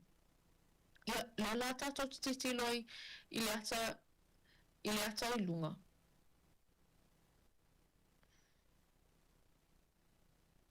E la walunga lava ia le pasene I lato, ia whaongaina, ia le social media. Le limas futasi, ia 5% I lato e whaongaina ia le social media. Aina o luas, mai le 5% lea, ina o luas fultasi I lato, e taltonguina, ia le taltonguina, ia sources ia mai le interneti, mai le social media. Ia, o mai fui, ia le paseno I lato, e maununga I lava fui, ia le paseno I lato taltonguina. Ia whamatalanga ia whea I tutonu a inga. Pe le tātou te wa ale tonus fulfitu pasena lea. O I lātou ia taltonu e trust, lātou te trust ina ia information ia whea I tutonu a inga. Ia mawo, ma lea e prove ai ia le tātou tonus full 5% le sa tātou tanu a ina. O I lātou le whaonga ina ia le word of mouth, ia su fai so. Ia, mai e fa solo mai lava I lalo ia le totelo I lato ia makto ena mai I tu a inga sources o whamatalanga ia tat e whaonga ina tangata Sāmoa ia male trustworthy for o nei sources o le vaenga lana lua o vaenga le soai o le vaenga lana media content perceptions and preferences ia o I le vaenga lea le tato te loai taso ilo ia I tu a inga por kalame ia fia ia tangata Sāmoa e mai mua iai ia ina ua whesilingia I lātou ia sa whataltanoa ina. I tu ainga por kalame pito silio na lātou fia whafonga, ma lātou mai moi ai. Pēnā tātou titi lotu iai. E pito silio e lava o na tuatele I lātou, e ono sfunvalu. I lātou, e fia e whafonga, ia pēmai mofo. I po kalame ia o news, o news ma current and current affairs. Na ia ele ono sfunvalu pasene. Mai, ole tule le pito sili ona yele interest po o tangata Sāmoa o vaenga ia o news and current affairs ma e fo ile tolus futas pasene ia ila to they take interest I meta polkiki ia ma meta le malo ia na e fo ile tolus fut 5% ila to in kalesi mea tau talonga ia 5% mea tau aonga le education and documentary ia ole 12% ia imata upu tau sotu la fono ma saunga lemu ia manisi vaenga umalawa lo tatu titi lo atu iai ia ma ele tau fo ia le survey ma le research lia ia le tatu te lo ai ma tatu malama I tu ainga porkalame ia fia mai moai ia ma whafonga ia I tangata Sāmoa mau teilo e tā ua o le tūlia o tato malama vaenga lea ma tato I loi fui I maisela fui tato litio tato mai fui porkalame ia fia mai moai ia tangata Sāmoa o isi vaenga e so atu iai o le perception of the adequacy of news and current affairs ia o I le vaenga lea sa ina ua pesilimia ia lātou ia sa a waipo kalame moso lātou manatu mai se lava I lava I le tūlia I tu aonga whasalalau pa tu aonga news ia e tu uinatu I lunga e ofisa whasalalau pe if it's too much pe mo overtell pe o tele ia le whasalalau ina o ni tu aonga news if it's not enough ia pele o lava ia le whasalau ina o I tu ainga news SS ia paol mea whaia life e tau I mapaleni ia le whasalau ina ia o news mamata o po SS ia ai pēnā tātou titi lotu ai le tātou lunga e wholinga mai ia e too much lava mea umai I manatu o tangata e too much e overtele o te titi mea umai e ova ia le whasalau ina mai le tūla leo le vaenga le whape mo overtele ia le whasalalau ia o maununga ia le pasena I lātou ia e whai mai mo ova ia le whasalau ina o le tūla mea tau son ngatu la fono ia mo le saunga le mu le crime and safety nai fast full iwa pasene ia e suso o atu ai ma le fast full fitu pasene o I lātou ia I le tūlea whainga whaalatua e ma whainga pio corruption and bribery ia ma le fast food 5% ia I news I tutono la tunu ia ma whaasola atu ai ia I maisi umalava tūlanga ia I le tūlea o le lava ia le whaasalau ina e tal John I le isi tū ia o le o maulunga ia le pasena I lātou ia whai mai ia ele o lava ia le whaasalaunga o na tā upu tau pisinisi ia malati na I tutonu la tunu na ena o le tolus fundo pasene o le pole economic and business news ia ma iso suenga lava ia le BBC le sa whatautai ia e mawai o le tuatela I lātou ia whai mai there's too much news pa tele ia news o lo whaasalalau ia o I lātou ia o le tuatelo I lātou o I lātou e la titi ia pēle ai fo'i ia se alanga tupe maua ia po o low income earners or no income earners a o I lātou la ia e tau whiololo ia mamaua lunga fo'i ia tupe maua po o I lātou ia moderate to high income earners ia e lātou tamanatu e le o lava ia le coverage pele o lava ia news o lo whaasalalau ma mata upu ma content o lo tu ua lunga e ofisa whaasalalau ia mai ole whamatalaina lea, ole vaenga lea, ma teilo e tāua fo i ona tato malamalama iai, ma tato titilo fo iai. Ia tato se malamalama i fo, ia I tuainga I toinga news, ia ma toinga whamatalanga. Ole fia mai moa ia tangata, ia ma pōwhea le mea ole po oval whasalau iai, ia ma pōwhea le mea le titi ia tato whasalau iai. Ia ma au mai ia tato vaenga mulimuli. Ole le vaenga mulimuli le sa tanoina. Ole experiencing misinformation and disinformation. Ole si vaenga tawa lava lea sa tanoina I matopol kalame lea sa whatautai ala BBC. Ole nga sina pa ila ititi atwa lava. Nga misinformation. Ole vaenga ole whaavea lea o whamatalanga. E lea moni. For false and inaccurate information. Malele mautinoa or unintentional. You did not intend it spread false information. Yeah. Ma if I mautinoa pe money pe le ai foi. Ole disinformation. Ole whaavea pole whasalalau leo whamatalanga. E lea moni. Male mautinoa or deliberately male whanau e whanau mai pe whasasei mai stangata.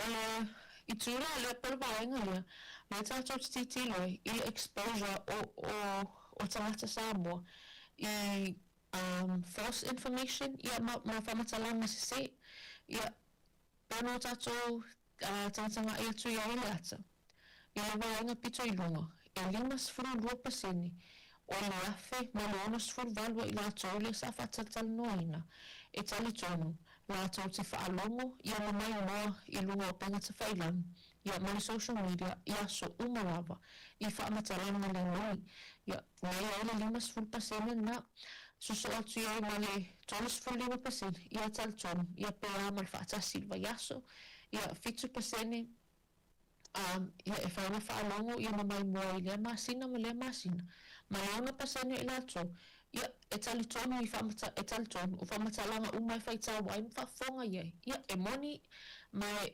e la tau tali tonu iai ia mai ole popolenga ai la tau na awai I le research ole ano noa I o whamatalanga le moni ia o loo whasalalau I totonu o tato atunu ia whasatainga ia o whamatalanga le moni o loo whasalalau ma le mautinoa ia I mata uputa por kiki o political disinformation ia ele ngata lea ole whamatalanga le moni ia o loo whasalalau ia ma le mautinoa o misinformation ia mata uputa o soifua maloloina ia whataitainga ia ole sangale muatina ma whanau ia ma taimi fo e whasalau se se nai ia tangata maniliu po la wha o tangata maniliu ia ma o se challenge te lelea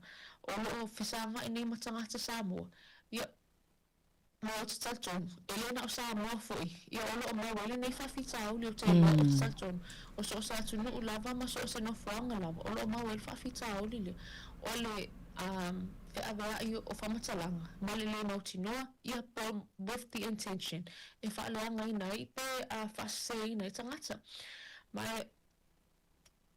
e tato I le slide mulmuli pol vaenga mulmuli o lau presentation o le peo tato titi lotu iai ia o sources ia po o sources I tato nunga I la tau ia sa whataltal noina I la o la tau tato nunga o sources ia le mafua mai ai po lo o alo mai ai ia whamatalanga le moni ia mai le atala o lunga le tato tangtanga ia e tolus full valpasini la total tonu o online news o online platforms po o news ia maua mai I lunga o pengata whailangi ia manisi I tūlau isi o vaenga le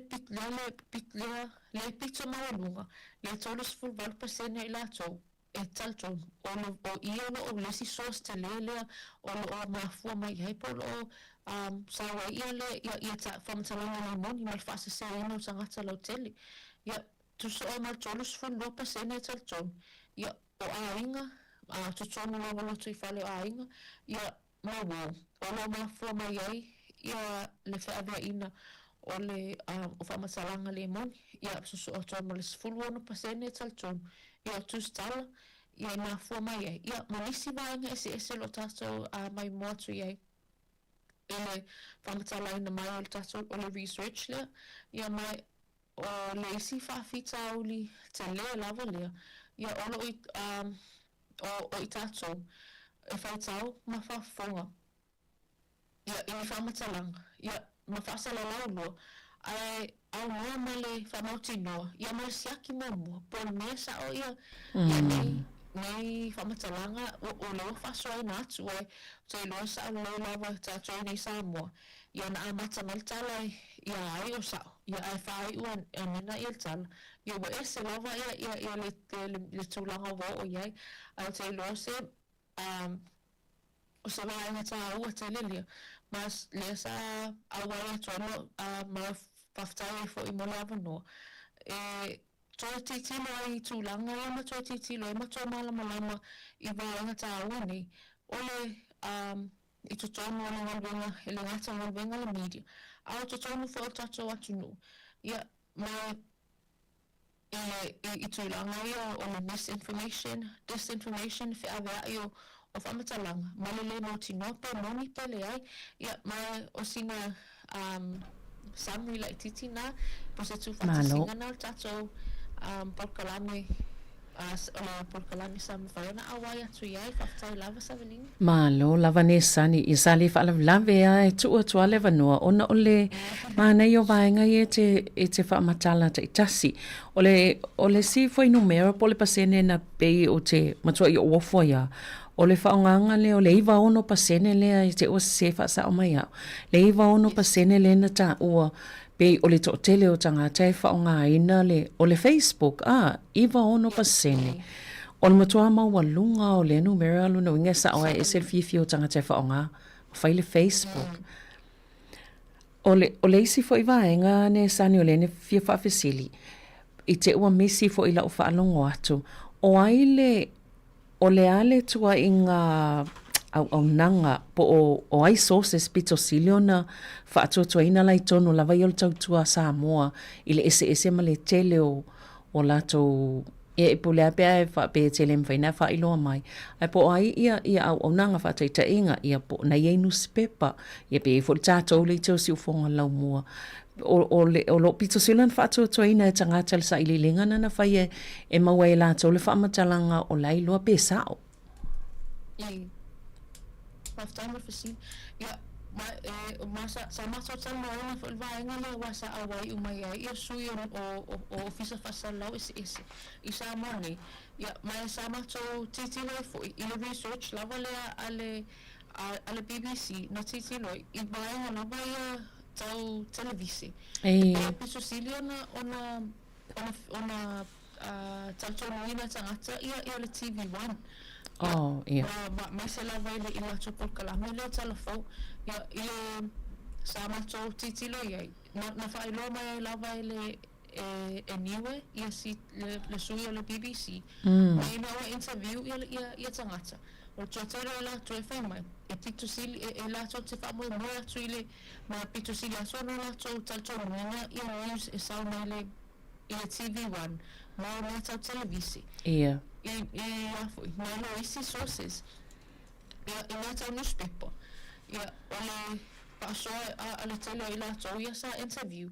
E wha mai o le tele au taimi e la tau te wha moe pe taltono nina ia le Sāmoa Observer.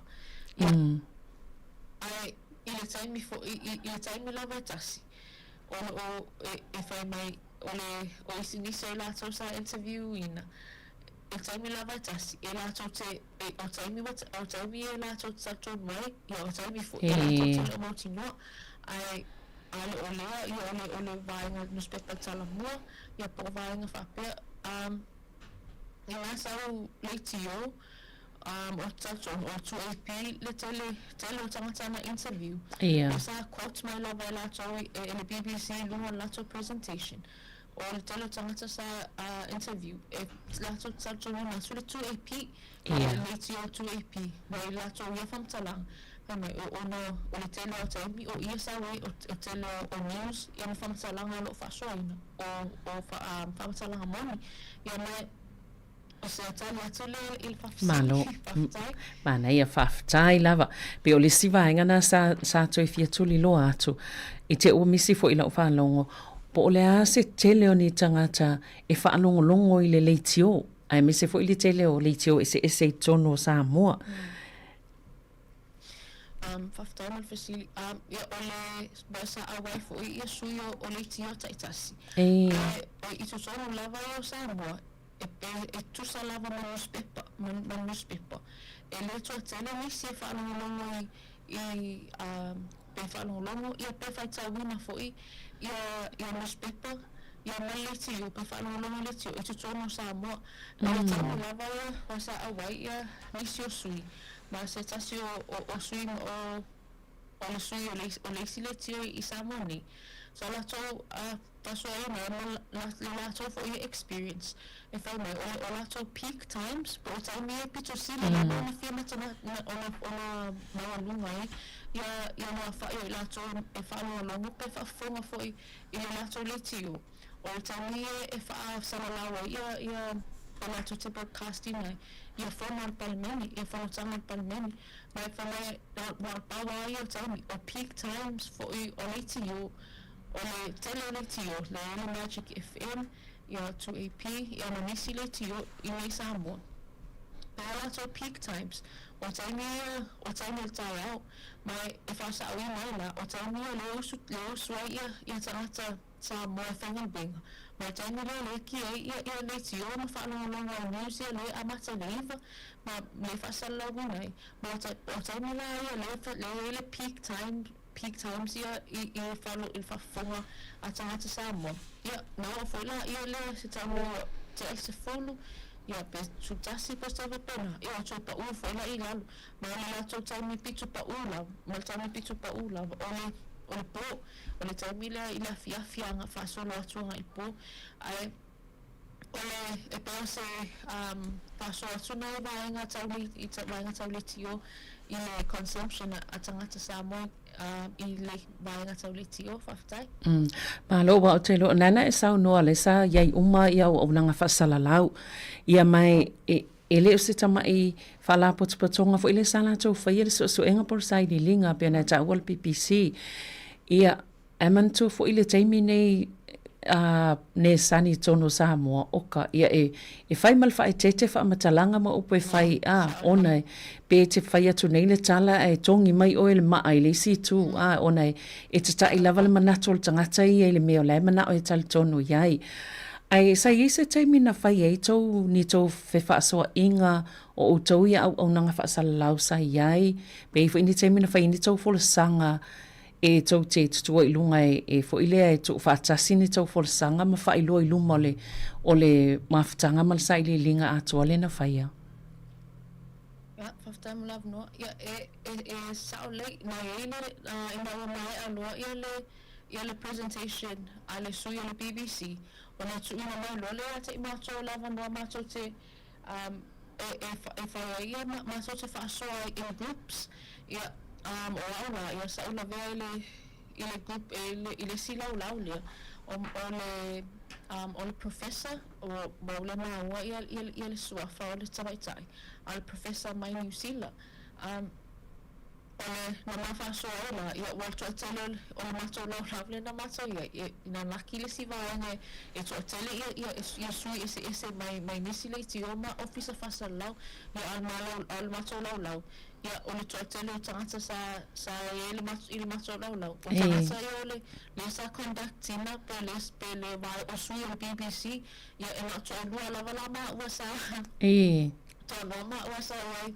i le matou group ia ma ua foi sa whaia ia sa whaia ma sui o le matou vaenga whaia ia le presentation ia sa matou tau mai ia le vaenga le misinformation and disinformation. So mātou titi loi, ia po le se concern, po le ia, how concerned are we i le problem le po le issue le, o le misinformation and disinformation i tutono Sāmoa, ia sa mātou titi loi, e ma sa tata noi. E sa ole e macho te leo lava ia sa luenga te tawana tato ona whaia i tutono Sāmoa. Ile waenga lava lea o le whiawea ina o whamatalanga e le moni. Ia ma sa matu titilo fui. Ia po ami ni awala olo o iai le taimini, po olo o whatatitia. Po ani awala olo o whatatitia le taimini. E addressai pe titiloi i le whaamutaina o lea issue o le whiawea ina o whamatalanga le moni. Ia sa mato sa whaafonga, sa whaalonga fo I whaasoa anisi groups.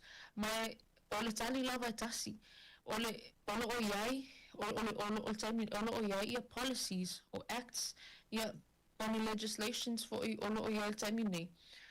E pui ai, ia le vaenga lea o le whasala wina o whamatalanga I le moni. Ai e le o whaamamafaina, pe le o it's not stressed enough I tutono tato watunu I nei. Mai o le I le saumato titilo I le fesili mulmuli lava le amal vaenga tāua le. Pe whawhewhea no taso ngalu lue whaatasi. E a foi, e wha umaina pe whaamutaina ia le whawhitauli. O le misinformation and disinformation. Ia peona tui nātu I lunga. O la vaenga mua lava ia sa o whaasoa iai, ia te o lava ia as an individual. Avoid sharing or spreading rumors or information until it has been verified as factual by a reliable source. Ia tātou alo mamau mai, I le whasala wina ia whamatalanga tātou te la mautinoa pe moni, ia le ia le word of mouth, ia o le second-hand information, ia ma whamatalanga tātou te maua I lunga social media.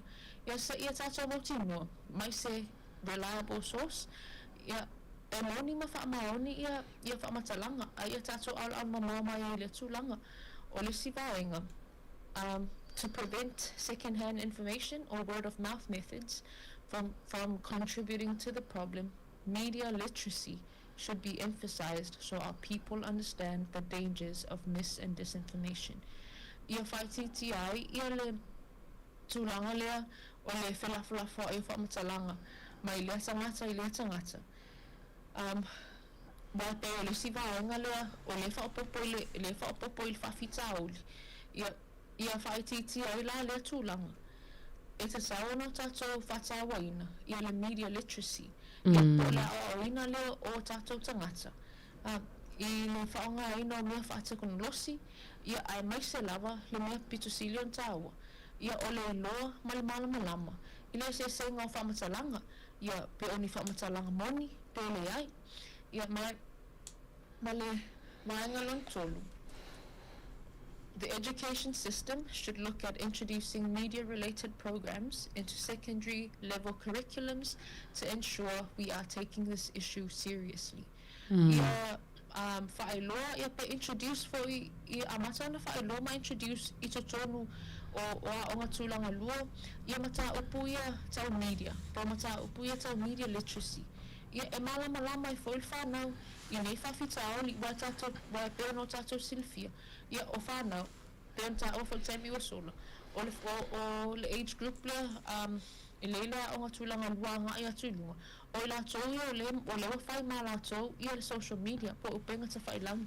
Mai ta ua le malama, ma le I loa I whanau, e le ta ua o le vaenga. Ia ma le tele fo I o le afianga.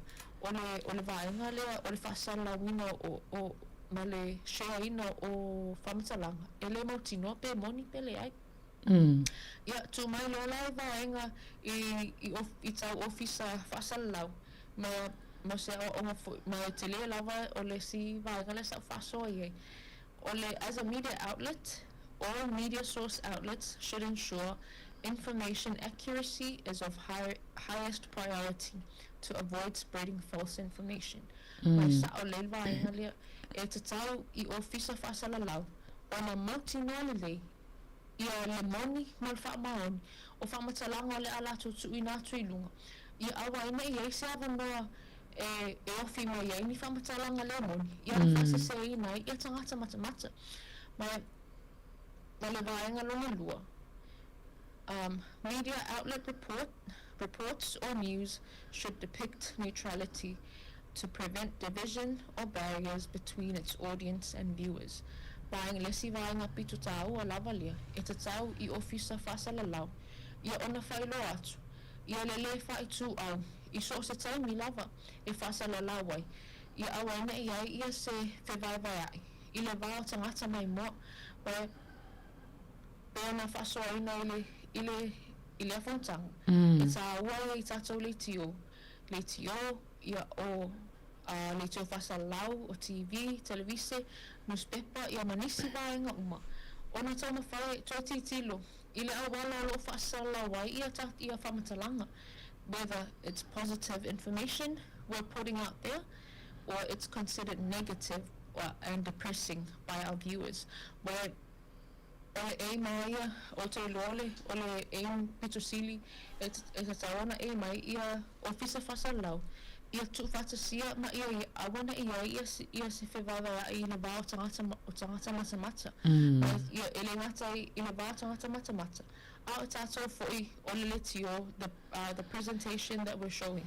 Ia tātou show atu ma ia I loa tangata. Ele ai ia se tūlanga whapea ole ele solo mua mai, tau solo mua mai tātou. Ia le whasoaina o whamatalanga I le moni. Ia mai o vaenga tā oe le sa matau sa whasoa iai.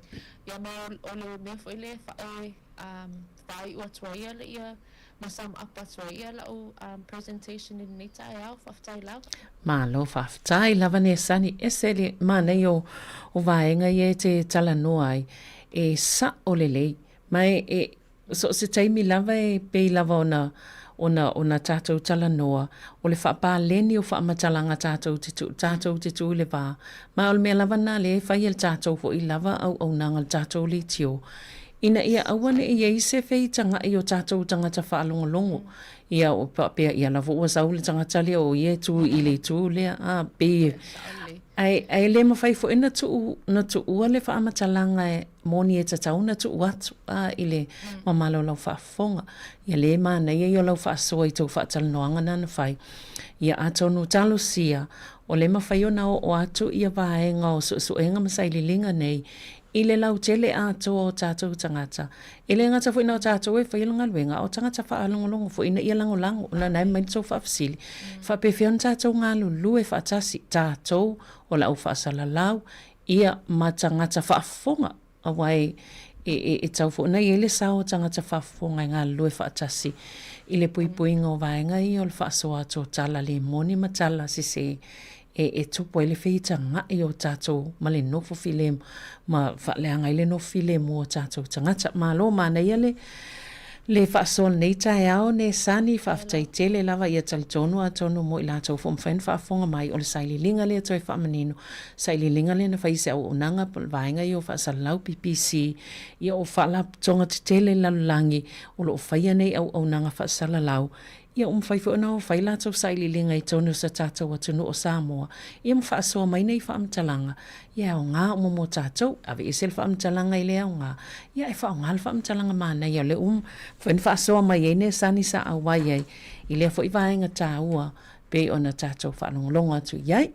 Ia malo whaaftaine sani, ia manuia lava fo ia fuafuanga o le whai unga le vaiaso ai toi whaaftai atu ia ona o le te leo nei tāpenanga sa e whaia ia wafo le whaafonga anga a seo tātou atu no. Ia, whaaftai lava, ia, Sāmoa le tātou pokalamena mo le nei fo I tae au o le ina I laua tinam ta mai tai whaasoa toi fo I nisim ta ua ia e o ngā mo tātou ia whai fo I ise tala ua le tau tamali I tau whaafonga I le whaasoa nei tai au ia whaamalulu atu. Ia e manuia lava toi taimi o tutoi o nei tae au, mga luenga o whianga iai, ia sa tātou atunu o whaftai atu ia ne sani Sāmoa, ia me se fo ila utou whafunga anga Sāmoa i le nei tae au, ale a toi whaawau tātou, polka la me Charles Fulmaluan toi awina atu lea o a tātou talafou, ai whaasua i fuaia, mō le nei taimi.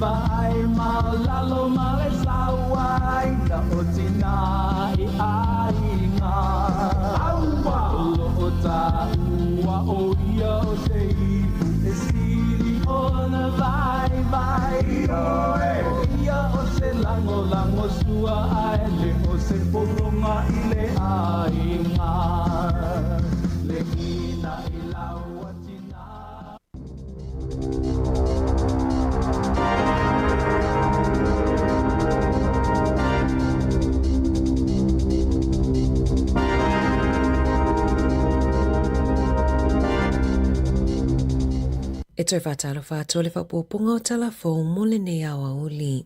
E silia ma le whaafe tangata New Zealand e se le iloi na o alato la fonga e le IRD. O a matona tu ina tutusi ma le ofisa o la fonga e whaailo ai I tangata pesa au le iloi longa o alato la fonga ai pesa au foila o whaingo o la fonga sao lato tutongi atu.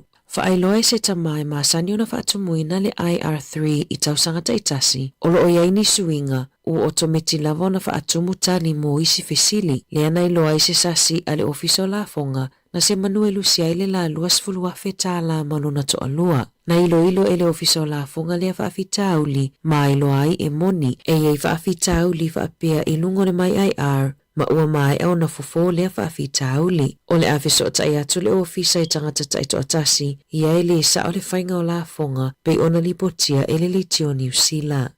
Ua whaali popolinga o se GP au kilani I le ono pepesia I o le misele au kilani I whale tumu po o ainga to atele e no nofo whaatasi. E ono tangata ua mawa I le misele o lo o mawhai ona pepesia tu isi ma o le to atolu e au kilani. Ua o atua I le luas furuwalu le au whainga o tangata mawa I le misele talu mai le aso valu o ke topa. Ua le vona lafo tusi I tangata ina ia o atu e whaitu I pui o le MMR. O lo whangaso lo fo I le au nanga mo tangata Pasifika le fono e tu i fai tuto o ai ngai tuli tangata ile i fai atu i pui. E tu samali se lau wafe tangata o lo risitala i ia au nanga mo ala to la lai li mai au kilani.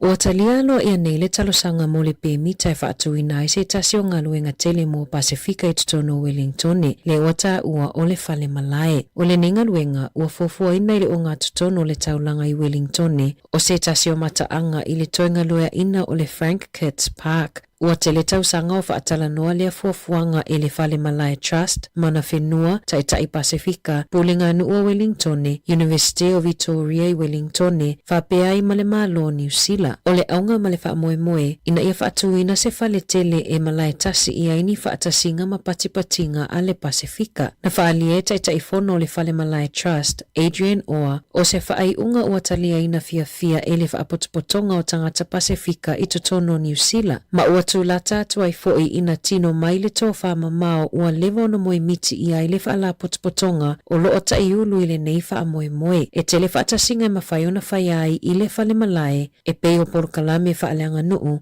ma whaatasinga whaalea o onga.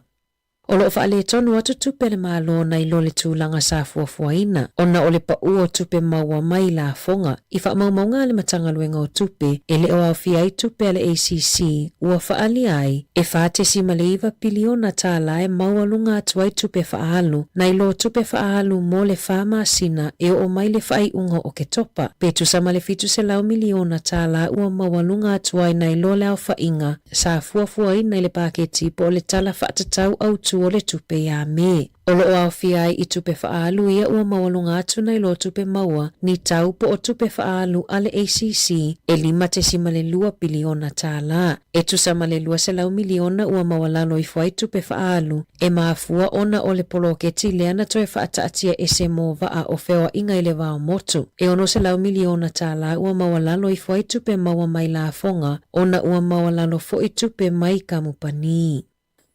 Ua pālota le uni o whaia onga mawalununga e talia leo folata mai o tutongi mai le malo na whasilasila e le PPTA ua talia ina o fo e lua mo tutongi e tusalea ma le whate si maleono pasene le si itanga i tausanga e lua. E o mai leo auliana nafi ua whaatumulia ne no fuanga e pakaita avale i le IKEA i le tatalanga o le kamupani i Aukilani o nisi na usupo atu ele itaina le 5 i le vaveao. Ona o le fia muli mauina o le tatalanga o le kamupani. Na fautua ina ele ofiso fela wa inga tangata i leono poloka o awala. Ona sa valo ia e o atu i le tailua sfulu wafe tangata e asia le IKEA i aso taitasi. O le sefulu tasi i le taia o na tatala aloa ia ai. Ai o le afo le valu na tatala i le kāpaka mo tangata whaatau. O le palemia Christopher Luxon na o otina lipine e tatala aloa ia ai le kamupani le IKEA mua i tutono New Zealand. O loo fautua ina tangata i leono poloko awala i le aso ataiao i Mount Wellington. Ua fautua ina i leo le atunuu ina ia matala i whainga tau whaavalea inunga upenga ta whailangi a olumana ia i aso fia. Ua lipotia i leo i Dunedin le si itio le numero tangata i ngau tupe i whainga tau whaavalea i fe whaataua inga i lunga upenga ta whailangi ai mai se le maketi lunga le Facebook. Whaalia le Sātini Blair Dalton. E te le vaenga ma whaiona siaki le tangata whaatau e whaamaoni ai le whaamaoni o se tangata o lo whaatau ina atu se oloa. Mua e te taona so e le leipe o ana whiana a matai le Facebook page a le e ana le oloa. A whapeo se i tū lau fau whaato atatala o lona winga e mawalunga le awanoa e masalomi ai o se whainga tau whaavalea. O na a tonu whaato atatala le i tū lau e whaonga e maunu mai ai tupe tangata. Mo i lato e whaatau atu o loa, awane e whaatua tuaina se screenshot o se peimeni po se ata e pu e mai e whaamaoni ai. Ua mai e ona tutongi atu le oloa. E whaamalosia le whailoa i le leima tutongi atu e whaonga ai le tino i tupe. Ua lapata ia fo i tangata fia whaatauina se taawale lungo ia maketi ina ia siasi lungo upenga ta whailangi o le carjam.co.nz e siaki ai po o se taawale ngaoi po o se taawale fo i ele i uma ona tongi. o loo whaangasolo pia whaataitainga i le awala wila fau pito i umi le atunuu, leo le ato tu atuitua le aso e tatalalo i ai. O le ngaluenga 5.5 biliona tala o se awala wila po o le escalator e fiso o taai stations fau e lua o le karanga a hape ma le te waihoro tiu e whasifuru mita lona umi. Sa fuafua e tatala i le tausanga nei peitai ua toetolo e tatala i se taimi o le tausanga fau. E silia ma le se fulutolu afe whaataitainga ua whaia ai le itu uina atu e le City Rail Link Limited i le ofiso fela ua inga au kilani o le wha moe moe ia au sia le isi moe mitinga ina ia mawhaiona ta i whami inu te o le vao malanga ano foafi ma wawe aife malanga inga.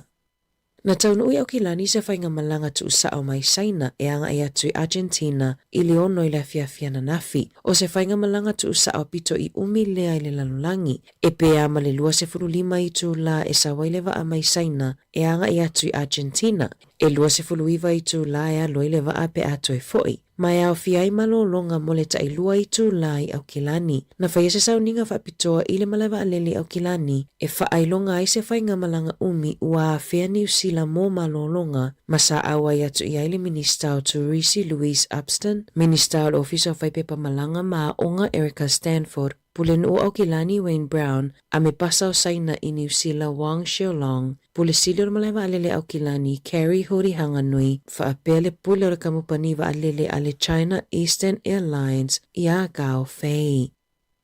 Ua fuafua le minister le soifua maloloina o le mafaufau Matt Ducey e whaia suinga i le resitalaina o pepe e whananau mai ua maliliu. Ua fuafua le malo e whaafaingofie ma awan i te leaini whaafita au li mo mātua. I lalo le tulafono i le taimi nei o loo whaamalo sia le resitalaina o pepe e whananau mai ua maliliu. E whaonga ai le upenga ta whailangi a le Smart Start website. O lunga le Smart Start o loo iai fo i mawhamatalanga i whaatumu ai whaamatalanga mo pepe o loo soifua pea. E fitu se lau i le iwa se lau a inga i New Zealand e mafatia i pepe e whananau mai ua maliliu i le tausanga. Whaaupopo ai a inga pea o le se fulu tolu afe i le se fulu 5 afe e mafatia o noma i tanga i whawhano a ile iyo o ile lua se fulu vai aso.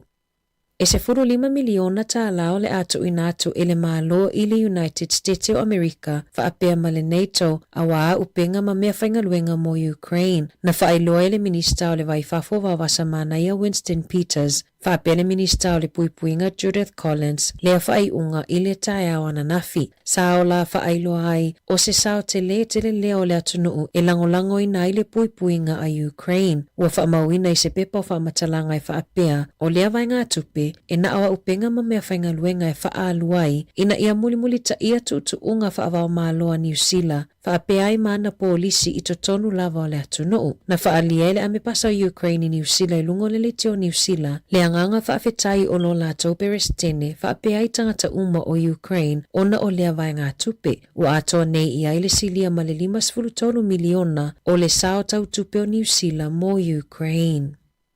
Ua tawhia ele ofisa o whela ua inga New Zealand le 1 miliona ta lao le fesoso ni tupe na fuafua ina mo leo. Se ia o ina whaamalia ina ua au sia e leo la latau sini mo so esu enga o manava a ave ta avale po o breath tests. Oni nai vai aso talua ina whaalawi loa i le Radio New Zealand le se seo whaamaumaunga leo. I tests e tolu se fulu afe le ana se seelo na whaamauina. I taalonga, ua mai ona whaalawiloa mai le unga o se imo pulu o le taamilo sanga mo le ipo lalulangi le lakapi uni lua afe lua fitu. O le afe tawili o lo peleki mo le Wallabies au se talia i la lato pulu a o lo iai whaatasi ma Chile ma Hong Kong. O le pulu pi o iai Afrika, Italia, Georgia ma Romania. O le pulu si o lo iai Argentina, Fiji, Spain ma Kanata. O Ayalani, Sikotilani, Uruguay ma Portugal. O le afe tawi i le pulu di. O Sāmoa lo o i le pulu e. O lo iai whaatasi ma Farani, Japani ma Amerika. O Engelani welese tonga ma Zimbabwe e i le pulu F. O Ausitalia o le atari malo i le ipon lalulangi i ta alonga e whaia i Sydney, Perth, Melbourne, Brisbane, Adelaide, Townsville ma Newcastle. O le ta alonga mua e whaia i le aso mua o ke topa lua afe lua fitu e whaia lea i Perth. Tala fau ia mai le si ufofonga le lau mua mo le nei vaenga o le awauli.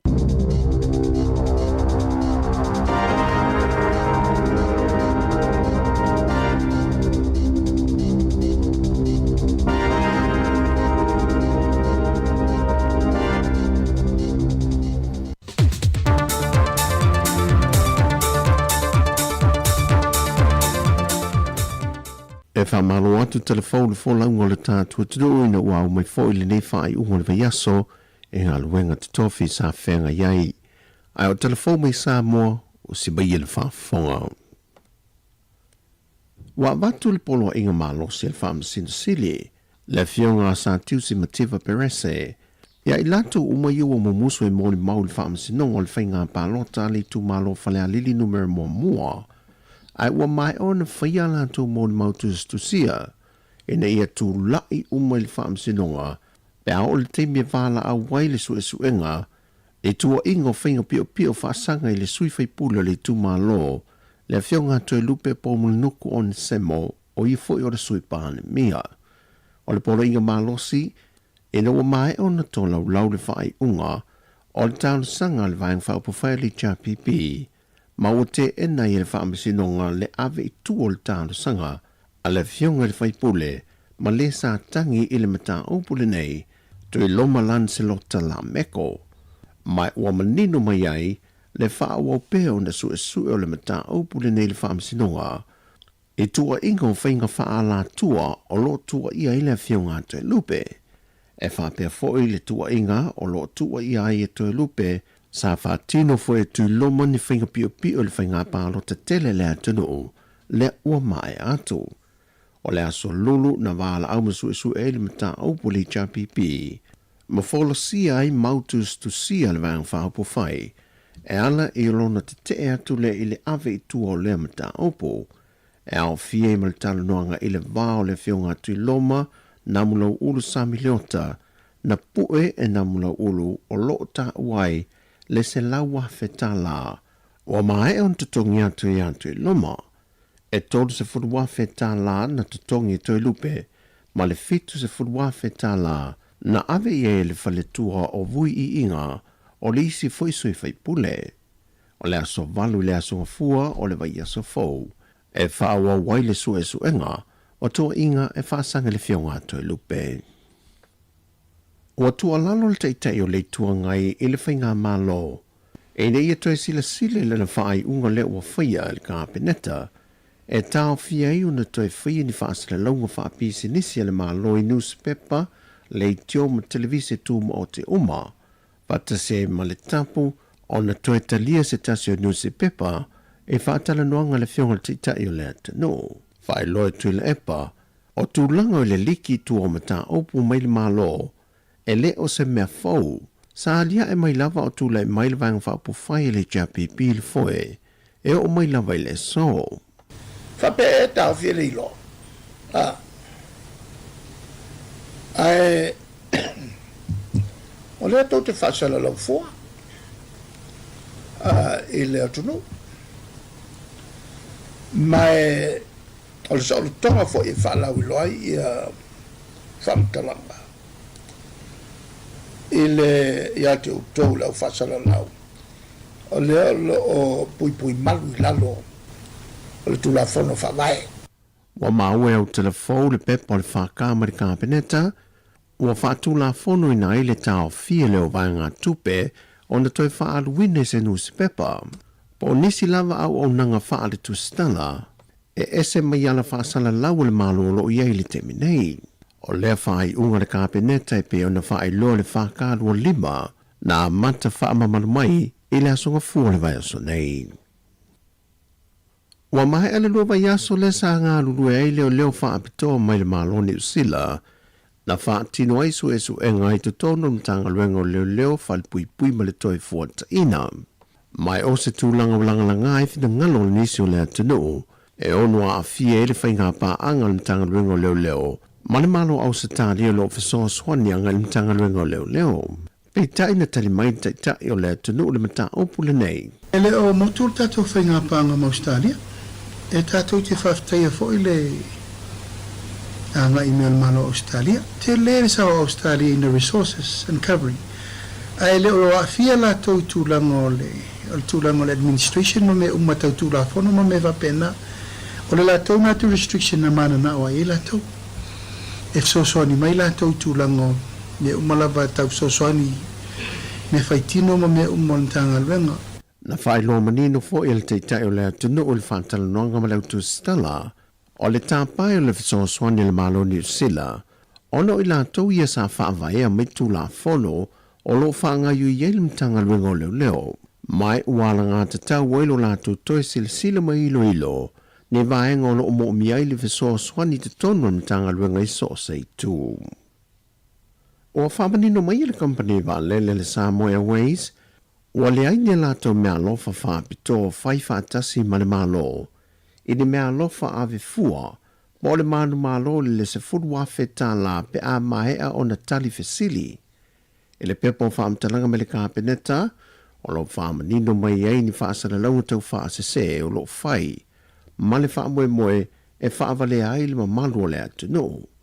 Whaadia le pule o le company wa alele, e ui le sao o le whaonga o le tumai whaona ponei, e le whaonga ino le whaateknolosi, e nā te whautua ina le mamalu o le atu no. E nei a mātala, ma awa le talitonu o fie whainga tau whaavalea, ai meise o ni mea lo whaofo fua e whaonga aile ngō le company wa alele. O le whautuanga mai le pule silif so ta iatu le company moni whaamtalanga sao, mai wa mai te wina foi o le vai tau lava le nei, e tele e whaamtalanga tau whaavale lunga o upenga te whai langi. O tala fawia mai Sāmoa mo le whai unga neiva yaso, manu ielo tātou tino, whasoi fuia.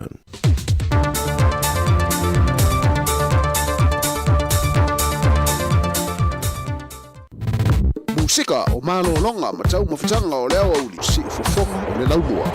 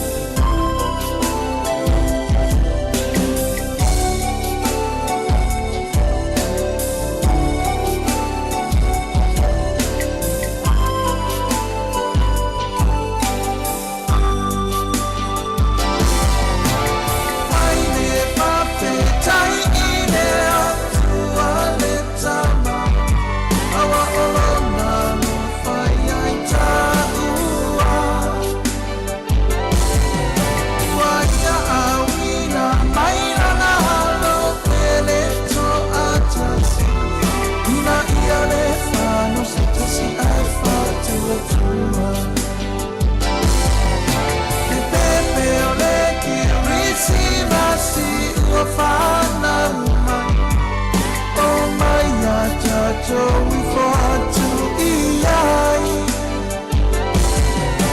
Son for my own here in the valley of Anu. Was a farmer not tomorrow.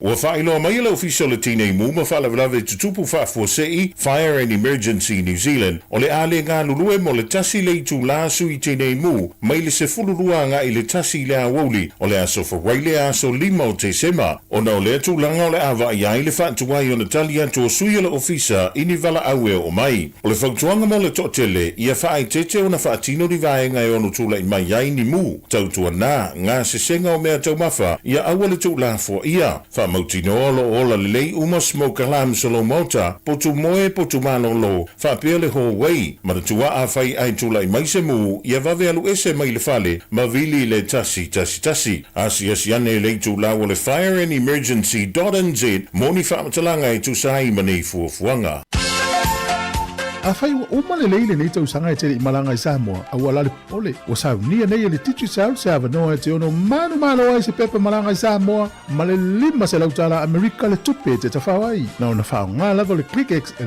lafo ai lau lima se lautala New Zealand po le lima se lautala Australia pe sili atu foi i le mai casual titu sau tau ai ngai Sāmoa ona maua leo le avanoa i le se i le aso limo Januari e mawhai foi ona e anga waa i le se i pe awhai e lafo se taupa ap tolus furutala New Zealand pe tolus furutala Australia pe sili atu fo i lo ai ngai Sāmoa e iai inga o le nei whaapitoa. Sekia Tijisa.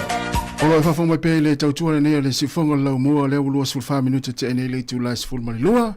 Ia na ua te whawhonga le tino o le whasalawine o tātou telefau matala mai Sāmoa ia mō le nei auli. Ia steam fo i le whiawhia nā nei po le toe kuata le tu lai wha o na toe tuna atu le wale whawhonga ma le mai mo mai al tātou a tino.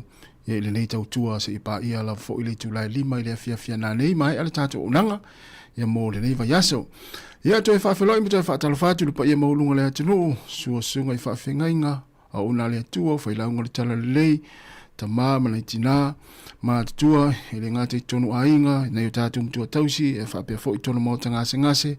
O maota o tangata maa tutua. Le lo le atinu, maise i la tau, lo whenga i whiau mga aluenga le taimi o le tae ao, po le nia uli.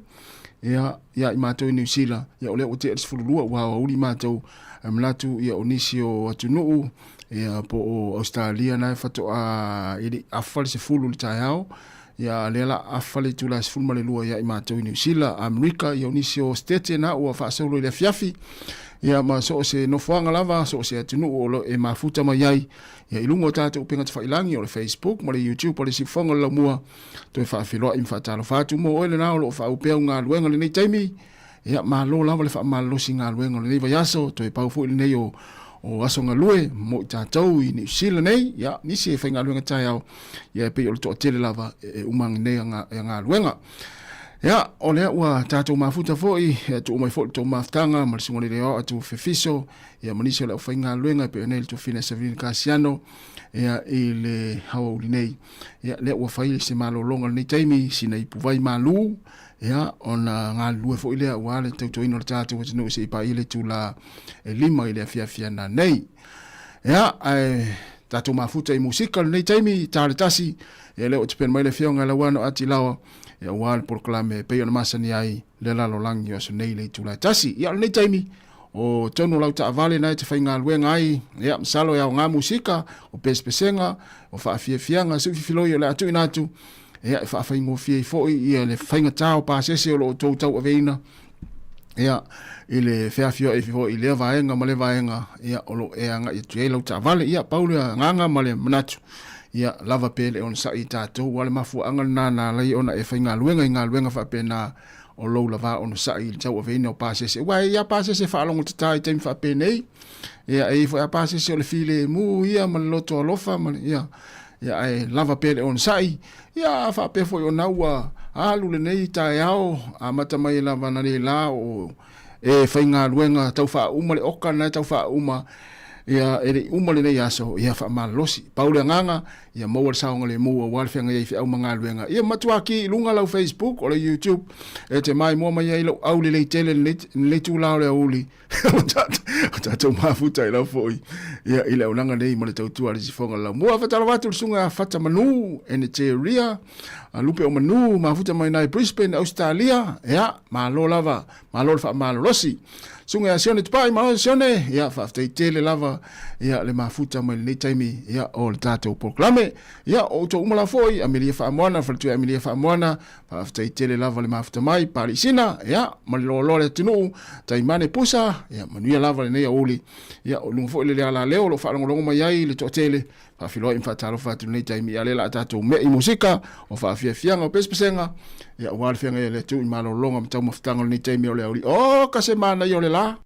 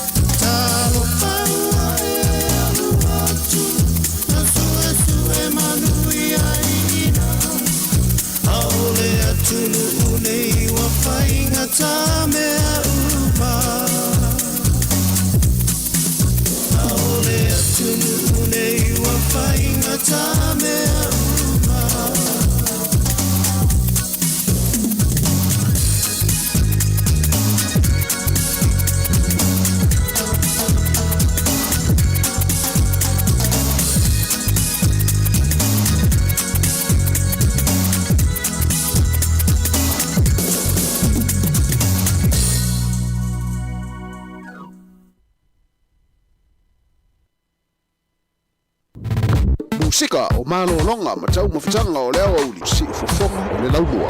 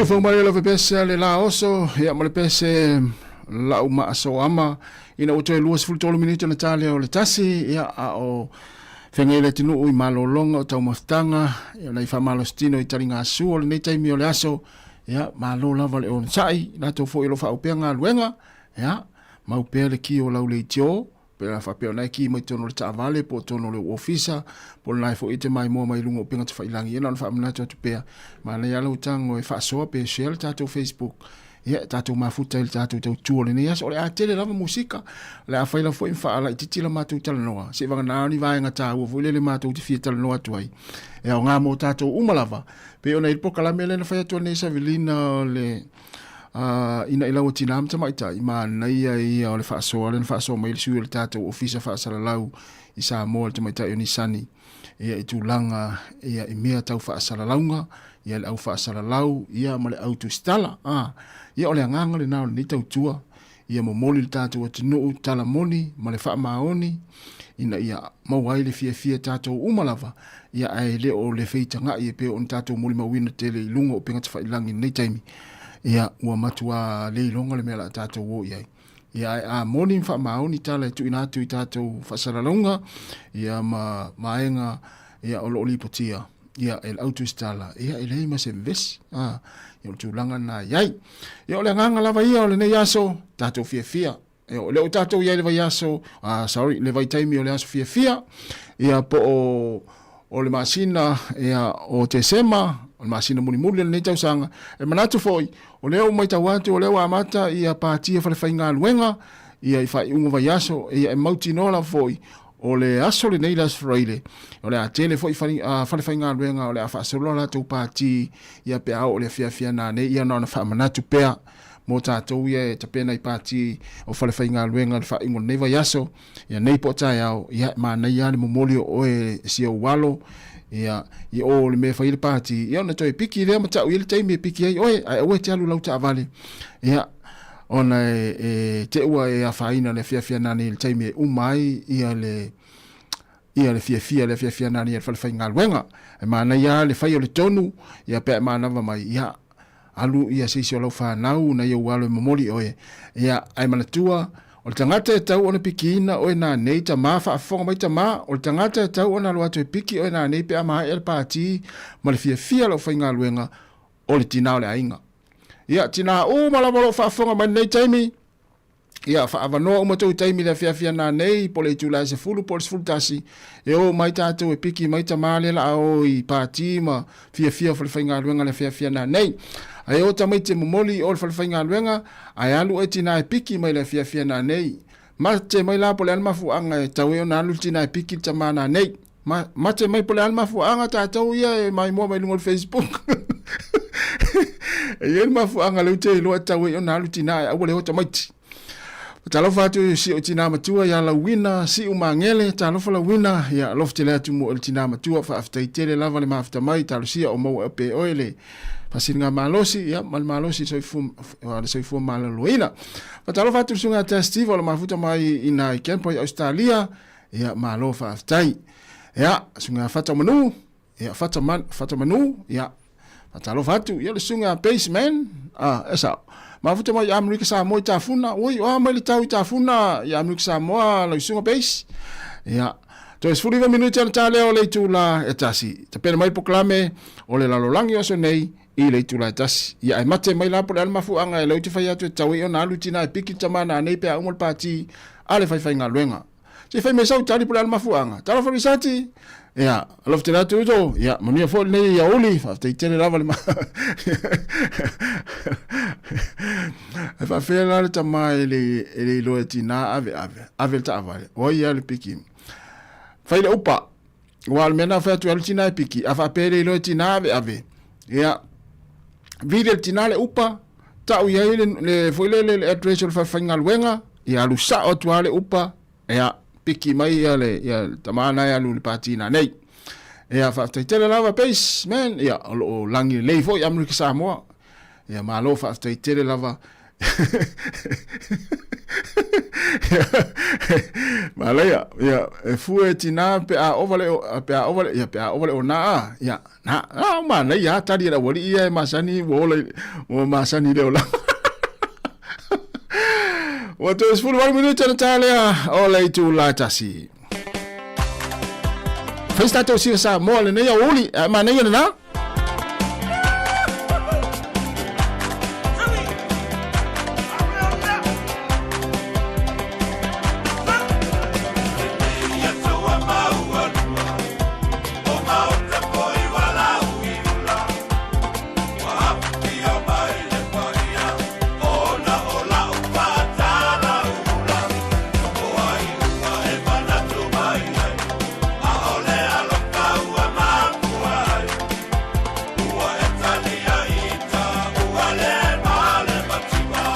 Hey, lei se mela abdesi ai fata.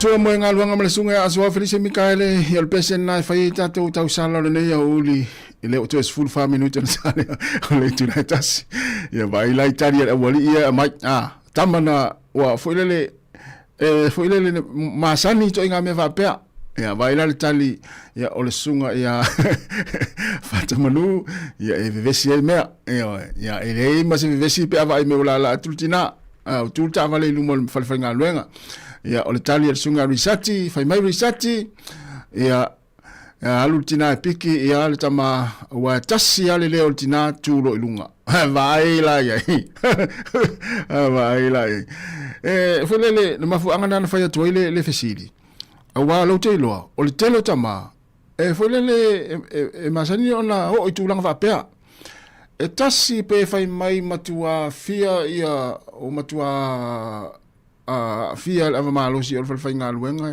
e pe tau pula pe tau wā pe volele e tu lo le tawa le tina o le ainga pa pe mata e lu va pe ulo tama ia wa foi langa foi le fe tina o le ainga ia mena fa tuai ia tau nalu ia tamite mori o tau le taimi o lai la ai no fultina e piki o tau na nei ia o le tali le sunga ia Pasco ia Cap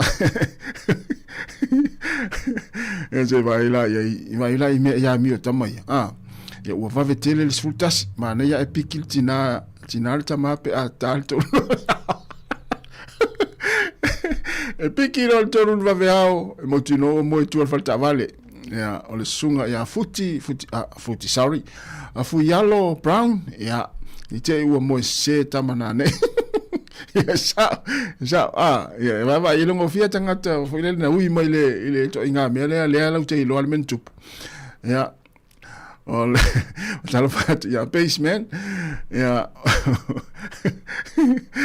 ia o le na tatu tadi ia alango le puipuinga la volo saunga le mu wa le la alo tu ia le tele o falfainga luenga fa maina nga luenga ni tausanga ia o fia ele ia se falfainga luenga le fia ale se tina ia o se lancho le auli ia po le fia fo le fia na ni te me uma ia fo ia nga luenga o le neva yaso ia e mauti no lava la ia i lava ia falfainga luenga fa ia la to fia fa mai fo nga luenga ni tausanga ia ole si fonga ne la mo Wellington mo le atu fa ma lo la val tatu o tino ma lo nga lue ia ma lo fo fa so ma ia tatu proclame ia i le taimi ma le taimi ia o lau lango fo ina ma lau so ni le tau tu al fa ali me lo fina ngalo pe atu ina atu facilita tatu tala no ma tatu tali ia mani mai nga tau fo ia wa le tatu au mawai nei atu no ni le sona o ngā fo i o meo tutupu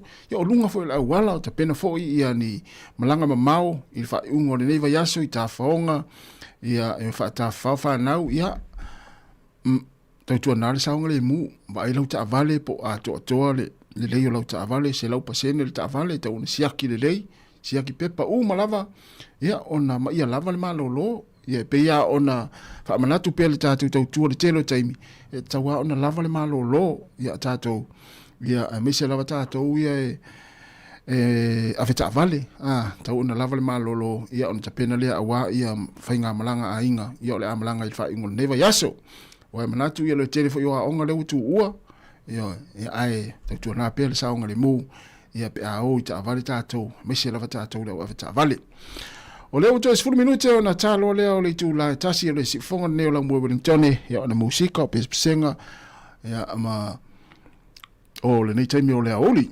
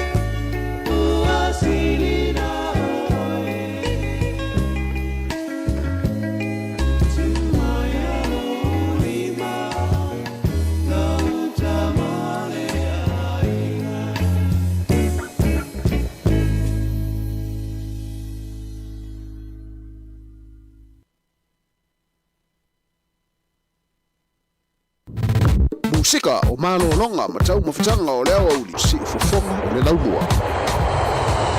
O le ua to 5 minuti na tale o le tūla tasi ana whaafunga le tātou poklame le lalolangi o sonei le o te pen mai le whionga la wano ati lawa. Ia whapewa o nai te pena so ufaiva te alu e tāna u ofe le sami. Ia pe te alu te whai maso, whai pāua. Ia manuia lava lo ufaiva le nei taimi o le awa uli. Ia aewa aipo o saonga le mū. Ia mo mātou ai e tangata o tautai o le sami. Mātou o tangata o le sami. Ia te alu atu e te vaai mua e te alu lunga le mele ia le vaai le tala o le tau, ma le tala o le tai, ia pe a le tai le nei aso. Ia o nei whato ata pena leo so whaiva. Ia ai te ua alu atu ia ele o tala whea ngai, ia awar fosi ala walu te sami. I te ua e alu fo ilele whapea o oe o le Sāmoa e le tai e fo i se mea. ele ilo ele ngalu whaawasenga ia routino le lei ia mau maso pe o maso Samasoni ia pe a taha o ele ngat ia waile leile mea le vai atul tina le ainga ma le whanau lawa e ti ngā na vai atul tina le ainga se sau se i pele tai ala wha maile ai o au te maasani tai le we si la fia we lo foi o le matou nuu e pe o au e vatu ma iai ia sulu atu el matou nuu i mo meo i ia po tu papa fo e vatu ia te ia na la te iro tala le wali ia fo le leo ti ngan vatu la inga le tina la se o le tu salo malosi waso la sa o na sa o sa watu uma le nuu o le fia mau asta wi ale ainga e pe o tatu fale tu mutumo tu ia le ufa tau tawia la sa sto estama mai Sāmoa volele malona malosi fa pe ele tai ya la vea lana matatao i New Zealand ya la fa tu tina le se fatali se sa se pere tai ala va mai le hai se mala matao mai le pau mai matao mai mata ya molu lo mata ba lo tai ele va na lo tu te fa lo va ele apata vole fiola va ila ese a Sāmoa ese nei o Sāmoa a fati mai le ngalu e pa ile au ia ona sau mari ele i foi le yuta o le atunu ne oni sila ele ni au le e vai ile sau ale ngalu mai tai te ila wa e foi le wa tu ma fa pe le ai le se la ve ai lo matau nei ia e pa e ngalu e to e ta e ngalu ele fi ia pa to foi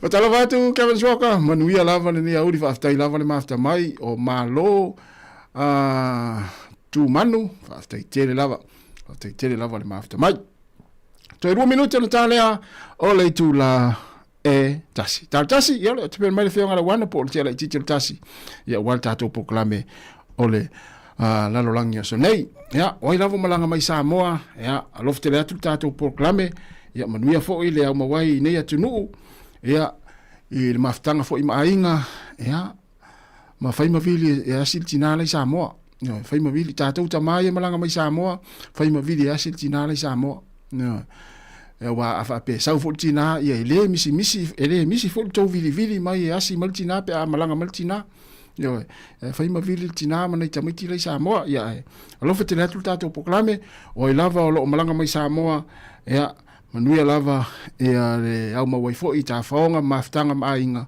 ia i le nei atunu ia stain fo i to taliu ia anga leile tua pe atu taliu fai ngā malanga fatalo fatu sunga tau le vaa ia o lo mafuta mai i nei Wellington ia manuia lava fo le maftanga male ainga ia i nei taimi fai fo le mafuta mai ia fa fonga mai le tato poklame ia le sunga ia tau le vaa leva tau leva ia po tau leva ia tu lo fo ile fale wina swafa ia manuia lava ia fuafanga nei auli ia tarsia na ua ave ol vanga nai se KFC ia tari ila sua ia ile nei auli ia te tasi minuto na talea o le tu la etasi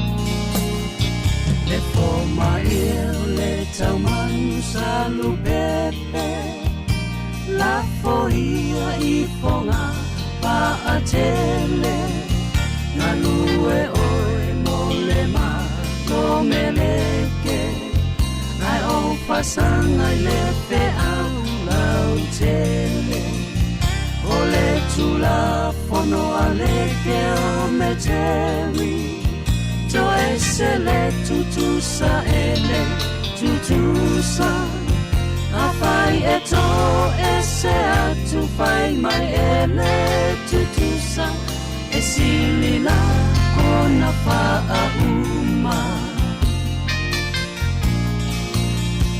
my dear my darling usile pa a fofonga I say yo tala noa io moonga ele tio tau tala solomona e peio le otio le malo sio le alofa ua avea pea la ua fiona ma vai la awanga ilo uneona ua avea lava oe matumutumo lo ufa amoe moe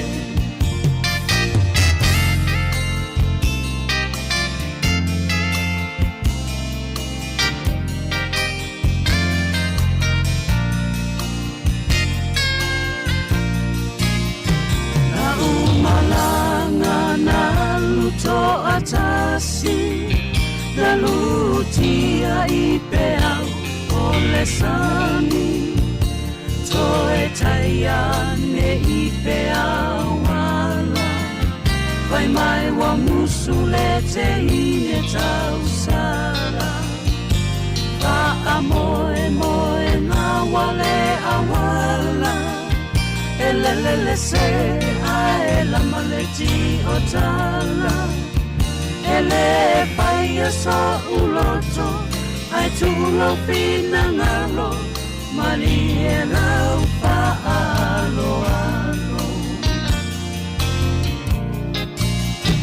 o ata upu e ole amasua ai o te pa atali pe ki se pua o te popole pe a o mana tua ne ina na sunga seisi au tupua nei pei oe o leula ese e itua e taale tupa a e fai o lona lua awe i tae manu amao i le ngaluna ona pa afua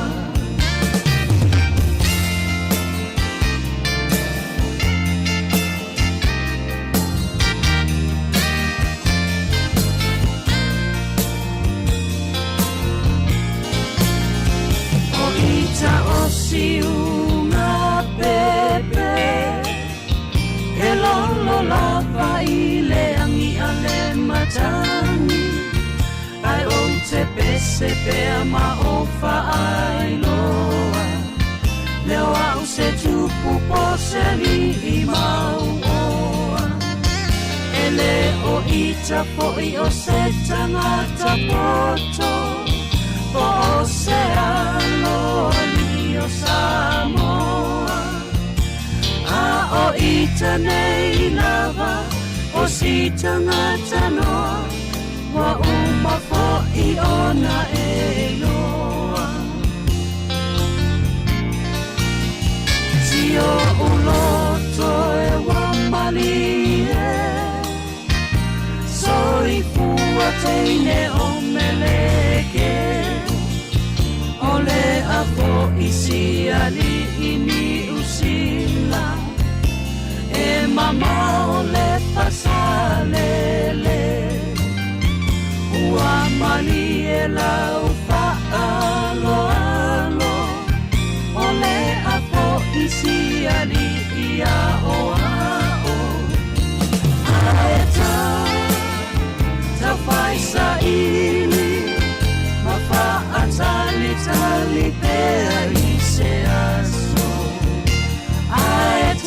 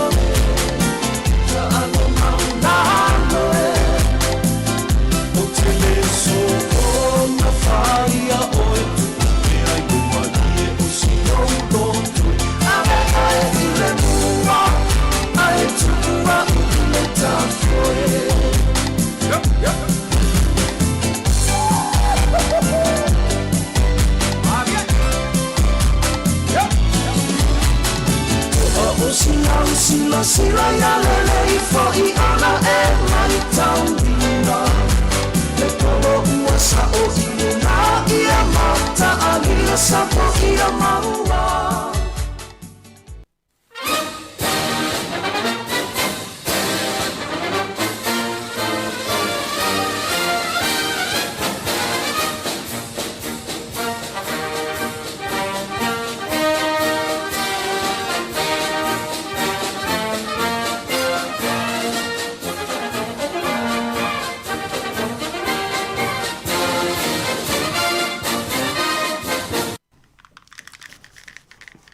Ea, au te whatalo whātu i le mo madua lau whafonga i le nei tūlā, i le whaopoponga whaule nei o le tātou Paul Kalame Masani o le lalolangi o aso nei, i le nei fo i vai aso.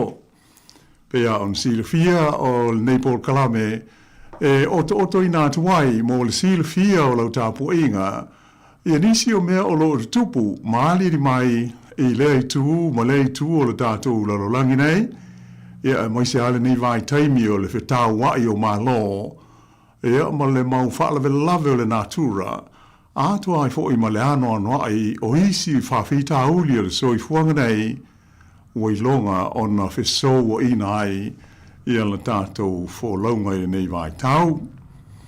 O le nganga maurunga, ia ina i tātou tau whai manino ia whianga o ia mea tupu, i loutou soifua mo lo mātou wola i aso te tasi au ele lei lava le tupu mai o ni pewhea i ai o lo tātou tāpena pena ma sau ni uni i ai.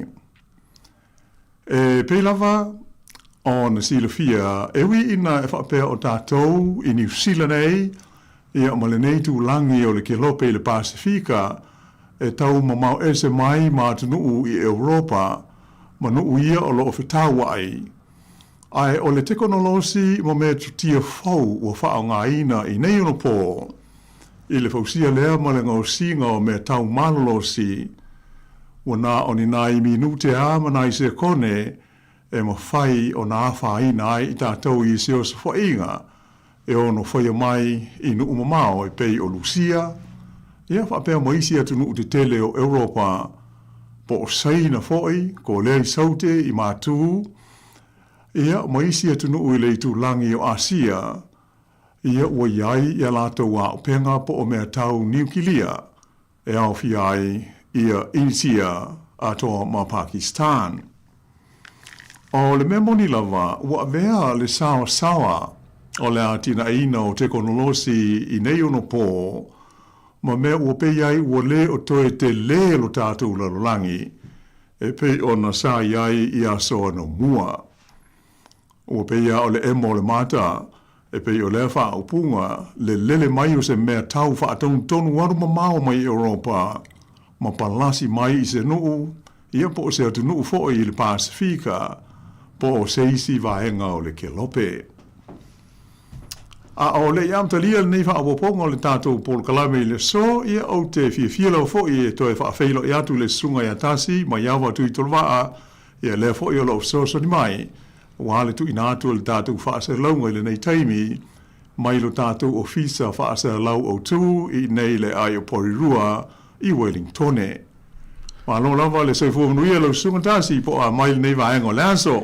Fatalo fat foi malanga fa lo lo fionga lo wano ya fa tele liu mo foi malosi ya wale tato proclame mal tau le nei foi yaso ya mana ile tau ya tato ni Wellington mana ile la ya malo foi on sai tato proclame moni le lei lava yo mo le Silvio malo la fa fonga e surumata ngo fie ale la i Porirua ile taimil nei o audio les freile ia pei ona mātou mōli mawina, ia tāro sia o la whapena, ia ona avea ai whai ungole nei vai aso, ia ma ua amatalau fo iuna matua mawhanawhana, ia ma o maile vevela i le nei tūlangi o le ke lope. Ai o le ase atu loi le amatanga o le tātou Paul Kalame, tātou tala i le nei vai aso, whau talaina e whapea, ua nofo sauni le malo Lucia e tau ma malo Europa. E pei o se saunoanga lea mai le Pelestene o Lucia o Vladimir Putin fa ai lo mai alo ia i le nei vai aso. O lea ua nofo sauni Lucia e tau ma malo o Europa. o le lapata inga alo ia lea na tu sao mai e le li Palestine o le malo o Rusia o Vladimir Putin i le aso lua na te nei. Sa ta ua e Putin e le ngata o le ua sauni le malo o Rusia mo se taua i le kontineta o Europa. Ai e mawhai e Rusia o na whaatino i le taua i se tulanga e silio na malosi e umane wa le aise tangata o te toe e talatala no ia ia winga i se file mu. O tala noanga o loo whaia pea i le teimi nei mo le tau whaamau tuina leo se file mu ma tau fia ai le tau i le vā o Lucia mo Ukraine. Lea na whaia ai ia lea la pata inga ale li i Palestine o le malo Lucia i le vai aso nei. Sa ia ta uai e le o mana o ia i seisi taua e ono a fia ai Lucia ai pitai o le ale mawhai o na tau fia le whai o se o sa whainga a Lucia pe a whai e una ia pe whao sa fia ona o ni ngā iuinga a tunuu ma malo Europa ia e la tau te langolangoina le malo o Ukraine. Sa ta ua fo i e Putin, o lo o whaia ma le whaai tete e ma tūlanga tau fiofi i o se whainga ma ngā iuinga uma a lana fita lea le malo Lucia i le taua ma Ukraine. Ae na wha ma mawhaina e le li Palestine Lucia, o le ale ai se whainga wha pe nai whaia, pe a whai e tūla i mai se taua i le vā o Lucia, ma malo o le whalapo tonga le nei o le NATO, le North Atlantic Treaty Organization, e pei ona ta o so o inisi o tātou Paul Kalame ia so o mawai. O le whalapo tonga le nei o malo ma tunu, mo le puipuinga wha military o le atu Europa. Ona sui a wai e au fiai malo te tele e tolu se fulu lua le a whai i le tonu o Europa. E pei o Peletani e tele, o Falani, Sepania, Italia, Switzerlani, Peleseu ma le tele o isi, ai whape fo ia na vea ai ma sui a wai, le malole United States o Amerika, whapea ma le atunuu po o le malo o Kanata. Ai o le mea moni le vaia, e ui ina fo linga le lei ma malosi, ia le tulanga o le military a Lucia, pei ona moli mawina ia lātou savali ma solo whaafitafita ia e whaia soo i nuu i ona tua oi sasae, ma isi malo Europa, pei ona moli mawina ia lātou whaasere launga i le TV. Ai, ui longa ona ila le vanga au, ma le military a le malo Lucia, ona o le taua whai umi ma lona atu nuu tua oi o Ukraine.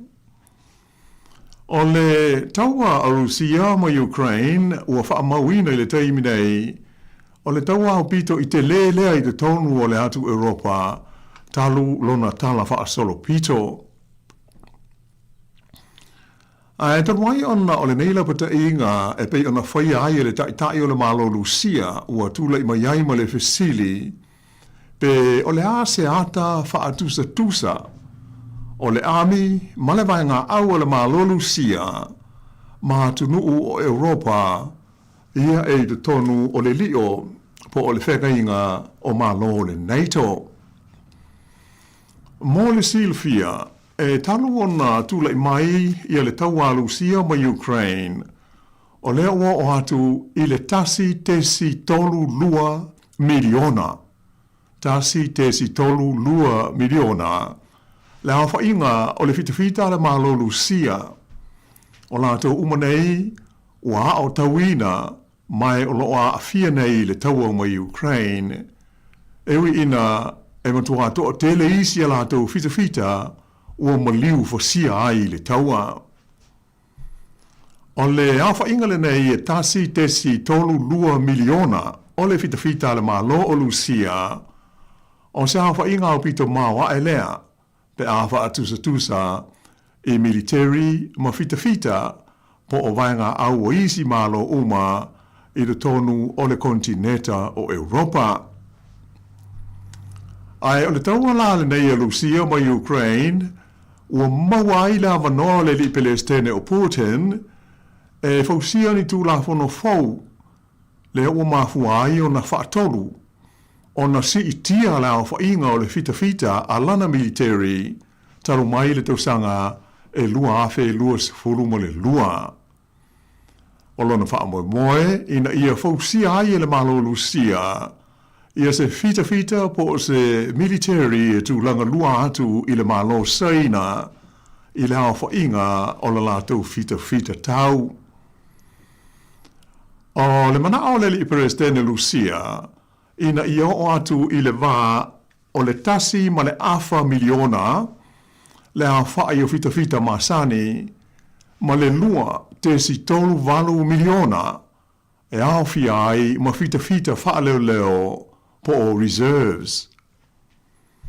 E mai alani tūlanga e pei o lea ua manino ma iai ma ua sila fia lele iai e tai o atunuu ma malo Europa le tele o le mau wha le tonu ma le mau wha a hauli i ma ta upu e a fia aira lato puipuinga e pei o na tūlai mai ei nei le lamatia o lato tua oi ele ma le malo o Lucia ai whapea ia le swinga tele o iai i le tainga o le malo a Amerika. Lea ua tangi ai, wa le o toe mana o le United States e sanga te tongi pea e latou le whaatupeina o le puipuinga o lea vaenga o le kelope e pei ona sasa wai i tausanga e tele ua mawai.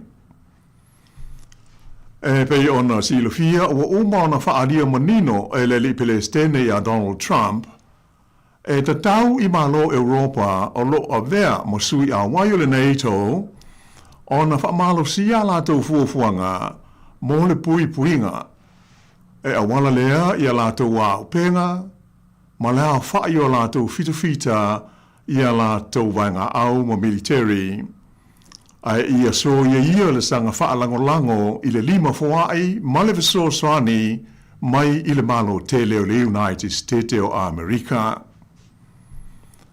E tano na uma ia le vai taimi lea sa ta ua o le vai taimi o le Cold War lea sa i longa o na lea ngai le va whaaloloa ai o tunu i C4 ma tunu i sasai o le lololangi. Ua te le lava le tūlanga pa u i lalo wa o iai le au whainga o tupe whaalu i mea tau i le puipuinga i lea vaenga o le lololangi. Mai ua tūlai mai ai o le malo si anga mo tunu nei o Europa o le tatau lea o na tutu ma ia ngalu lue fatasi. Ea ai se i vai foil nei vaenga o na toi so o tuaila leo le tatu tala ai usi pea le whafonga.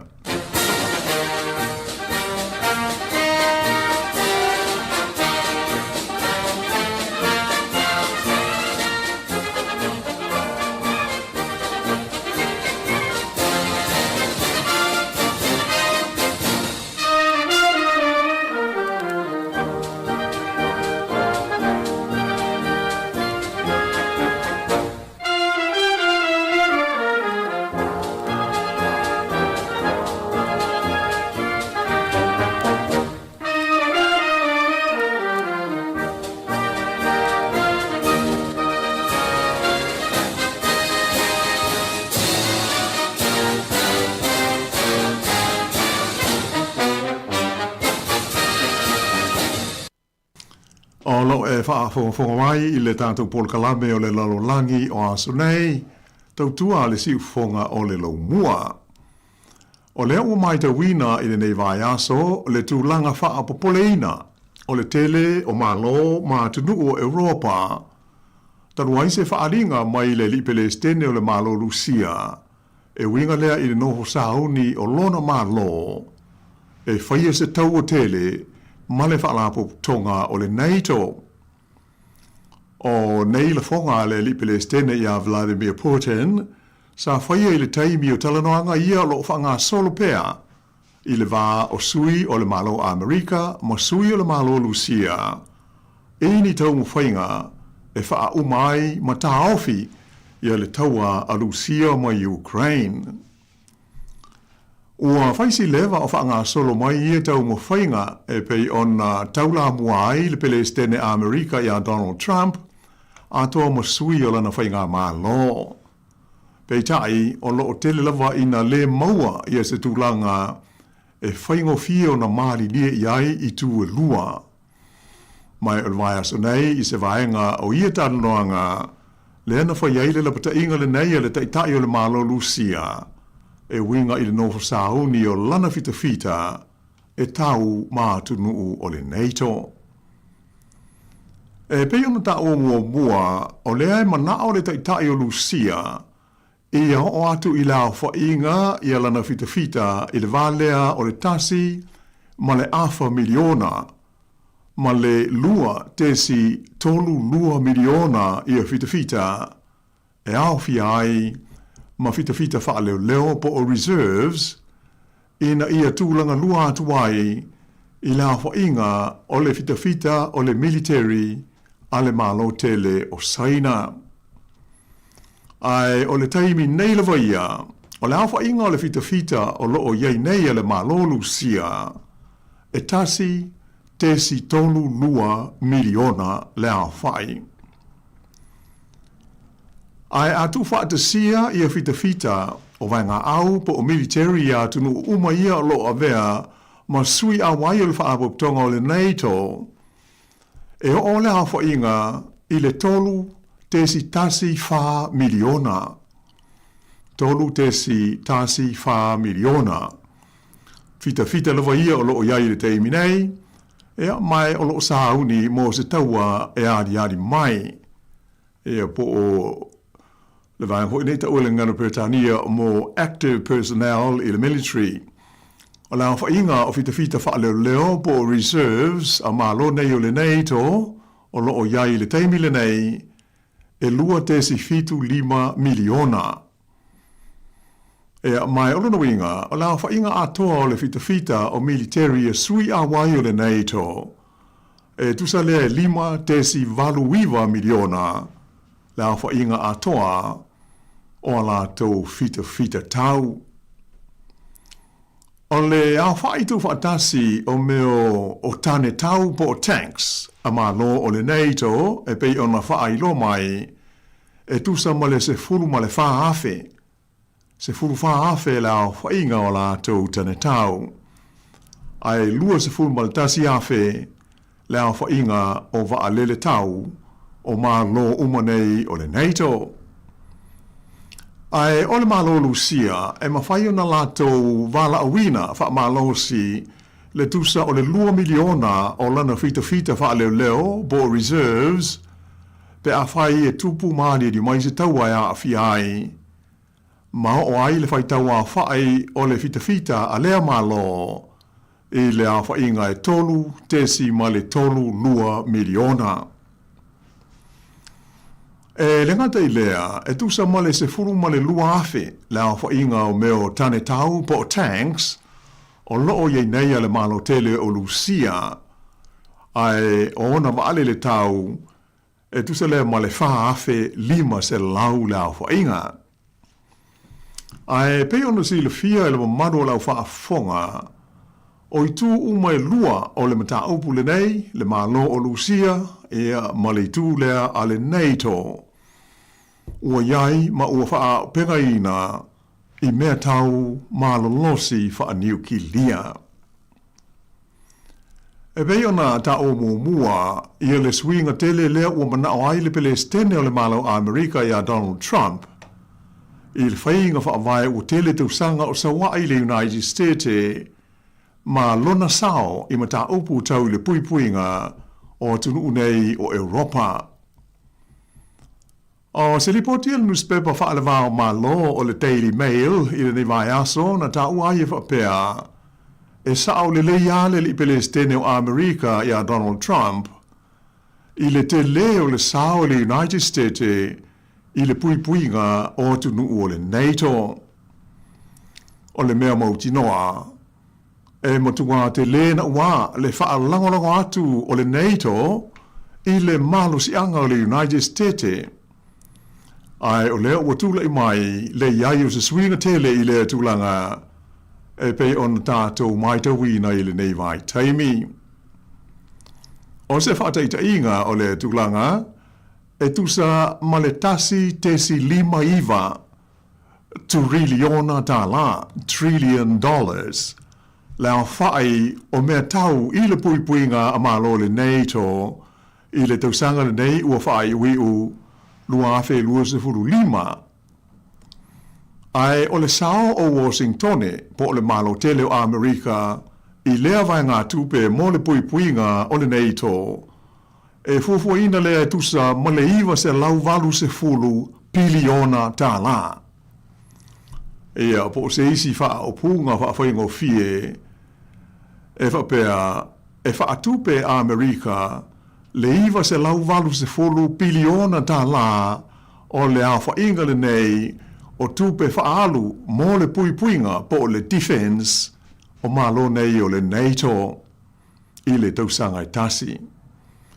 Tā ua mai e whapea a whai e le a waile United States o Amerika I se taua I le vā o malo Europa, ma le malo Lucia.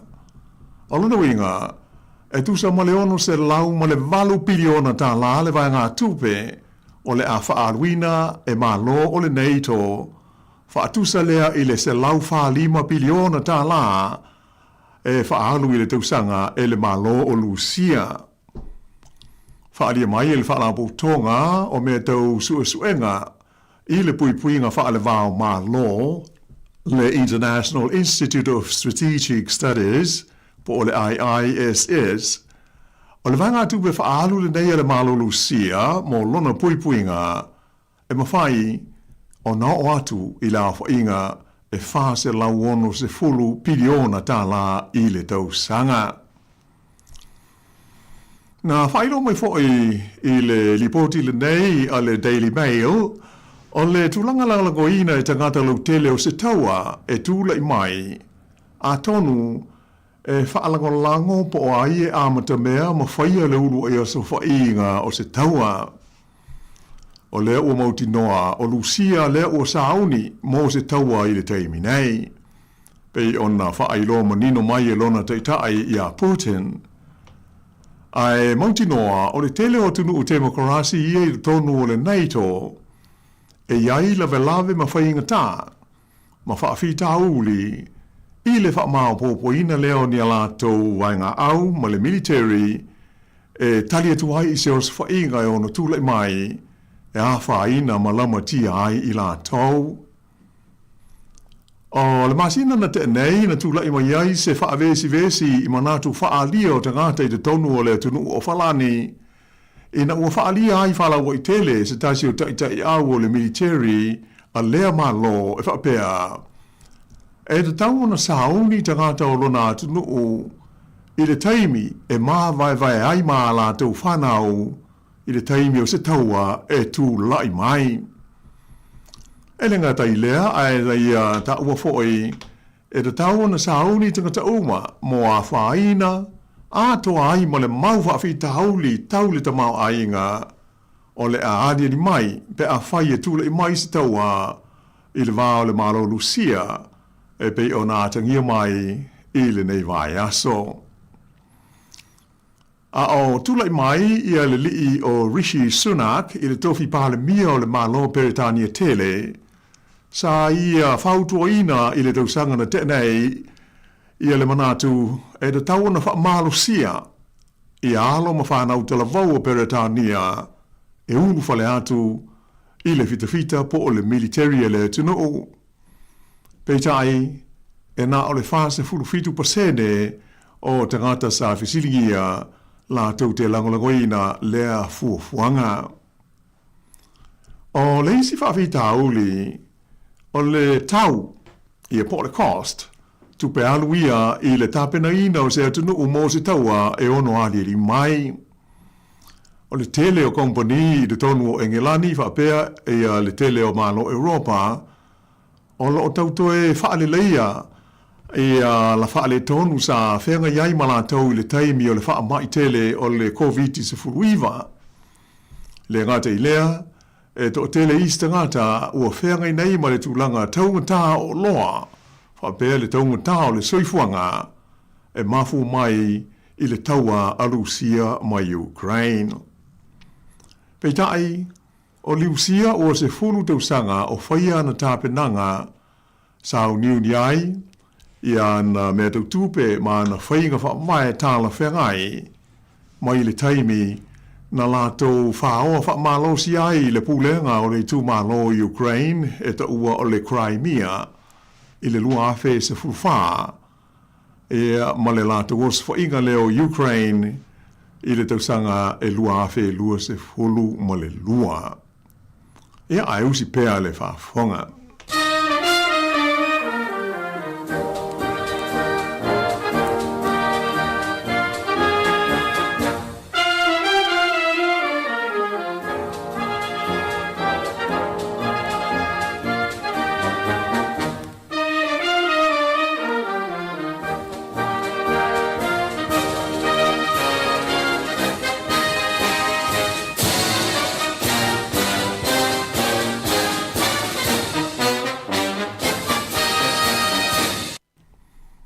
E le toe whaawa wina atu o le tātou tala. O le taimi na whaatonu ina ai e le Pelestene Lucia o Putin i alana vai ngā au. Ina ia oso fo ia lona atu no utua oi o Ukraine i le masina o Februari o le lua awhe lua sifuru lua. E mauti noa, e na te le isila fia pe i loa foi e ana faufau tua. O le amatanga lea o se taua o pito tele ua moli mawina i lo tātou lalolangi. Taru mai, o na ola le taua tele lona lua le lalolangi, le Second World War. O lea ua tātou moli mawina le matua whaingatā, o na maua o se tonu mautu, e tā ofi ma whaamuta i nai le taua le nei, e pei o na whaafonga mai le amatanga o le tātou polokalame. Ua tele taimi, ua alu o le li Pelestene a Amerika ia Donald Trump, whapea na whaufau tua, e tu whaatasi ai ma tau whaamao popo, ia fuafuanga whaaupai o malo, mo le wha umaina o le nei taua, o le umalata i le whātou sanga so o whaia pea, o le maualava se tonu, se ia o maia i le nei taimi. Peitai, e lua ni la sanga o ngaonga o whaeilo mai, e te tau na mawai se tonu ma wha umai le tau le nei. Ua wha ria ai e se tasi isa a vea ma taitai au, o le fita po o le ami e le malo a Amerika, mai sa vea foi o ia ma wha tonu o le CIA talua i nei, o le li taitai au e swafa ia General David Petraeus, e whapea, e lua ni whainga o fia lava, e ma whaia na wha umai le taua a Rusia mai Ukraine. O nei whainga po nei awala, na whala mo i tele le li teitai au ia Petraeus, e se talaranga ma le newspaper Italia, e ngoa o le Corriere della Sera, e lana lominga i le amatanga o le masina le nei o te sema. Ono o whaadia manino ai General Petraeus i le talanoanga le nei. O le whaafi tauri au tū o toa li ai ma whainga tau na maua se file mu. Ona, o lo o mafuli fuafuanga uma mo se file mu i le mea e manao ai le malo o Lucia. Ai pei o lo o wha tuatua nai i manaonga o le malo ma taitai o Ukraine. O le manao au tū o Lucia o loo iai, ina ia sui le Pelestene o Ukraine, i se tangata e na te langolangoina manatu ma whainga whaamai ale malo o Lucia. E le ngata i lea, a ia whaamatu atu foi e Ukraine i lalo o pūlenga a Lucia, ia ele i le vaenga mai tū malo i saute ma sa sae o Ukraine, ia e matua whainga tā, o na whaatoi loina e le fita a Rusia. O ia tūlanga uma, o lo te e na malosi e le li Pelestene Ukraine o Zelensky whapea malana whainga malo. Ia ma whapea nai lava o na whaatuai ona maua se tonu mautu o le nei taua. Ai pe ona ta ua, o mea lua ie manatu le li taitai au ia General Petraeus, e mawhai ona vave faa umai le taua, mua, ia iai se fesosoani mō le malo Ukraine, mō lana fita o le lau ele, ae wha pēhai fo'i ma le wha le leia o lona puipuinga i le ea. E ta ofi le li taitai au le nei, e iai se fuafuanga i lea vaenga pe a whai iai se fuafuanga, e te tauna vave o na tu au lafo i ale malo Lucia, i se fuafuanga mō se file mū. E ta ofi fo'i le li taitai au ia Petraeus, e te tau ana au fia i se fuafuanga le file mū mō le tau le nei, le wha matu atu i le malo Ukraine, o a seta uma a le malo o Lucia, e tusa le tau a whai, ma le lua se lau a ngai i le lua se lau 50 biliona tā la, ia o loo tau fia nei, ma saisu i tia i do tonu o malo i sifo le laulangi.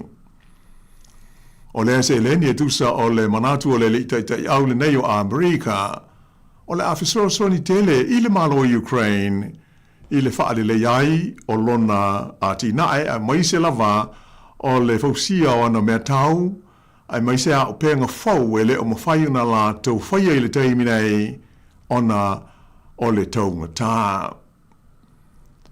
O lona lua o vaenga e manatu i a General Petraeus e te tau ona ia una ia ina ia mawaise file mu o le taua alusia wa Ukraine, o le sanga whaia pēr leo nisi tapu, ma nisi sā tau le tamau ainga e whaasanga i le malo Lucia, ina ia matuai longa lava o na whaalenga ina i lona tamau ainga.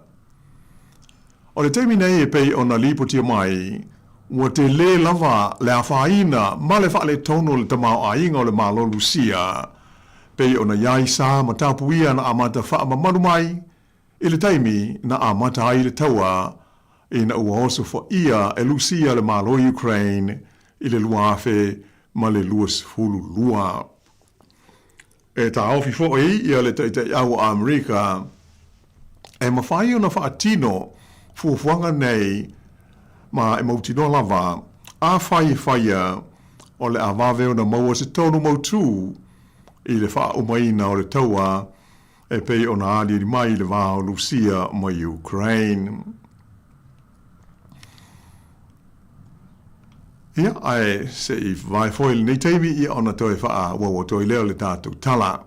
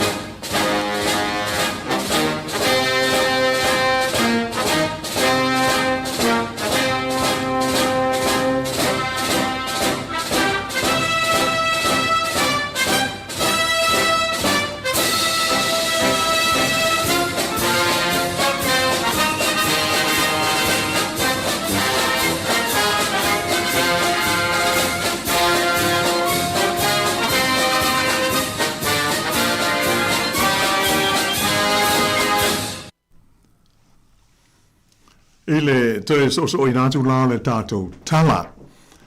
E pei o sina o to tonga na o le tūlanga la tau mai i o lo o iai i a whiutuna inga nei wha le vāo mā lo i a ilma ta upual ne o inga i le taua whai umbi a Lucia ma le tunuu o Ukraine i a matulanga wha apapuleina e pei o na liipoti o mai o mā lo nei o Europa i a manisi fo i o swiga e pei o na tātou mori mawina whaatasi i le nei vai taimi o le soifuanga. Ai ele ngata ina la matia lo tātou soifua ma lo tātou lalolangi ia o penga malo losi mo le tūlanga o taua e tupu mai i le vā o malo.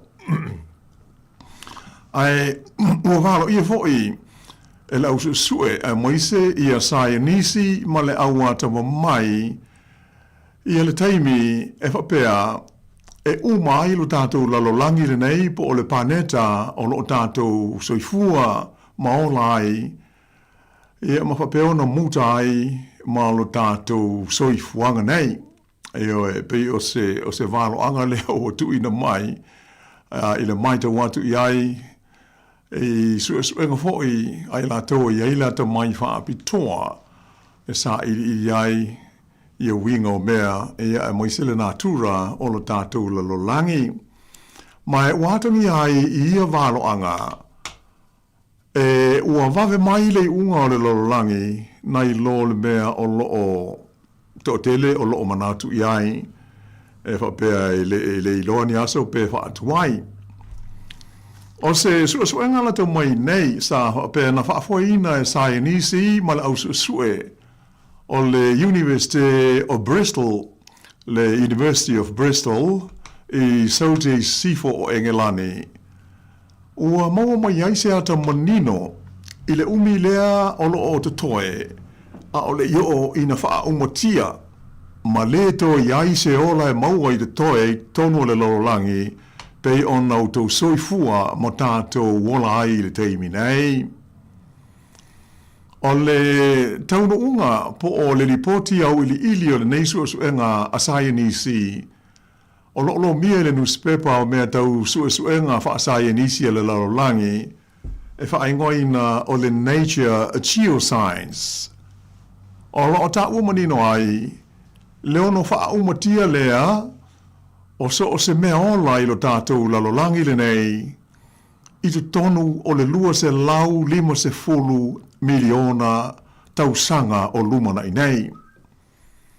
Ia tonu o se whaapupu o le valo anga o lo iai mai lea sa i li linga. O tausanga i e tu toi o le lalolangi a o le i malepe se i tu raulau whaafonga mai ma le to iai se ola e toi lua se lau lima se fulu miliona le a whai o tausanga o tātou o lo toi. O lo ta wai e whapea e tolu ia ni mea ma te utia o le a tupu mai lo tātou lalolangi. O le a whapea ona wha umatia ai le soifua o tangata whapea ma le ola o la au o le vao, manu fele lei o le vani monimo, a toa ma manu vai whao le tonga vao, a e whapea nā foi mai o le sami. Ua whaingoa ina sae nisi ia mea ma te utia tolu o le a adiri mai pei ona ta ua i le lātou lipoti i le ngana Peretania o le triple whammy of extinction. O le a lepeti ai ia fausanga o le tātou lalolangi o le oie nei ma whape nao na wha umati ai le soifua ma le ola i le tonu o le tātou pāneta a toa.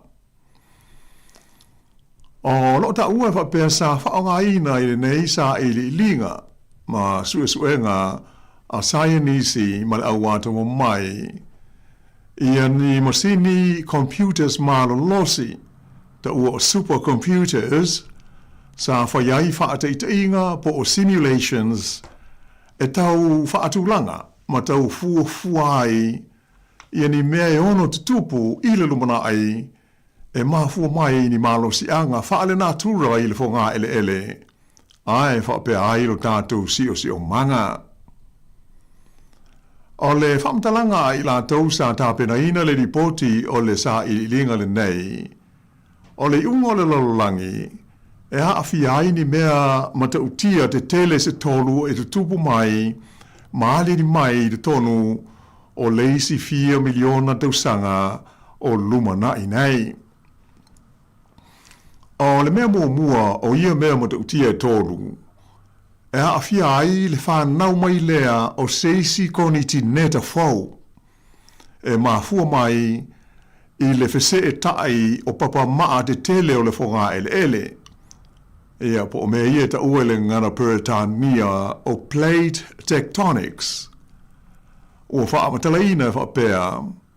o le kontinenta tele whaai ulea, o le awha penao na tuu whaatasia iai maisi kontinenta o loo iei nei ilo tātou lalolangi. O le suso whaatasi ai la o kontinenta o le lalolangi, whaingoina e sayanisi i le whaupunga whaasayanisi o le Pangaea Ultima, mai na taua e whapea, a whaanga solo o na tupu i a lea mea matautia. O le a tele le maunga mu, volcanoes, o le a papa ma masua ma iai le afi, ai maise o kasa o ona, o le a whapenao na wha leanga inai le sio manga a toa ma le ea, mai o le a tele vaveai, o na matua vevela le tau o le tātou lalolangi. O le sitanga i le fua o le vevela o le ea, ma le sio manga, ua fuafuaina o le a o atu i le vā o le wha se fulu, ma le 5 tikeri Celsius. Mai o le auntua whainga tai lava, o na ola le leiai ni mea ola e pei o manu wai wha, po o mea ola i e ta ua o mammals, i le ngangana Peretania. O le mea mauti noa, o le vevela o le a mafua mai ona o le a asa o afi e sa sao mai le tele o maunga munei, o le a siri atu ona matautia, na i lo suinga o le tau ia mafua mai, ona o whainga maanga le tangata soifua, e pei ona vevesi ai nei lo tātou lalolangi. O lo o manino mai fo i le sa i le inga le nei, o ia whaale tonu, o le amatanga leo le unga o le lalolangi, po o le paneta o lo tātou soifua ai nei. O le a wha umati ai, e le ai ma se mea e toi ola o mai ai. O le wha upunga wha Peretania, o le atulanga e wha pea, o le amatanga lea, the beginning of the end of life on earth. A o whaasalo ina vevela le siu manga o le tātou lalolangi, o la wha befo ina si tiai ma le kasa o ona o le karoponi le CO2, ma sanga una iai le siu manga, i le mutaanga o lona tūlanga aonga ma le lei mo le soifua. O le whaamala a sayanisi sa tu whaatasia i le lipoti pei ona ta uanei e whapea. O le wha ai o le whesetai o papa maa whaamae o le lololangi po tectonic plates, ma le whesetai ai o kontineta o le lololangi, ma le swinga tele o le aiai le kasa o ona o le karoponi i le ea ma le siusi o manga. O le a o tuai le lololangi i se tūlanga e whainga tā tele ai o na toe maua maola ia se mea ola ai maise ia mea ola ia ta ua o mammals e au fia ai ma le tangata soifua. O le nei tūlanga o se whaamanatu tā ua lea mō tangata uma i le tā ua o le tā avilinga masani o le natura o le lololangi i le lango inai o le soifua ma le ola e lo tātou paneta po o le tātou lalolangi nei. O whaaria mai fo i sa inisi sa whengai ma nei sa ililinga a tuana i aile si tai mau lunga o le fua o le vevela o le ea ma le si o manga o le lalolangi ona o le asa o maunga mua tele o le a papa. Ona so ma yei leo se vai taimi malu lu ma te utia. O le a yai le ea ma le si o manga o le lalolangi a toa. Ea mai o ietulanga o le a toe alia ni mai yai ia lei si foi whaale tonu e whaingo fiai ma vave ona mamate me hola uma taruai le malu lu o le swinga o le a yai le tau ma le si o manga o le lalolangi nei. Ea, mai pei ona mōri mawina ia atonu o lo sila fia umalava ia le tūlanga vevela ua iai le tātou lalolangi e wila foi i le vai tau o le malu lu e pei ona tātou whaamawai atu nei iai le nā vai aso ia sa tātou la ngona lava le tutusa o te lea ho ina mawhana whana le te leo aso i le mai taimi o le winter a tālu sia o le a le siri atu o na vevela i le taimi o le tau mawhana whana ia o tātou a matalia i le nei vai aso. Ia, mai o tātou polkalame na o tu whaatasia tasi o ale whaafonga si tātou tino o e le nei whai whaahoponga o le lalolangi o sunai. Ia, se wang nai e se mea o lo e fia sauno mai ai. Ma lo whaataila o whionga la wano mo le tapenei no le tātou polkalame le neva yaso. Nei, natua ma le le tātou polkalame ia mai se forsanga peo na e tapena iai. Ia wal whaafome le tino o le neva yaso. Ia malo ta pena ia pawale nga foi le le vainga muli le o le proclame lo fionga la wanu pe o tau fe atu le me vainga le scientist la umla la e lua sa laurima se fulu miliona tau sanga ia toi fa pe toi lua sa laurima se fulu o tau on tatou ia pe o a ho o sa ili linga lava ia e fu ia me ono tupu ia tonu e tātou te whaatala sua foi pe taliteli e ia ili nei taimi a tau ana whaautangia o me ia e ono ari li mai ele whape o le a tupu ai e mawhai ono te tupu e tu sai foi o la tau sua suenga ia al tulanga na ono whai i sina maa mau atu ia lua se lau lima se furu miliona e tasi ili miliona i tai tuanga e whatautu spia tuanga e whatautu spia o leo a e lotu msalamo tei a o le lei o le whaiunga nā le tātou polkalame o la whaapau mo ia ili nei whaamoponga ia se ia uria fo i le temi masani i leisi fo i vai aso ia pe atua na i le vai aso o mua nei ai mātou whaatou whaafasa i fuatu i le mautele o le tātou tino o male au whaafonga i le nei tūla.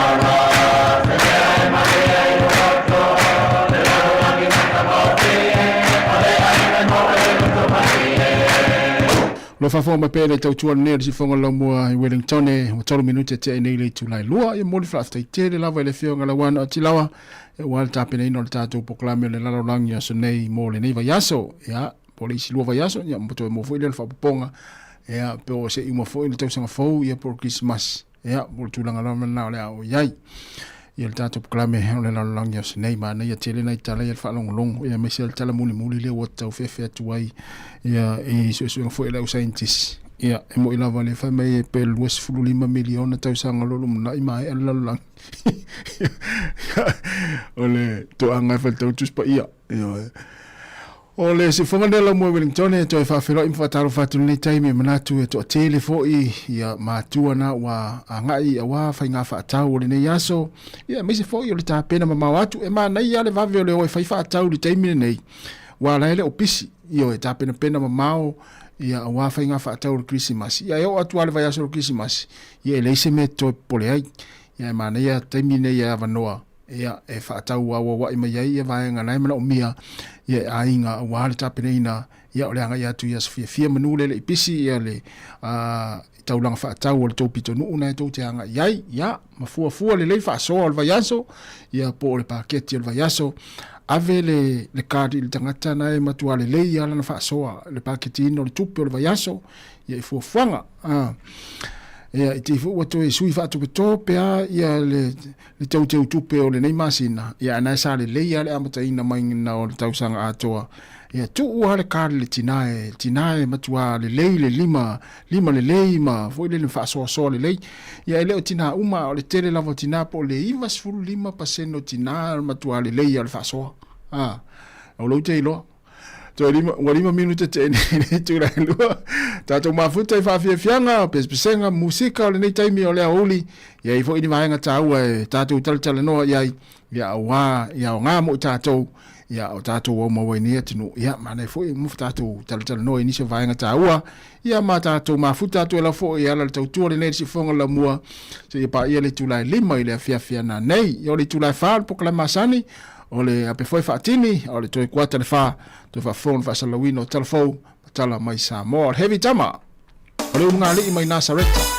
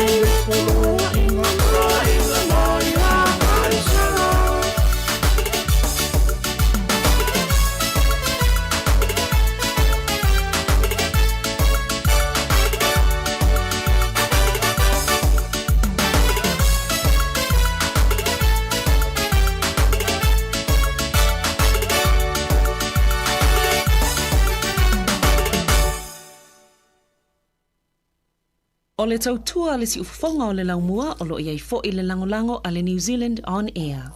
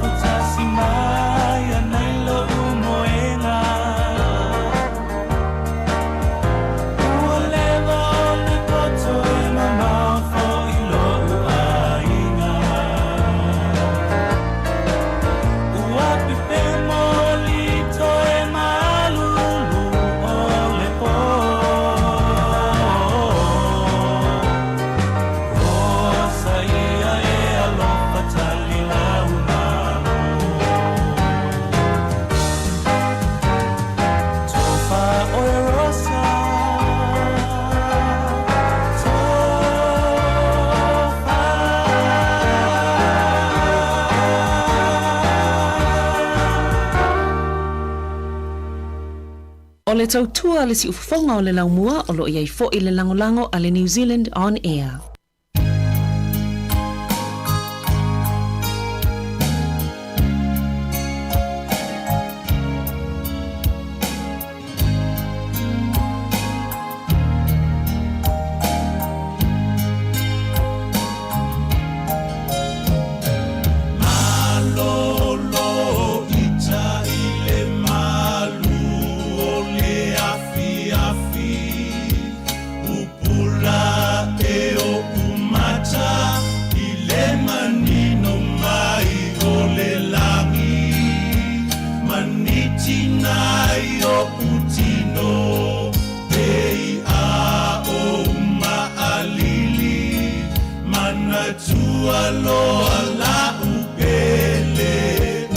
Sili, o ila upele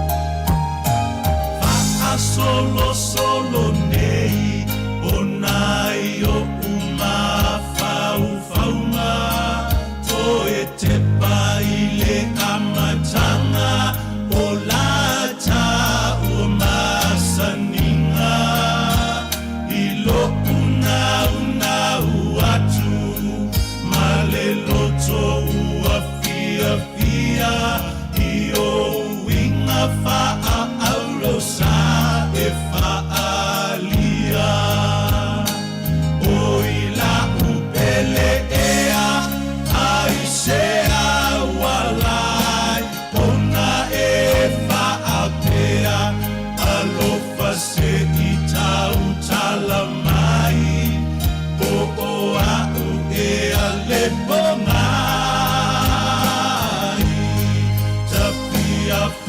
Alongo isau upu pa umai ilo upofonga moa atonu e failea mamai malu ilo fatu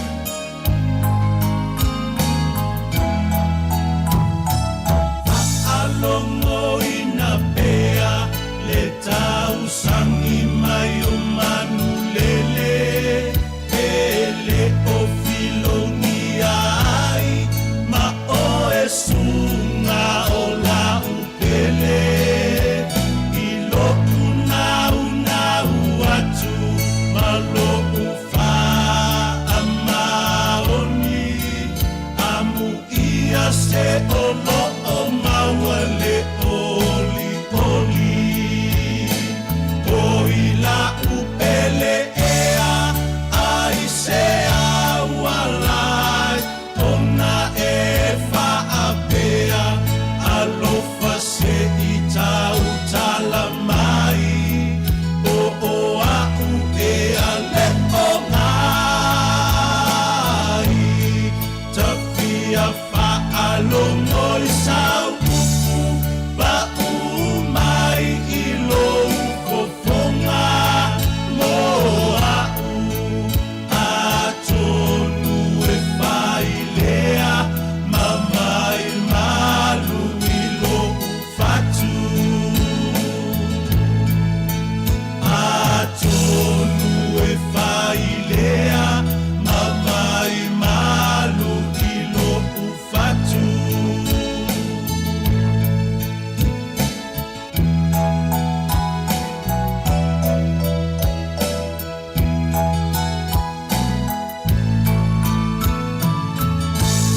Whakamareo o le awhepese ia le coconut band ma le pese malolo ita ia whapea o le nawa e malolo ma le nei taimi mai ngā luenga ua wawena e mānawa nei le lua ia ona o le nae te pena ia le pātia le tau whalewhai ngā luenga nā nei ia pe ia ona whai atu le te o le sifuru lua ia o le saunga le mū lava o si au ainga le mafuai ona mātou longo te pea ia matata longo atu ma se whau ia matu atu ia o tafa ia ai pule lava oe ia I le tonu ma le fuafuanga le fiafia na nei ia o le tonu le na ufai atua ia momoli oe le whanau ai piki oe le tinao le ainga pe amai al fiafia le tau whale whainga luenga le fiafia na nei ia e se fieri na mo utou ia te ue ai ue te alu ta vale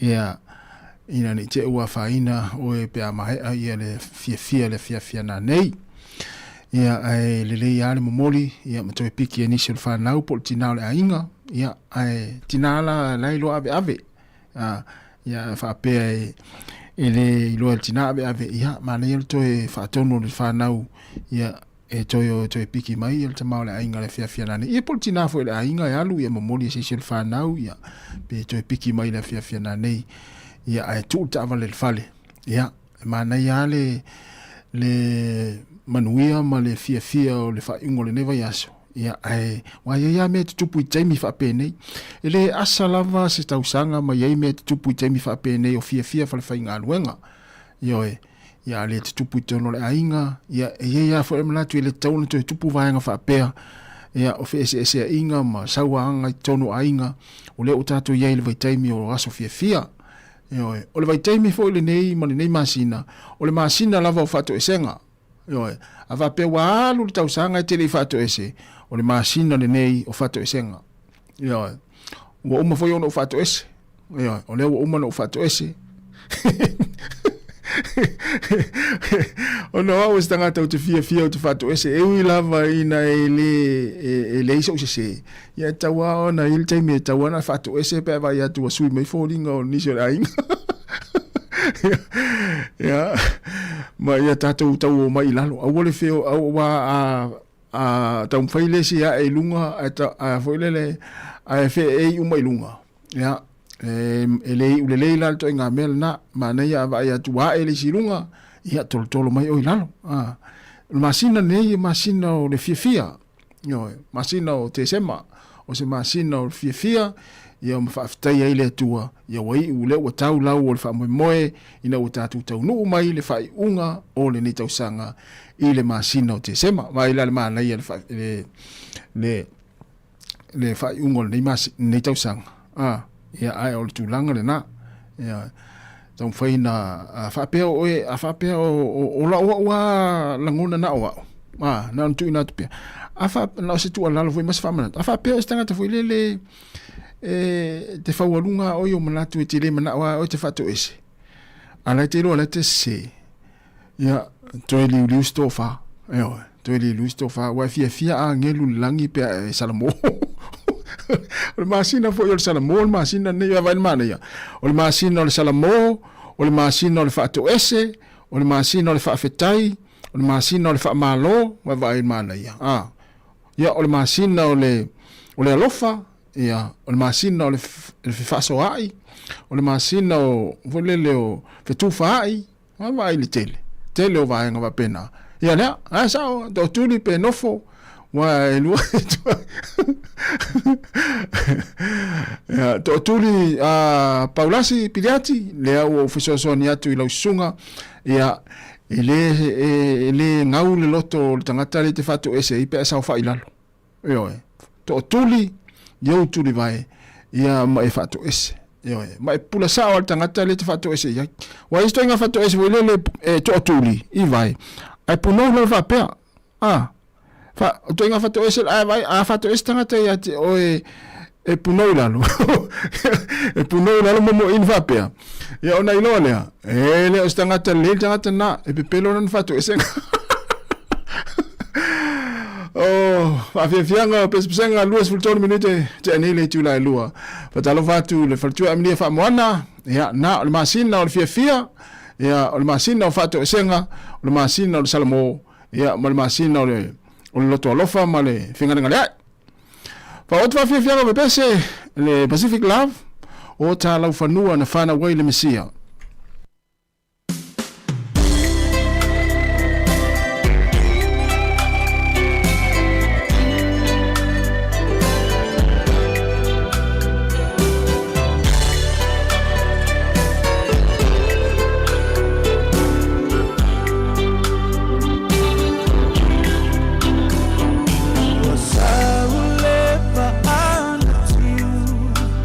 Tau mai leva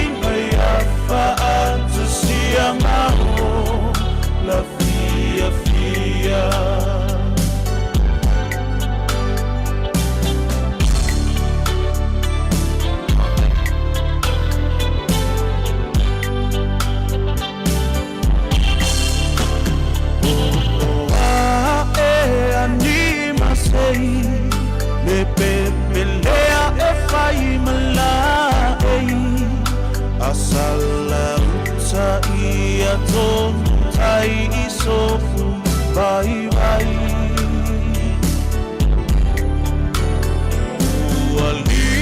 Ualiutino leu O ia lea e fai masulu Leti umbu musu O Sāmoa e whanau ai le tupu Sāmoa tula i mai tātou tā Nisa pai E pepele ke risi masi Ua wha na umai O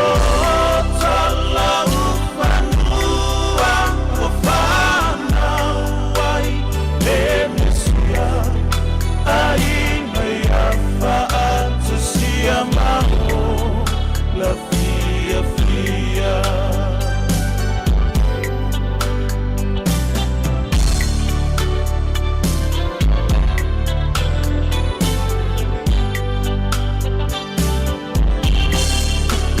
Apai ua si fasela manga Se tufo ia oceana Ole ke risi masi Vai mama usanga Olon fana mai Ia mama loai Oni aleu Ia la foa I le vai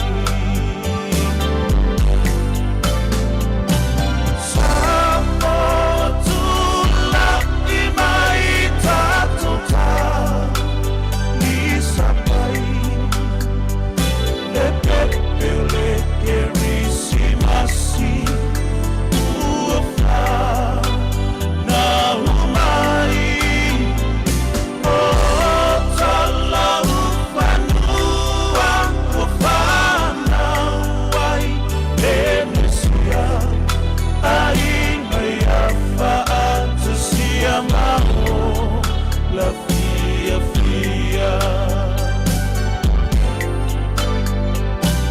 Sāmoa tula i mai tātou tā Nisa pai E pepele ke risi masi Ua wha na umai O tala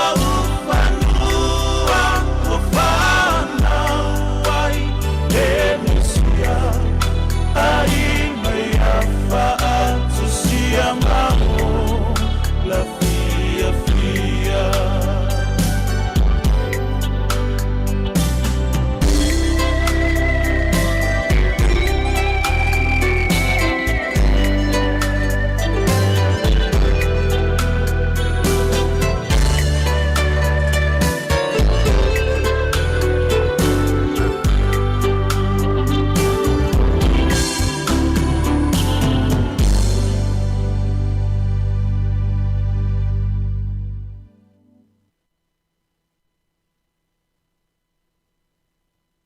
O le tautua le si ufafonga o le laumua o lo iai fo i le langolango a le New Zealand On Air.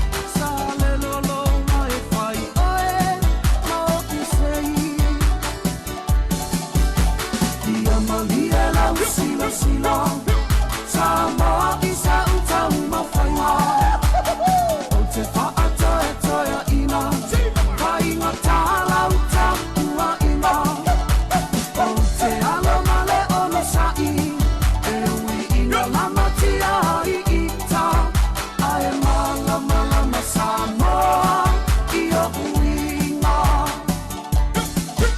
Ae mala mala ma Sāmoa i o uinga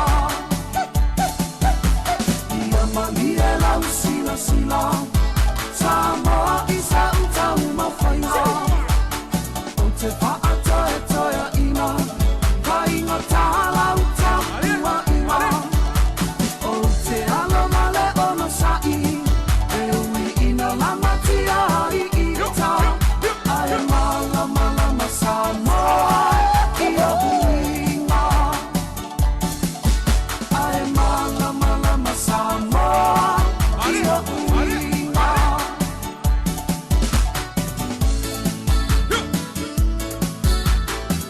Kufa wale sunga taulanga tanga loha ya male tolo tamauli na to luas full tolo minuti to luas full 5 minuti na tale ole tula tolo lo tato yai pespenga ya onai fa manatu ole fa ingol neva yaso ya mani taulongolongo ya oni tu lalo ya ai pule lava oe ya pole ale fika ole fa ale yai ya fa ingol yaso ya ai na to ta pena malanga foi mo le tu bai foi o ne tu no fa malanga tu Sāmoa ya manuia lava fa inga malanga le afenga i moutou ia i le whaingo le neiva yaso, po na nei, po tai ao, po le sa, ia manatu sa maose mātanga fia manai a inga, manai whanau, ia sa utou mafuta, ia lea watoe taniu whainga malanga, po lea fu watoe ta pena whainga malanga, ia e tu ua foi ia ni sila, ia po Australia, po whela wase atunu, ia e toe malanga atu i Sāmoa, ia na o le whamanatu pia wa ese la foi tu langa o ia ile tau lea atunu, ma lea atunu, ia o lea ua amata le tau mawhanawhana i New Zealand, ia mo tātou mātua, ia taula foi ona whaitete, ia pe atau nui Sāmoa i le vevela o lo iesi o tātou atunu, ma le swinga o le ili tau, nei te ua a whaina oe, ia i tūlanga pe o na ili tau. Ia ona na whamanatu pea mo fuala au, au talavai tātou ia malanga i Sāmoa, ia tau tua nā talavai, ia lava talavai e tauna ave ia mawhai au tui pui o longo pea le tātou pokalame ma le tautua nenei ia tātou tui pui ia mesia lava tūlanga lo iai le tanki fever ia o lo pepesi taimi nenei ia le ngata fo ilesi o tātou atinu ia ma le tele o mau wha amai ia ese ia o lo o awhia ile na lolangi ia mesia se o tātou atinu i Sāmoa ia ta pena leo talavai te o e loatu tā awhia o le mlai vaalele ia ma waaili pepa le nā e wha maonia i wa umana whai au tui ina ia awane ingalo i te ua ngalo ia ma vai lo passport po wa nga i te ua e nau te adu Sāmoa ia e sia ki atu lo passport le verso le ia ua fo ile ua umale nga ia po le o toi umi fo ia umale nga ia langa ia fo tula fono mea tau o tulanga i passport ia mau pepa malang ina ia lava ta pena ia tātou ia ta pena fo i whainga malanga ia manuia whainga malanga ia ma awal fta ngisi tātou ia lea foi lea e whaamudi io e me se lava tātou tama so le whatou le fta ngisi le malai vaalele pe au e whae e tina i malai vaalele Te langi whilanua i malalele Pe alo whaninga o manu e whelele Momo oi mawhawhaunga o i tanei Wa se tai tino Langona e whaamasino Nalasi o mafutanga mamasaninga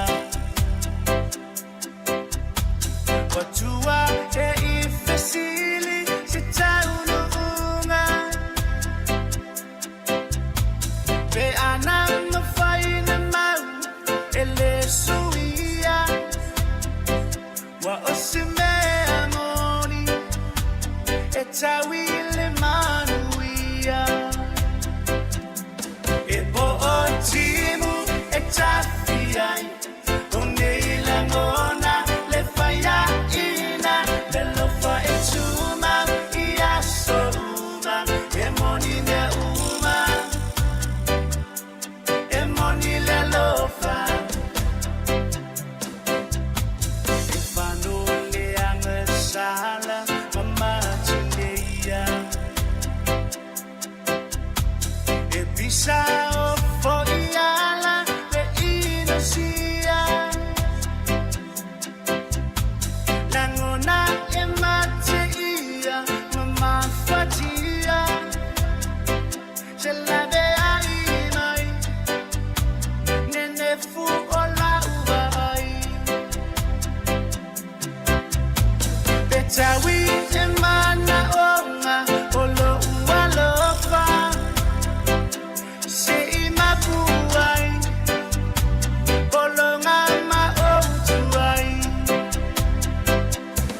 e po o timu e tafiai o nei langona le faia ina le lofa e tuma ia soma e moni le uma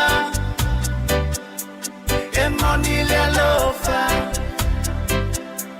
e moni le uma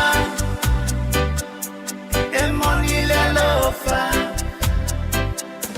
e po o timu e tafiai o nei langona le faia ina le lofa e tuma ia soma e moni le uma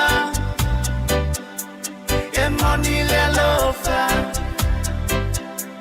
e moni le uma e moni le lofa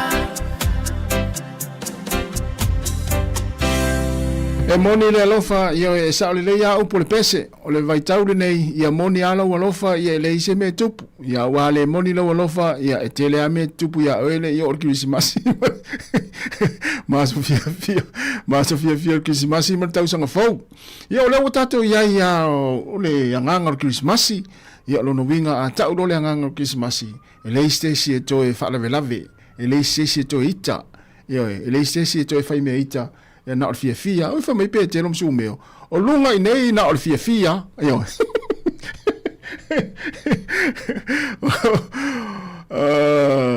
to e luas fultasi minuta na tale o le tolu ia o lo tato iai pe le tautua le nersi fonga lau mua ia o nai fa manatu fo ia o ngā mo le fa iunga le vaiaso mo le tato malava ia ai mai se lava le saunga le mu ia o ila tau fo ia o lo vai ana o tato matua tausi ia i tonu a inga ia fa malo atua ia te utou i le fa ingo fiela utou ngā luenga ia ai e au matu pe ai a le tau singa o matua ia o le ale me tupu ia fa malo atua te utou umalava o ai lava o lo tausia nei o tato matua tausi nei taimi o le soifuanga ma nei fo i talu fo ia fa malo e ia isi o fa na wole o to ya onga wole o to fa inga ruenga ia o tu a to le malosi ia malona taimi ia eva ai nei mtu tausi ia ma nei tele na fa yung ma nei tele na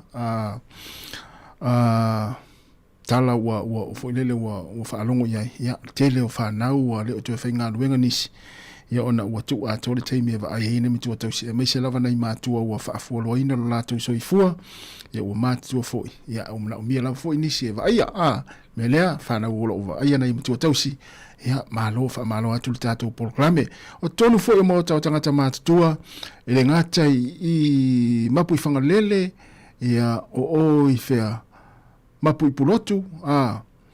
pulotu ia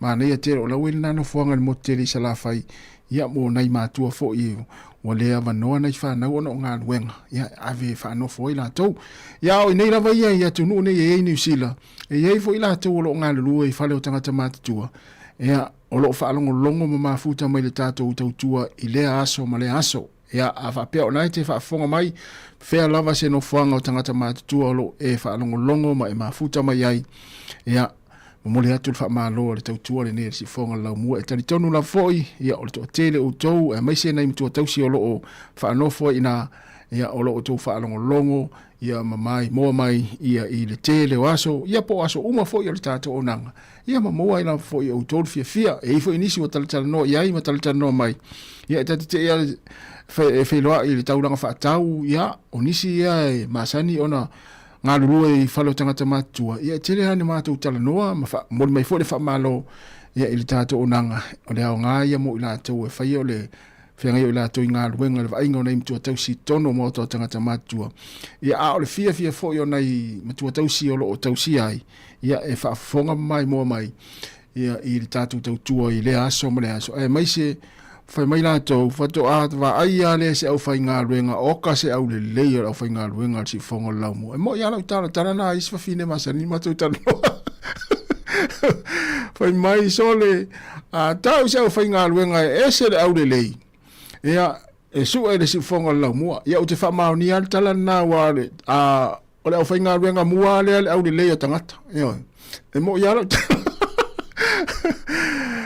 Ia, Paulasi piliati whaafteitele lawa oisa ina i porurua la ua whaelele wau mau i Amerika Samoa, ino uli Amerika Samoa, ia aolo o mai moa mai lunga le tātou Facebook, nei taimi ia, salo nai te isi la fia uma ia porurua ma Wellingtone, ia e pei o le selo i lauwa ai ia inei i porurua, ia walesa e au mau ai mo le fia tausanga, tolu sifulu ono tausanga, ia o alala i Castor Crescent, ia i le Maria, ia malama foi la le sunga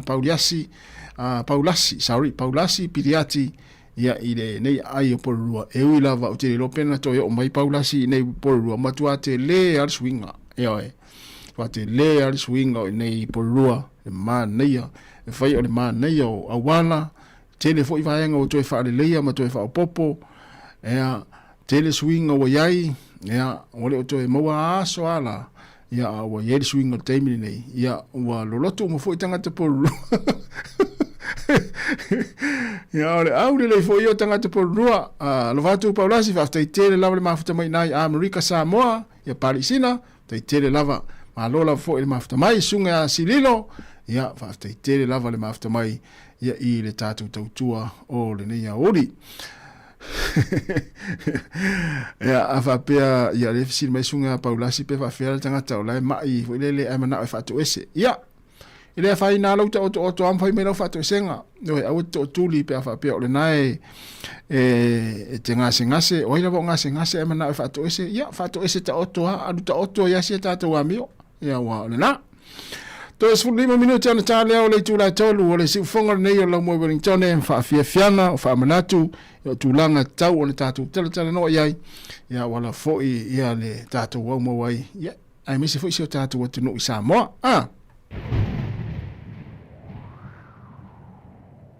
Ua e manei leo i la pata si o tau sunu i a le lami I ano a lea tua tonu tasina ua ta pesila fa O lea sole e wafaya e eba Ya tato oli mafia fia ia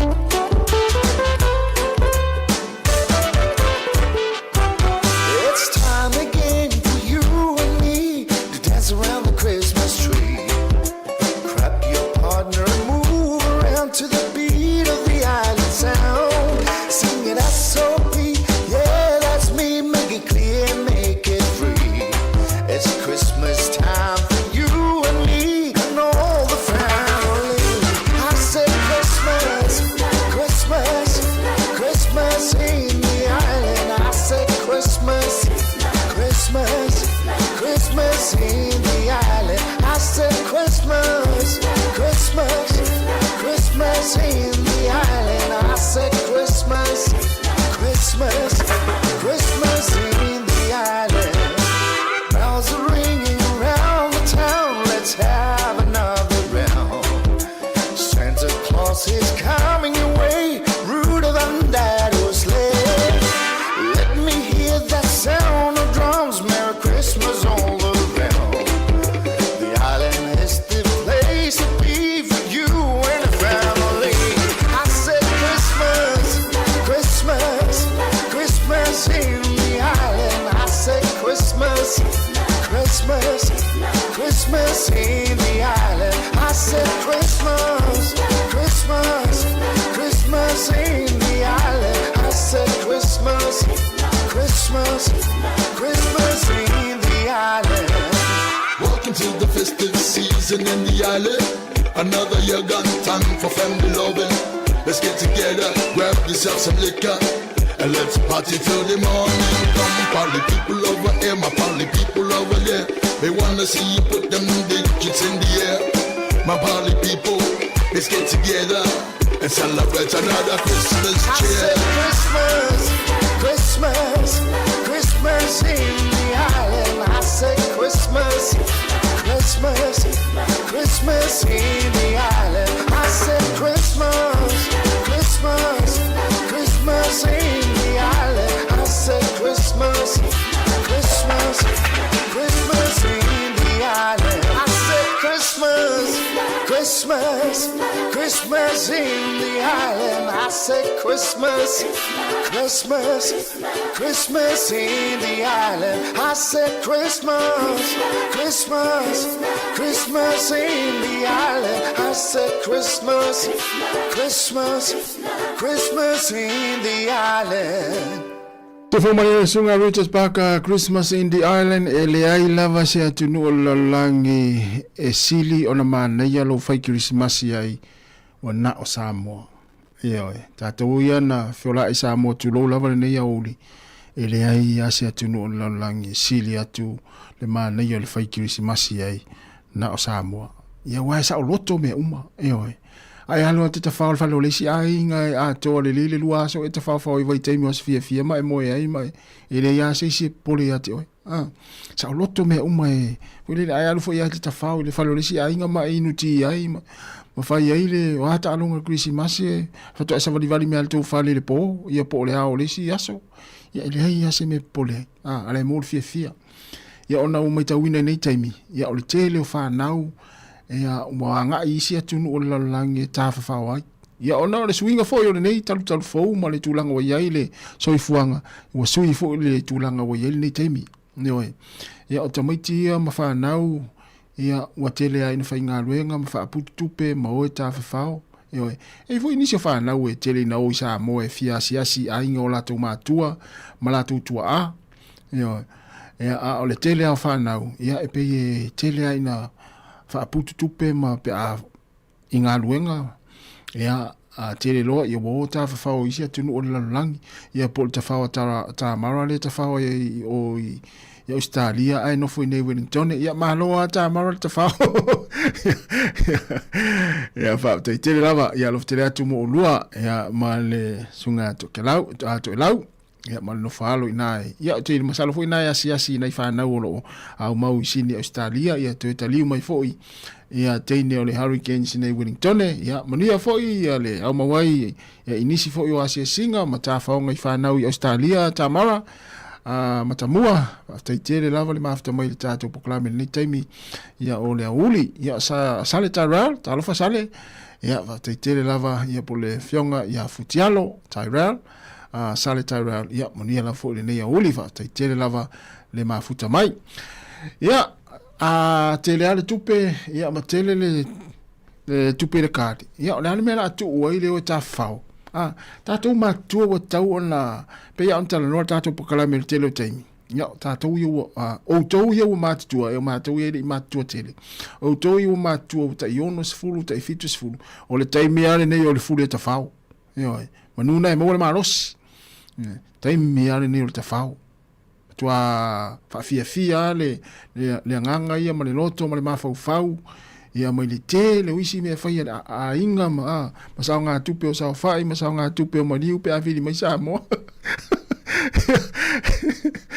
ia ai fai ma fa avano le taimi e te alu te tafao mai sa fai taimi ne a fai atu lo si au whanau dad mamam ia lela tongi lo pase se te rua i Sāmoa e te rua tafao awana i tu uan awana i ne i le i oises ia pe fa pe atu fo ia dad mamam lela tongi lo pase se te rua i tafao i Australia ia po Amerika vai le ma ne ona vai ai silia tongi pase se alu Sāmoa te whawa i Sāmoa mo le whawa yaso. Mana ia naton, ia leo whai atua le tonu tātou. Tātou ia wawa iei wha anai mātua whaatutu ngata, ia ole alea whaina isi whamatalanga, nai mātua whole lewa valu se fulu o mātutua, ia iwa se fulu o mātua whaatutu ngata o na whewa. Mō tātou ia valu se fulu tau sanga, valu lima lea iei le malosi. Taimi mi ale nei o le tawhao.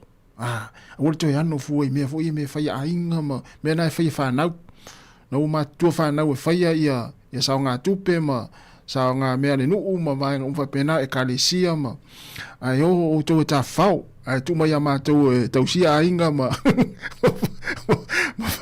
ma fai ia fa la inga o to ma tu ta fau o ma foi lo to o ma foi lo to taimi lo to whaonga ia whanau matausi ia leo mātua o mālosi ia o whaifo i whanau ia o taimi ani o ta whau o tau manuna maua le mālosi ia wai alualu pe ilunga le soifuanga ia mai fo le taimi o le a motusi ia fo i le maftanga ia ona o maftanga ona o le wala upa ia le atua e pe a whapea ua mātutua ma po ia fo i ngase o le tino nei o langa ia le taimi ale nei o ta whao o tau nau mātua ia tu mai le whainga o ainga ia mātou ia laiti sa ona to tolu minuti na tane o le tu lai tolu le sifonga le lau Wellington fa fianga pespenga musika sui filoi ia ale sifonga le nei o le lau Wellington e le ngate le tasi ona tesi ma le tasi fa mo lunga le tatou Facebook ma le YouTube ia ai mai se o le tatou website ia le www.samoacapitalradio.co.nz le tatou website na ia o loo iai fu i tatou whaasalonga ni taimi.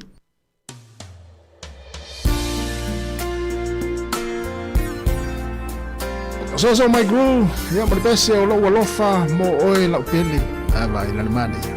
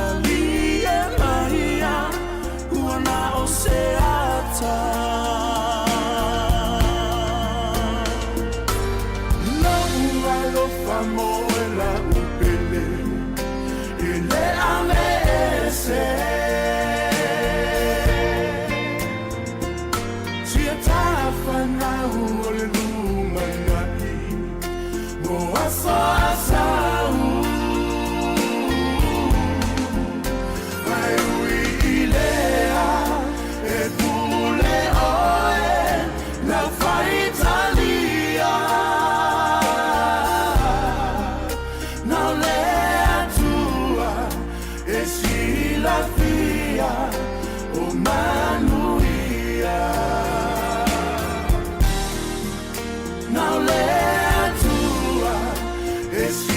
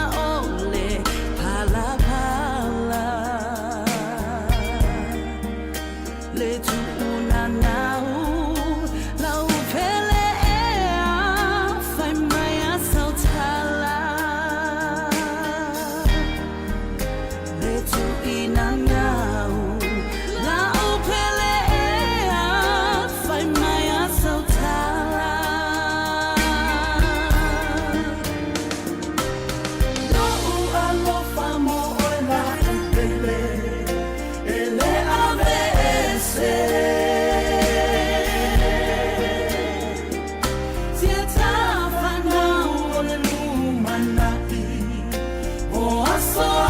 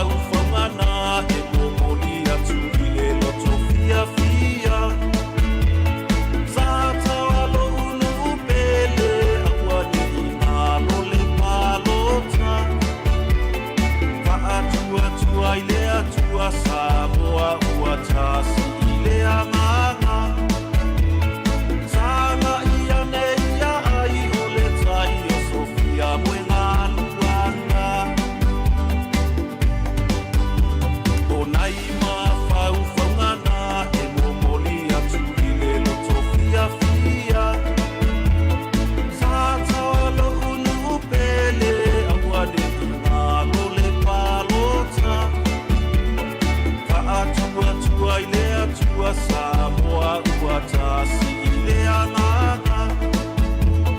Sanga ia ne ia ai o le tai o Sofia moe ngā luanga.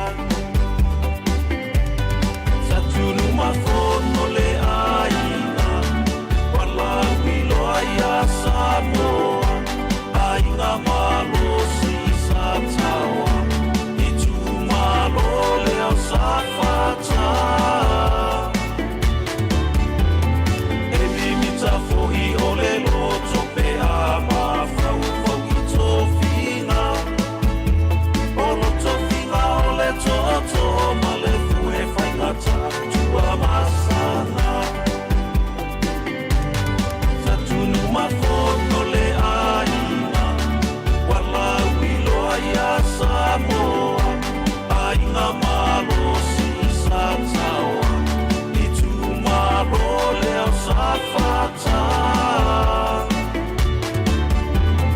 E mimita fohi o le loto pe ama fau fau I tofinga O loto finga o le toto ma le fue whainga tatua masana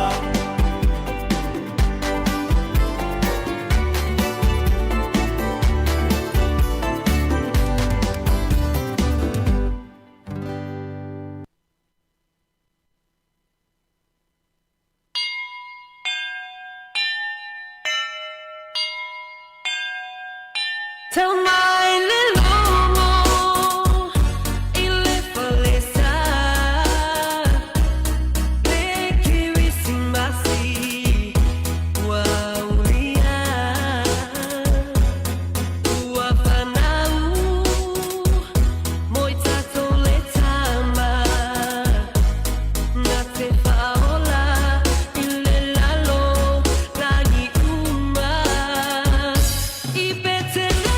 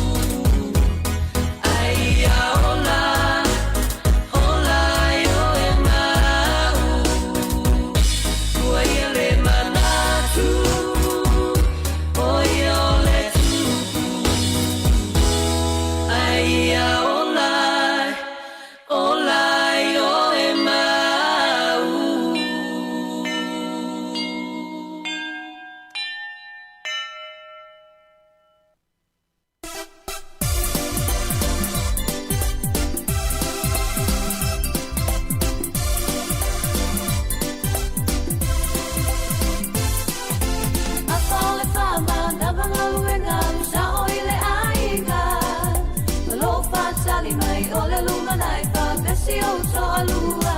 Ai o se taxi al sa o ile vale be o to ile pasi au e ke ula vale. O le fautuanga e la lei ai lo o langa.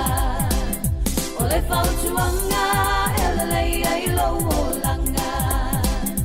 Se soia e te o la leanga.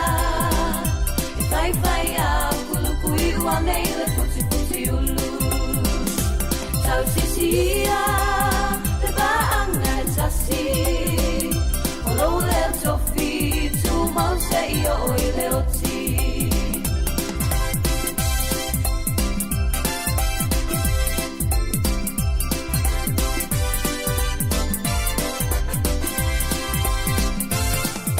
Wasting all the way, le pa o le mana mai ua vile i le ainga. Fa alongo foi oi, o lea o te o fa tu ambana pa i le ipa. Talo vai la i lo tongi o le alu vale lo malo si. Uma o le tuka pulo lo i e afu ma le povi. Uma o le tuka pulo lo i e afu ma le povi. Se so ia, e te o na leanga. Fai fai a kulukui ua nei le puti puti ulu. Tau sisia, le baanga e tasi. O lo le tofi, tu mau se i o i le oti.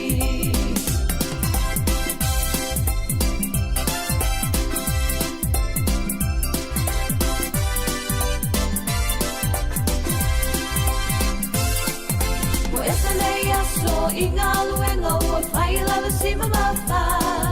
La ai foi oi o le mea lena, wa se so o ai au ova. Ula mai o maka awa e ke kala pelo pula sa o mai awa e ke emo emo. Tau to i le ami o falling a bay o Lucifelo.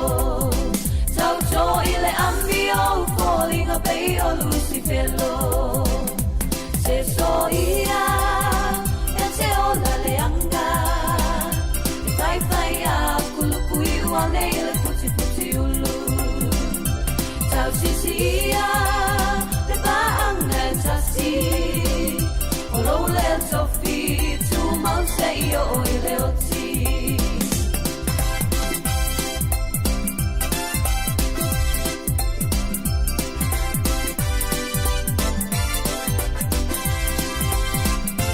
Se so ia, e te o la leanga. E fai fai a kulukui ua nei le puti puti ulu. Tau sisia, le baanga e tasi. O lo le tofi, tu mau se i o i le oti. Se so ia, e te o la leanga.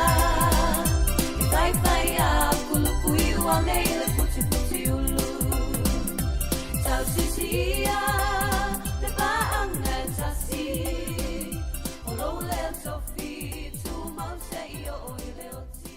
Fianga mai le tumatai la mata me alofa mari pese ia so ia leo na leanga ai mana valoa fa sa o fale ia ole o te el tolu sfulu vale minute te el tolu o telefo ina manga manga wengo le yaso ia fa peonet fa fonga mai tono lo sa ia mori atu fa malo ia te oi la unga wenga sa fianga ia ile yaso ia malo la vale on sai ia na wa i mo le manuia nga wenga ia lu sa o lo le fale ia faise malo longa ia mfanga solo po kala me le fiafi ia fa pe onae ai wa no foi ai le fale fainga luenga i le fia to fale fainga luenga le fiafi ia na fa amna te pe mana ia lo walu le fale faise fa malu le lei ia ma fa faile le ula ia na ia lo ile fia to fale fainga luenga ole umane ole mana vane nga luenga ia masoso atua ia i o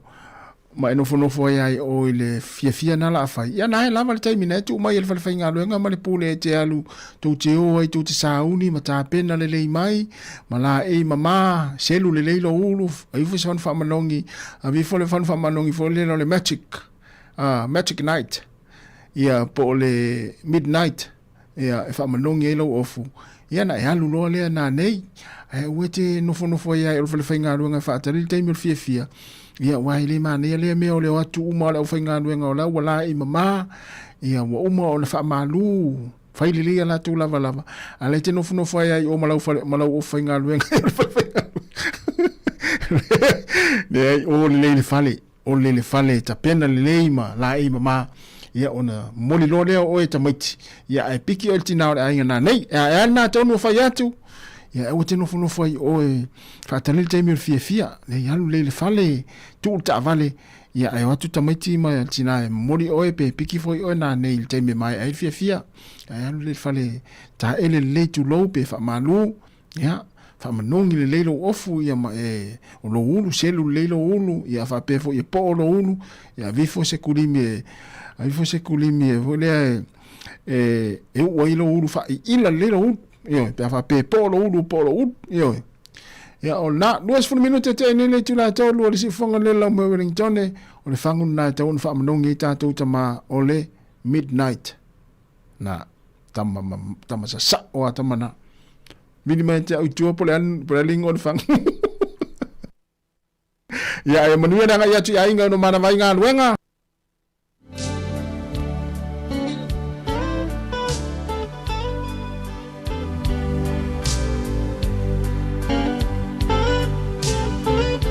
fa pe fu na we fa misa el tina le ainga I lo le alu ta vale fa longo le pese le to te pai amatanga mai le tia ma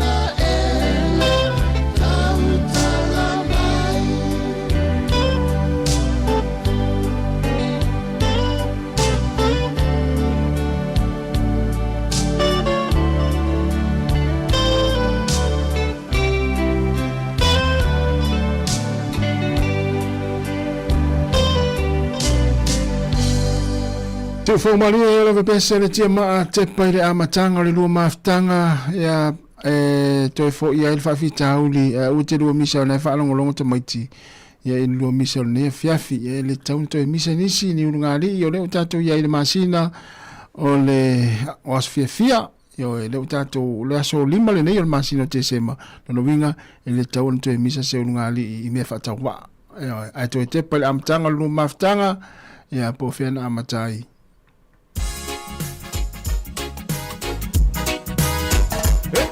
Duas fulval minuta te nei leitura tonu.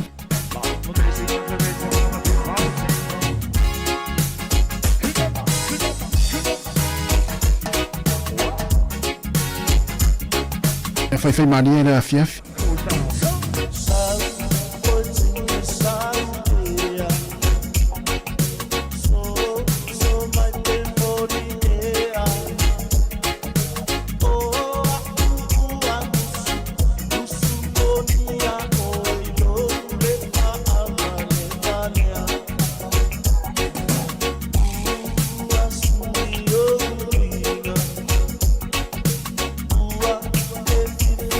Let's see.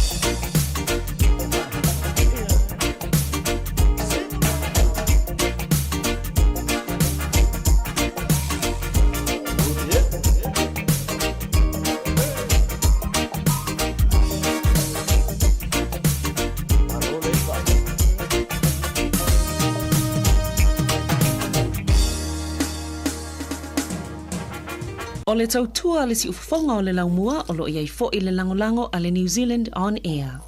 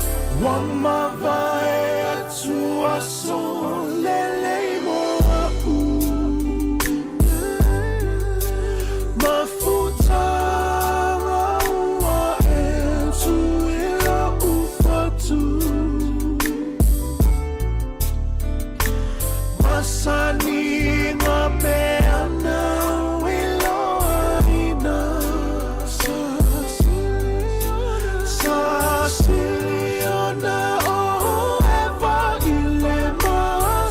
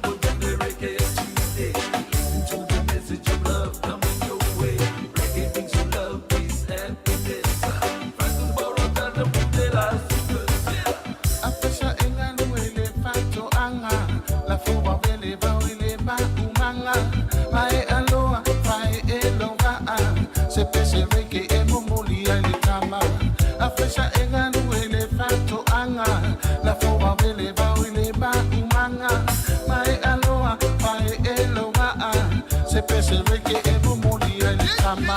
E sili na vale reke, e sili na vale reke, e sili na vale reke, iona kone na uyawo.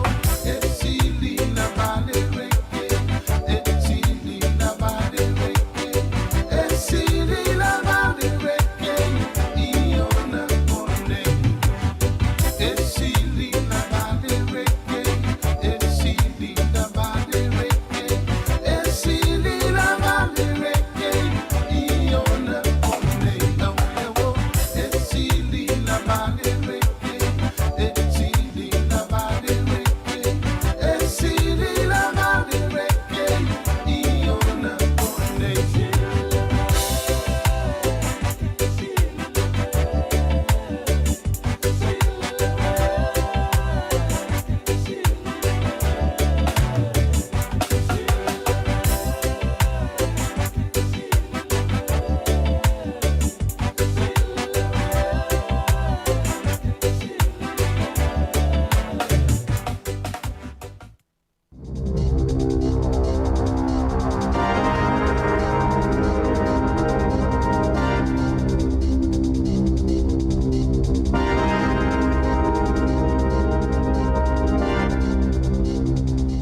E toi whātalo whātua le whapopunga o talafou mole nei awa uli.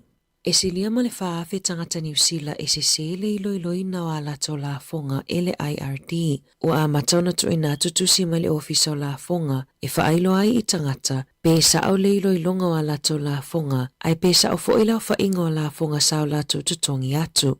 Whaailoa se tamai maasani ona whaatumuina le IR3 I tausangata itasi o loo iai ni suinga o otometi lava ona whaatumu tali mo isi fesili le ana iloa se sasi ale ofisa o la fonga na se manuelu si aile la luas fulua feta la malona to alua. Na ilo ele ofisa o la fonga le whaafita auli ma iloa ai e moni e iei whaafita auli whaapea ilungo le mai IR ma ua mai au na fofo lea whaafita auli. O le afiso o tai atu le ofisa I tangata taito atasi, ia ele sa o le whainga o la fonga, pei ona lipotia ele le tio New Zealand.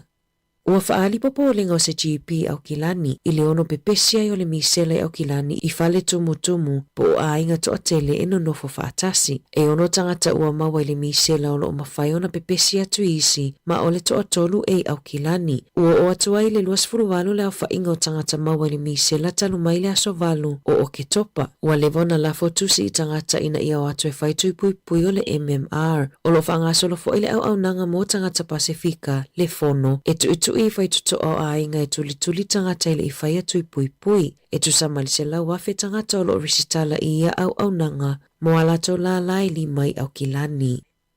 Ua talia lo ia nei le talosanga mo le pēmita e whaatuina I se tasi o ngaluenga tele mo Pasifika I tutono Wellington le wata ua o le whale malae. O le nengaluenga ua fofua ina ile o ngā tutono le taulanga I Wellington o se tasi o mataanga I le toenga loea ina o le Frank Kitts Park. Ua tele tausanga o whaatala noa lea fuafuanga e le Whale Malaya Trust, mana whenua, tai Pasifika, pulinga nua Wellington, University of Victoria I Wellington, whapea I male malo New Zealand. O le aunga male wha moe, ina ia whaatuina se whale tele e Malaya tasi ia ini whaatasinga mapatipatinga a le Pasifika. Na whaalie tai fono o le Whale Malaya Trust, Adrian Oa, o se whaaiunga ua talia ina fia e le whaapotopotonga o tangata Pasifika I tutono New Zealand. Ma ua tulata tuai foi ina tino mai le tō whamamao ua lewa ona moe miti ia I le whaala potopotonga o loo taiulu I le nei wha moe. E tele whaatasinga ma whaiona whaiai I le Whale Malae e peo porokalame whaaleanga nuu ma whaatasinga whaalea o onga.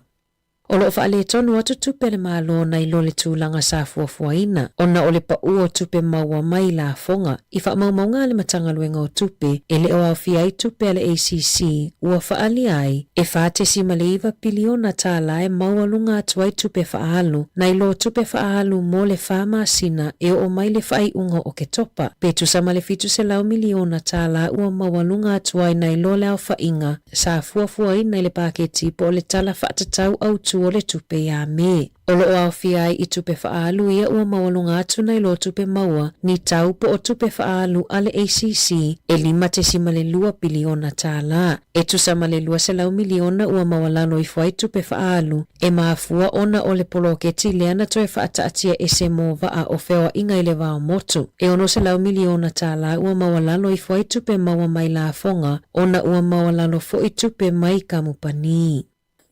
Ua pālota le uni o whaia onga mawalununga e talia leo folata mai o tutongi mai le malo na whasilasila ele PPTA ua talia ina o foe lua mo tutongi e tusalea ma le whate si maleono pasene le si itanga I tausanga e lua. E o mai leo auliana na fi ua whaatumulia ne no fuanga e pakaitawa le ile aikea I le tatalanga o le kamupani I Aukilani o nisi na usupo atu ele itaina le 5 le vaveao. Ona ole fia muli mawina ole tatalanga o le kamupani. Na fautua ina ele ofiso fela wa inga tangata I leono poloka o awala. Ona savalo ia e o atu ile tailua sfulu wafe tangata e asia le aikea I aso taitasi. Ole se fulu tasi ile taia o na tatalalo ia ai. Ai ole afale valu na tatala ile kaapaka mo tangata faatau. Ole palemia Christopher Luxon na o otina lipine e tatalalo ia ile kamupani ele aikea mua I tono New Zealand. O loo fautua ina tangata I leono poloko awala I le aso ataiao I Mount Wellington. Ua fautua ina I leo le atunuu ina ia mataala I whainga tau whaavalea inunga upenga ta whailangi a olumana ia aso fia. Ua lipotia I leo I Dunedin le si itio le numero tangata ngau tupe I whainga tau whaavalea I fe whaatawa inga I lunga upenga ta whailangi ai mai sele marketi lunga le Facebook.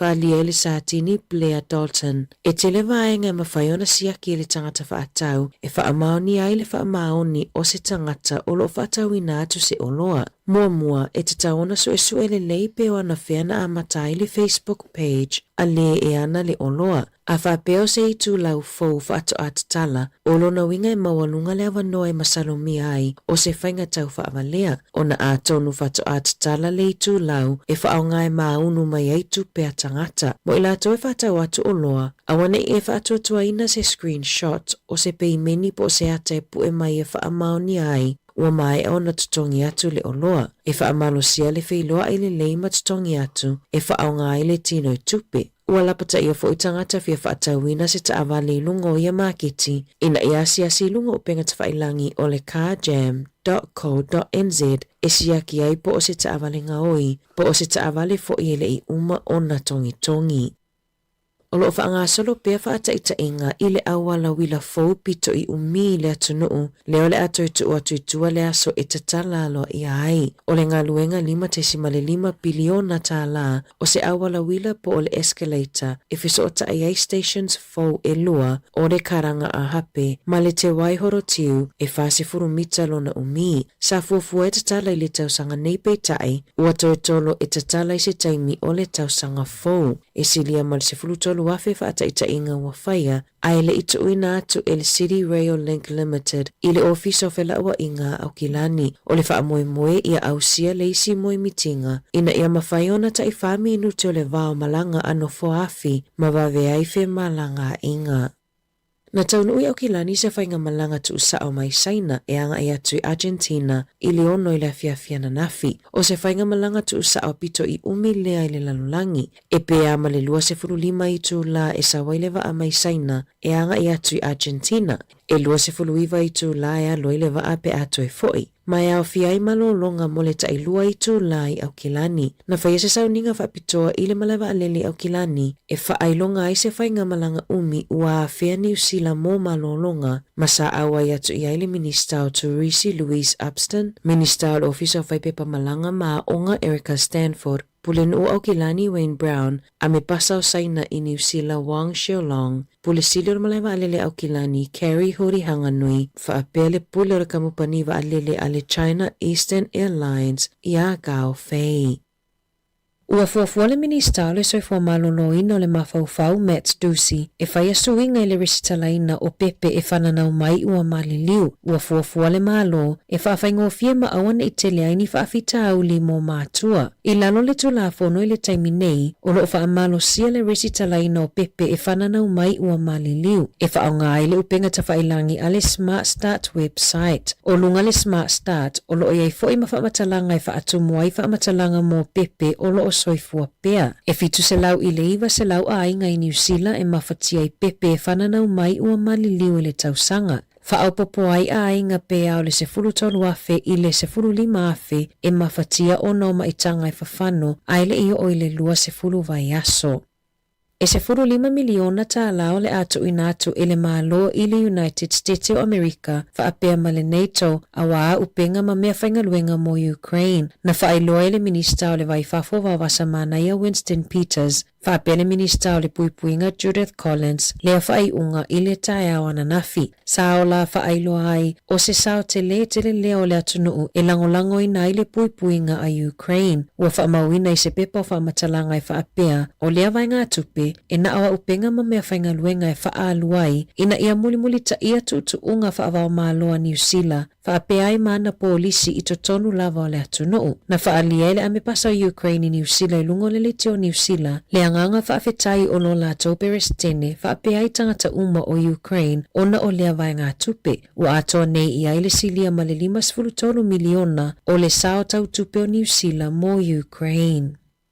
Ua tawhia le ofisa o whela ua inga New Zealand le 1 miliona ta lao le fesoso ni tupe na fuafua ina mo leo. Se iau o ina whaamalia ina ua au sia e leo la latau sini mo so esu enga o manava a ave ta avale po o breath tests. O ni nai aso talua ina whaalawi loa i le Radio New Zealand le se seo whaamaumaunga leo. I tests e tolu se fulu afe le ana se selo na whaamauina.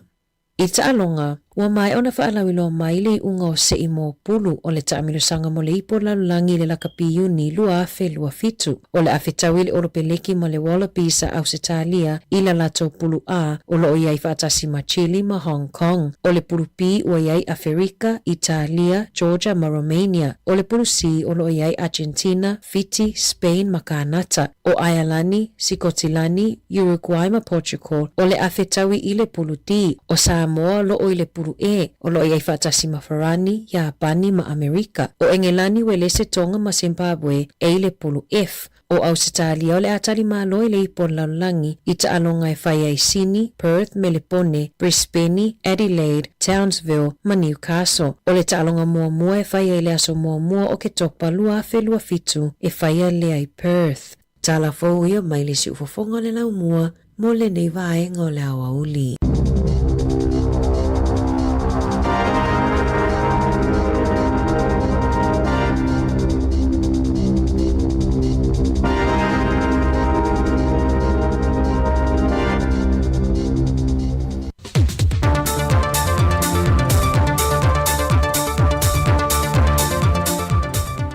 E whamalo atu telefonu fōlaunga le tātua tudu ina wau mai fōi le nei whai unga le vaiaso e ngā luenga te tofi sa whenga iai.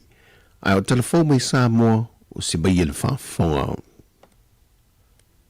Wa watu le polo inga malo si le whaamasina sili, le fionga sa tiusi mativa perese, ia i lato umaiua mo musu e moni mau le whaamasinonga le whainga pālota le tu malo whalea lili numero mua. Ai ua mai ona whaia lato moni mautus tusia, e na ia tu lai umai le whaamasinonga, pe a o le teimia wala a waile su e suenga, e tua ingo whainga pio whaasanga i le sui whaipula le tu malo, le fionga tu e lupe po nuku on semo, o i foi o le sui pāne mia. O le polo inga malosi, e na ua mai ona tola lau le whaai unga, o le tau sanga le vaeng whaupawhai le JPP, ma o te ena i le whaamasinonga le ave i tu o le tau sanga, a le fionga le whaipule, ma le sa tangi i le mata upule nei, tu i loma lan se lota la meko. Mai ua manino mai ai, le wha wau peo na su o le mata upule nei le whaamasinonga, e tua ingo whainga wha la tua o lo tua ia i le fionga te lupe. E wha pia foi le tua inga o lo tua ia i te lupe, sa wha tino foi tu loma ni whainga pio le whainga pālo te tele le atunu, le ua mai atu. O le aso lulu na wala au masu e le mata au po le JPP. Ma folosia ai mautus tu sia le vang whaapo whai, e ala e lona te te atu le i le ave i tu o le mata aupo, e au fie i maltala noanga i le vao le whionga tui loma na mulau ulu samiliota, na pue e na mulau ulu o loo ta uai le se lawa feta la. O mai on tutongi atu i atu i loma, e tolu se fudua feta la na tutongi toi lupe, ma le fitu se fudua feta la, na ave ie le faletua o vui i inga, o le isi foi sui fai pule. O le aso valu le aso ngafua o le vai aso fau, e whaawa wai le su e su enga, o toa inga e whaasanga le whionga toi lupe. O tua lalo le teitei o le tua ngai i le whainga malo, e le ia toi sila sile le na whaai unga le ua whaia le ka peneta, e tau fia i una toi whaia ni whaasile launga whaapisi nisi le malo i newspaper, le tio ma televise tu ma o te uma, pata se ma le tapu, o na toi talia se tasi o newspaper, e whaatala noanga le whionga te itai o le atano. Whai loe tui le epa, o tūlanga o le liki tu o mata opu mai le malo, e le o se mea fau, sa alia e mai lava o tūla e mai le vang whaapu whai le JPP le foe, e o mai lava i le so. Whape e tau fie le ilo. Ai, o le tau te whasala lau fua, i le atunu. Mai, o le sa o le tonga fo i whalau i loai i whamtalanga. I le, i ate o tau lau whasala lau. O le o pui malu i lalo, o le tula fono whawai. Wa maue au telefou le pepa o le whakama le kāpeneta, ua whaatula fono ina i le tau fie leo vanga tupe o na toi whaaluine se newspaper. Po nisi lava au o nanga whaale tu stala, e ese mai ala whaasala lau le malolo i eile te minei. O lea whaai unga le kāpeneta e pe o na whaai loa le whaakalua lima, na mata whaamamalu mai i le asonga fua le vai aso nei. Wa mahe ele lua vai aso le sa ngā lulu e leo leo whaapitoa mai le maloni usila, na whaatino aisu e ngai to tono mtanga luengo leo whalpui ma le toi fuata ina. Mai o se tūlanga langa e whina ngalo nisi o le atanu, e onua a fie ele whainga pa anga mtanga luengo leo, ma le malo au se tāria lo fisoa swani anga mtanga luengo leo. Pei tai na tali mai tai o le atanu le mata opule nei. Ele o motul tato whainga pa anga Australia, e tato te whaftaia fo i le nga email malo Australia, te lere sa Australia in the resources and covering. Ai le o afia la tau tūlanga o le administration ma me umatau tūlafono ma me wapena, o le la tau ngātu restriction na mana na oa e la tau. E sosoani mai la tau tūlanga me umalawa tau sosoani me whaitino ma me umontanga luenga. Na whai loa manino fo il te tai o le atunu o le whaatala noanga ma leu tu stala, o le tāpai o le fiso swani le malo ni usila, ono i la tau ia sa whaavaea me tu la fono, o lo whaanga yu yel mtanga luenga o leo. Mai uala ngā te tau wailo la tu toi sila mai ilo, ne vaenga o lo mo miai le fiso swani te tono mtanga luenga i so sei tu. O whamanino mai le company va lele le Sāmoa Airways, ua le aine lato mea lofa whaapito whai whaatasi ma le malo, i le mea lofa ave fua, mo le manu malo le se fudua feta la pe a mahea o na tali fesili. I le pepo whaamtalanga me le kāpeneta, o lo whaamanino mai ei ni whaasara launga tau whaasese o lo whai, ma le whaamoe e whaavale ai le mamalu o le atunu. Whaadia le pule o le company va alele, e ui le sao o le whaonga o le tumai whaona ponei, e le whaonga ino le wha teknolosi, e nā te whautua ina le mamalu o le atunu. E nei e mātala, ma awa le talitonu o fii whainga tau whaawalea, ai meise o ni mea lo whaofo fua e whaonga aile ngō le company va lele. O le whautuanga mai le pule silif so ta iatu le company moni whaamtalanga sao, mai wa mai te wina foi o le vai tau lava le nei, e tele e whaamtalanga tau whaawale lunga o upenga te whai langi. O tala fawia mai Sāmoa mo le whai unga neiva yaso, manuia lo tātou tano, Whasoifoia.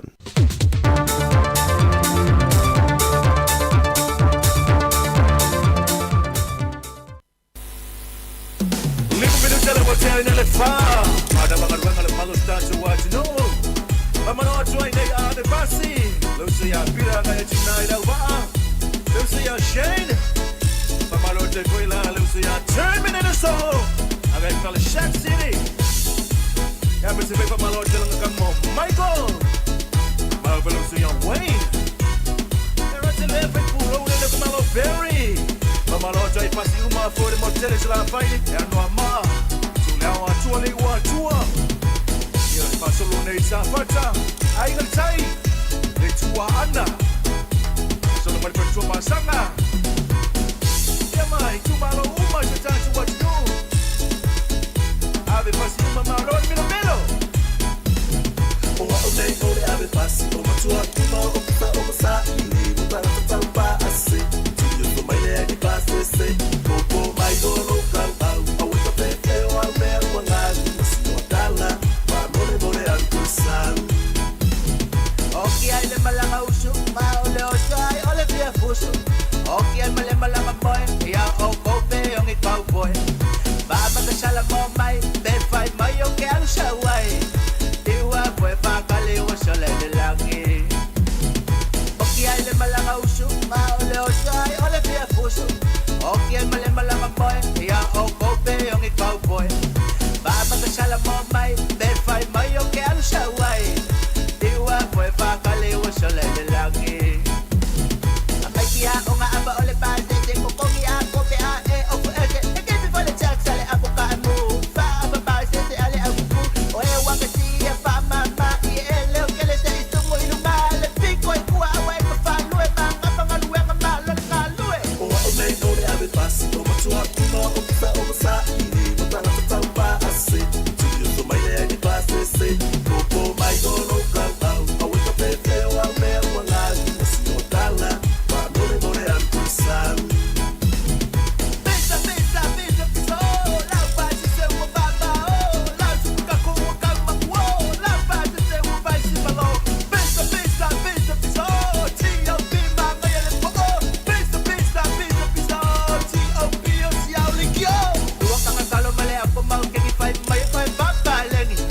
O ka kai lo ka ngau fu fa kali wa le ko san. La la lo ma kai kupe malolo rupe yo se o me. Mokula lo ngoi le over la kaupe. Dua kanga salo male apo mau ke ni fai mai fai baba leni. O ka kai lo ka ngau fu fa kali wa le ko san. La la lo ma kai kupe malolo rupe yo se o me. Mokula lo ngoi le over la kaupe. O wa o me o le ave pasi o matua kuma o kuta o masai mo tana taupa ase. Tuyo to mai le di pase se. Popo mai do no ka au. O we ka pepe o al me o ngani. Masino dala. Ma mole mole al kusan. Pesa pesa pesa pesa o la pasi se o baba o la suka ko o kama o la pasi se o vai se malo. Pesa pesa pesa pesa o ti o bi ma ngai le po o. Pesa pesa pesa pesa o ti o bi o si au likio. O wa o me o le ave pasi o matua kuma o kuta o masai mo tana taupa ase. Tuyo to mai le di pase se. Popo mai do no ka au. O we ka pepe o al me o ngani. Masino dala. Ma mole mole al kusan. Whawhiawhianga, peseng malisinga ya sanere Antonio male ave pasi, ya toi whatalo watu ni te mele fiafi le au ave pasi, o malama, ole au ave taxi, ole au ave loli, ole au ave upa, ole au kiliva meli, ya ole au kiliva meli, ole matua pisi, ale taimi le kiliva inga o meli, ya atangata wa sofia fia Krismasi mal tau sanga fau, ole a lava le ta vale afi na te whelua nei taimi, ya po masini fo yo nai fa upenga luenga nei fiafi ya fatalo fatu le taimi ma lo nga lue ma lo fa mai upole pese ma lo le milo yo ya ma lo fo tawata ya ife au manga luenga nei aso msalo to telo tatu tinu ule wa mapu atu ainga ino mana vai fo nga luenga nei fiafi ai mai so nei aso Mali nei vai aso. 5 minuta te nele tu la fa o le tatu ele pokalame muli o le foi fatini ino mai atu ele tu fa salawino tatu telefone o le nei oli mali nei fiafi pe ona tapine na tamaita ia na fa solo matala mai Sāmoa le sunga ia ta se salem sem. Ta le lima ona mai ele tatu tu le nei aso mali nei vai aso ia ai to fa filo impe fa talo fa tu le taimi na tu to tele na o tau ia inga. Nai tamam nai tina fa nau sa ia onga foi ia manga luenga ia fa malo lava le ona sa inga luenga ma onga le nei aso ia ai o le kuka ia o le ale kuka o le fiafi la kuka na o te pena ia a u va ia tu ia le tulanga le o ia le tau o ma tu ni sila le taimi nei o le wanga il tau ma fana no winga ia o sfroi lava ia te lava ia o le tangata e fainga luenga ia o le sfroi lava ia tau o na mafal tau maftanga e oe msala ua si la fia le lei au kuka ia mai la tau o lo no fale vai matua vai whanau ia o le sfroi lava ia tau o na mafal tau maftanga le ainga ia ua pi o le ua mapu uma le to tele ma nava ngā luenga le nei aso ma le nei vai aso i le sfroi le nei no winga ia tau o na le lei se kuka o le afiafi ai moa ulava ia o e le ostangata fia tele le mea le tau mafa ia oe o to inga fiafi fa penei ia o le ului a fela ele fale ia sina ului la ia watu lo mani tai fai fo le selua saka lo e fa fua ai saka la le ului le mo me o le aniani o le ave pepe aniani saka le vai male aniani ia le tama le va ia po nai anai vo isi lua vo ile saka le vai male aniani ia male masima ia wa uma up tu walti fanga les frile la tau ia ola wa una me ai la pola kuka tau ona fai le fiafi le nei wa te mana valo wa fia tu po talas fale ia avisi nei astasi vo le fa sua ile le vai male aniani ia masina fai vo le pe lua pe tolu ia wa uma le fiafi la tau ia inu lo le vai auli ia vai la mana ia so i fua malo lo ina to inga tau mafana ia o le fa ungo le yaso mai to ale le ile mo ia i to inga tau maftanga na ia o le ia masina fai ia lo le fiafi ia pule ha o le kuka ia msalo na wasa eula ulo le taimi ia o manongi fo ile fiu mo le aniani ma tulanga e pole ala kuka na fai te longa ile o misi le aniani ia i tono la kuka ia mantua tau na ise fiu pe fa pe o supo ia tau foi la ona ini aniani pe fa pe o se me ai foi le lai fa lai i mo kukama tamato ia ma kapisi vai alu ma kaloti mai mane Kevin le la oa e matua to le foi le mo e wala o ye umala ala o le paipa fulu ai lima le paipa mafana po le vai vela ia te a to ia pawana le long ole fala lave ia ole lango yo se asa to vai se lango sol te no po fe wo ye lango New Zealand se asa to vai se lango yo ia ai le tamana le va saka ile vai male niani ia wa uma po le fiafi ia ona wa una kuka le fiafi ai auto tatu wotinu le mafuta mai tono ainga se omi mai po la kuka na fe le fiafi ia tangu fifula ia matua la mai oni steak ia onia ia ai falai eleni na fai o falai eleni foi matua mana ia ai lu la kuka malea marka pis mal tomato tua mana ia tamana ia le fiafi ia omi mai le tato Facebook po le ala kuka na fe le fiafi ia se o vai tu ia pe mana ia pe feololo ia pe toititi ia mana ia la kuka ia na fa le fiafi ia tau foi saulo tato po atato kuka na sau le fiafi fia vini mai foi para la kuka na fe le fiafi tu sa po na ta to ngol moenga fai mai pe para la kuka na la fai ia vala mai tolu valu lima no fantasi tatu taltano po kuka tau na fai le fiafi papa kiu ia wa umarau papa kiu le fiafi ia mana ia tere kuka sunga Kevin Walker ia tamala ia wa tua ia le fiafi wa le sa pi sama mafanga luenga le nei yaso ia ole papa kiu ia wa umarau salati Ia ma kukama ma tawa na ore misi ya kukama ma tomato ma ni salati fola au ya lu papa kiwa Kevin. Esa. Ma na ia te kuka a Kevin fighta au. Se furu lo minuta te nei le tu la fa ta tu na saunga le mulungo au wala ta tu watinu fa mole ia tau la ila wa ai lunga awala ia ile pisi le taimi ia ilunga awala lo fiafio il tatu watinu nei taimi ile mana va yo nga luenga ia ai mo ila tau le wa ia ia tatu watinu e amat e fulele e fainga luenga fiafi ia afa pe o na wa sauni foi po na wa nga ia tulunga awala wa nga luenga le fiafi ia fa malolosi maloa le ono sai yo fa malosi nga luenga le fiafi na nei ia matala le taimi fa tino inga luenga ia mai sei la tu inga lue masini wa ia ni sel tatu watinu inga lue ia fiafias for ilimpo ia fa nga i masini fo ile tele ia tono company ma vanga fa mai sia nga luenga ia fa nga i na ia masini ia matala ia ma tonu ia sa lava se malolonga ia o tapena ia wanga luenga le fiafia na nei mo tatu le tonu fale ia peia ona longolongo atu le nei fiafi ma tatu watunu ia ipati fa fainga luenga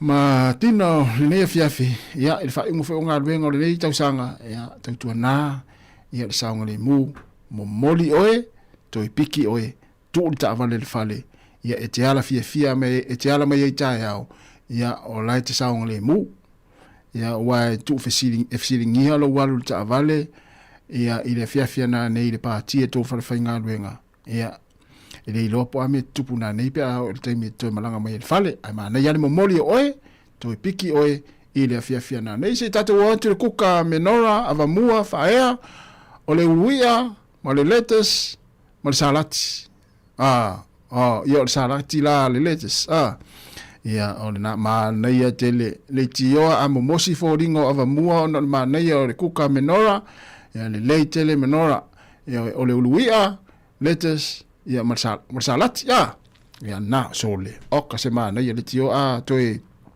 la titi ava muari ia ma se fu family tete nei le tu live o programa o le foi fatini fa manatu nei o le fa unga vai aso matatu tel no atu la foi ia invainga tau on tatu tel no ia si fonga nela mo Wellington o le programa o le foi fatini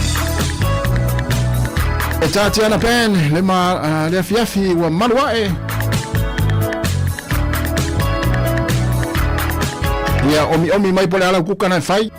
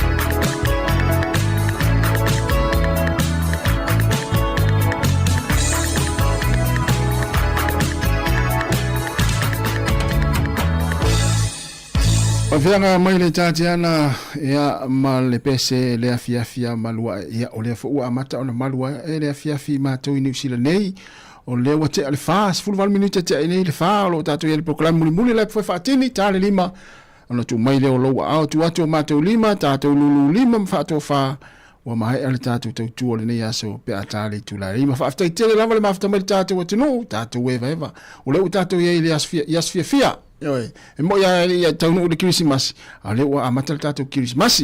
Ia ata ulole Christmas, ia ele sisi to fa no. Se o fa no ele fiafi. Pe ia o fa ia tu tele taimi. Wa mena tu pul fa nga luenga, tu fa nga luenga. Ava pe fo oni me fiafi sa tu pul fa nga luenga, wa to si lo tu langa. Ia e amata ia February le tau fo, o le fa mel pul tas.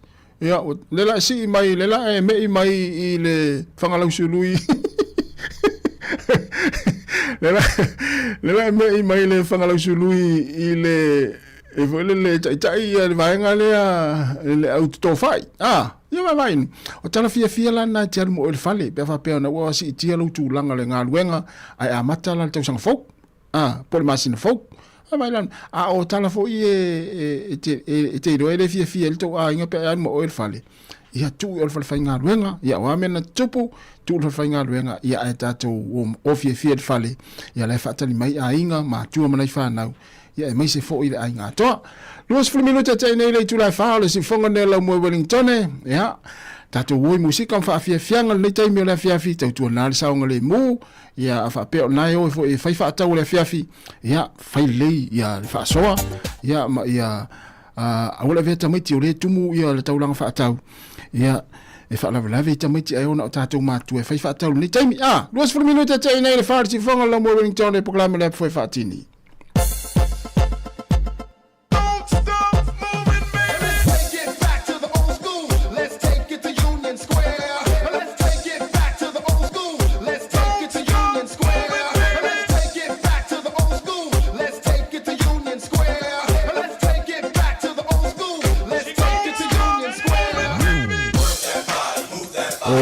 ia mana ia kuka ale kuka pali sina se umalo pe vatu kuka pali sina ia le tot fa fonga mai o to ele mata Facebook mai YouTube ia on tatu le tatu pesele mai sunga sive vai nga walesi ia ole kuka le sunga pali ia ole kuka o pali ole potato top mince pie male coleslaw male ko pie no suka no coco Sāmoa lo ringa to nga ko pai fulele pa le alu e sa au pari ya na mana ya ko pai le po ya na mana ya lo ku ka o sole ta lo la le mince pie ya wa uma mana ya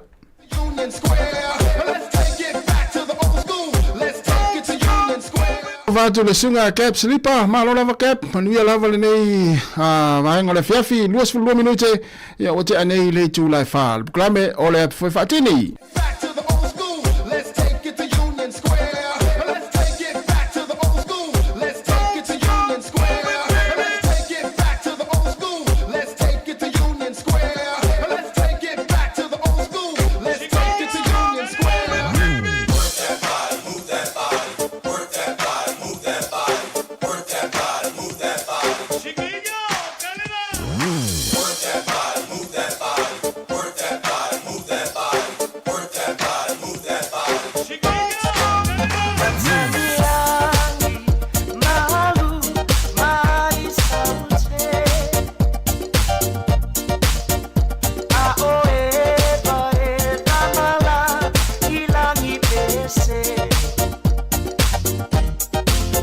Alofa anga mamo omo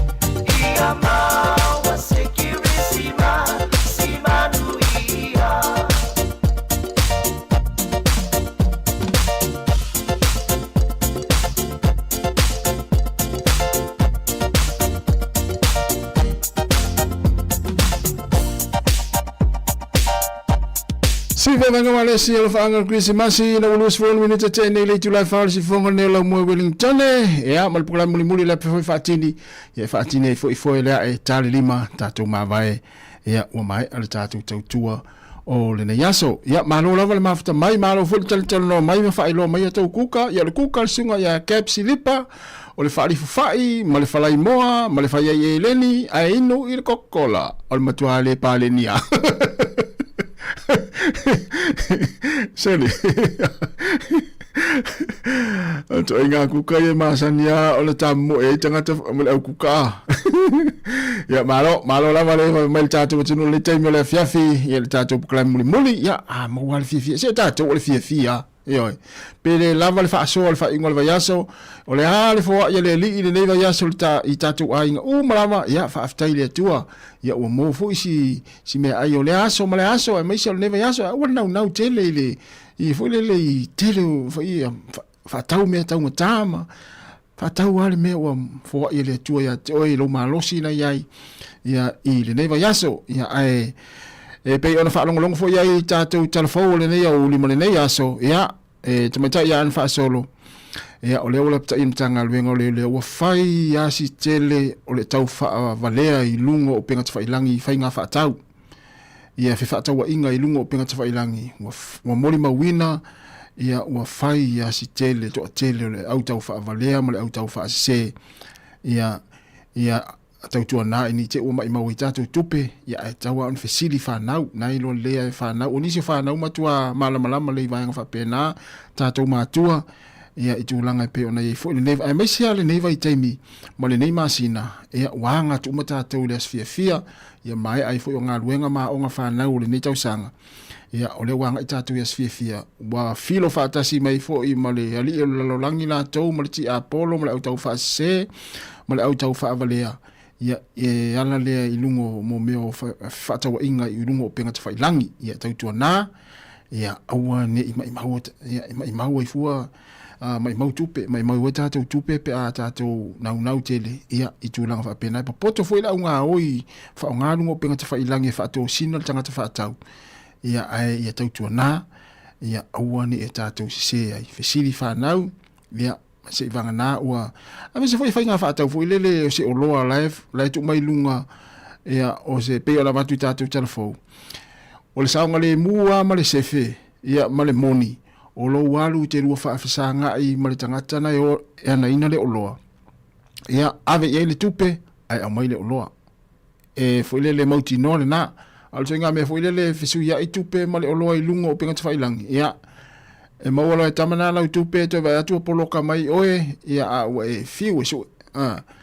Ia alfa manatu la le mai, ai vai atu se o loa, ia e tau ona e alu e ave le tupe, ia whaafsanga i lei lua fōringa tu lou, ave le tupe, ai mai le o loa. Fea lava se mea nai whaatau le o loa, ia tau ona e alu ia ie. Fwelele te lua whaafsanga i maltangata e ona le o loa, ia ina ia mai, ia vai atu o le o loa lea na e mana oai, ia i te ua whaafalea fo i tātou i vaenga mwhapena. Ia ma o le, e vai atu se so o tanga po se link fo i lea o lafo mai ati oe, ia aua te talaina. Ia o nana e ui mai fo i, ia le to te le au ngā oi. Ia, ma i lātou fo i, o taimi fo i ne fia le au ngā oi e whaafalea tangata i whaatau ngō tāwale fo i i lungo o penga te whailangi. Whaatau inga i lungo penga te whailangi. Ia, a lewa mai le website e anga i tātou po le o penga te whailangi anga i tātou e siaki. Ia po le tāwale nā lai whaatau o kasa i tā lafu lai po se tāwale ngā oi. Ia po se i tā lafu po se tāwale fo i le umantongi lai tā lafu. Ia nā la whaatau mai ate. Oe, ai asi lungo le penga te whailangi lea o le carjam.co.nz. Ia te moa le ei whaamatalanga le nata avale lai whaatau wina. Awa te vave whaatau wina sa tā avale e te le i malama le iai. Ia ngai lunga le penga te whailangi nā pe o na watu o le carjam.co.nz. Ia mai sa ili ai. Po i elita avale lea o la whaatau mai ate. Oe, vaenga umwhapena. Nana whaamanatu atu pēr. Nai vaenga whapena wa ual. Tele lea awala ia au ngā oi. Ia e ngā oi ia tātou tupe. Ia e maisea ia tātou ia e tele tupe. Ia wa mātou ia e mo ia e a tele al tupe ia o le tai 5 afi tono rekat. Ia lewa afi tonu la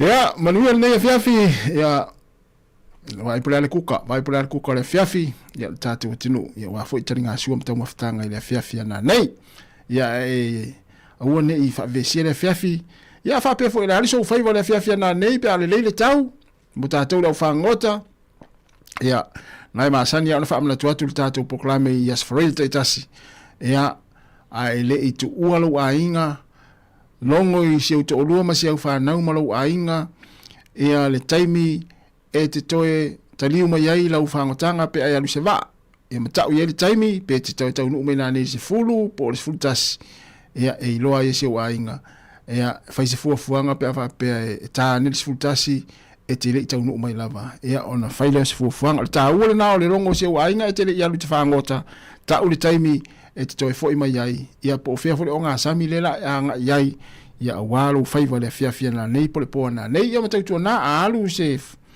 va fangota ia na wasi le fia ma tātou le faiva fangota ia vaenga fa to ina o lo va ia me se lava ia va vole le safety po lo ta pena wal saunga le mo me o fu fa ola ma va un fa pena. To luas ful 20 minute ana ta leo le tu la elima ia ona fa manatu na nei taimi ia le la vasta tu fa fianga le nei malsunga pesa ili maleota fai mai e le faia so ainga ia e tupu a me fa pe nei fa unga vai aso me se ape a o me o fia fa finga luenga ia e filo ese ai me stangata e vala aulie e watu ia ai aune pelo itato a faia o faisa wa ainga faisa o ai sorry o failo ainga o pelo tato e fez o ainda molhar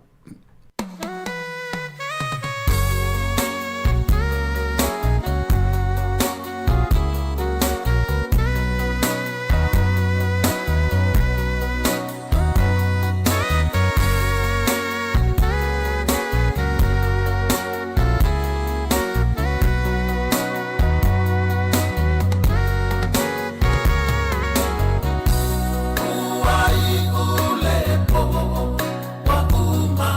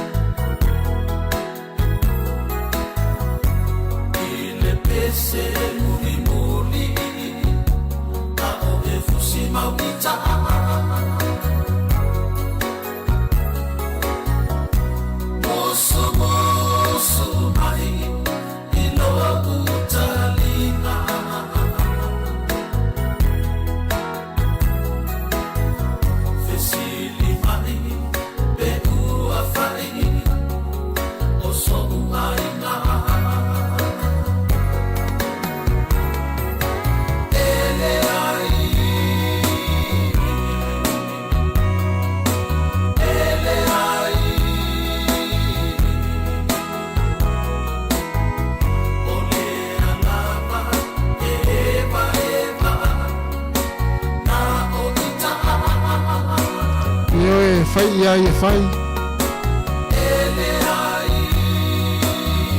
Se ua fai.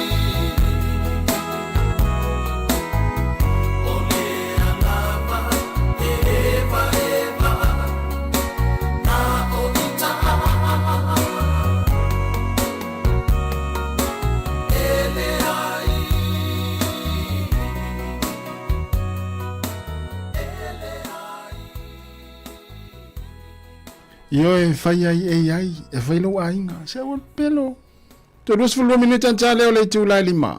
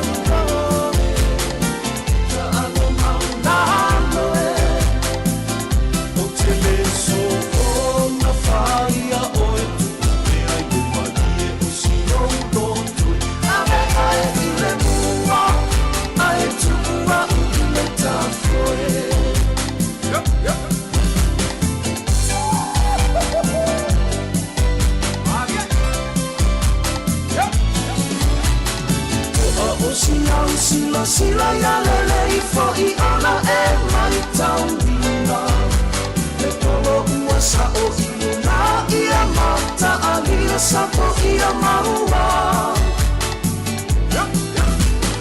Manu mai o le tua afa amalolo si mahi wa vevela o le la Ue pupe maua ina awane inisi o le polo e fiti fiti Tama salumalu Ta'alo filemu Tama lupe aue Ta'alo maulaloe O teleso o na faia o e tukupea Ie malie o sio no tue Ave ai ile mua Ai tuua u ile tafoe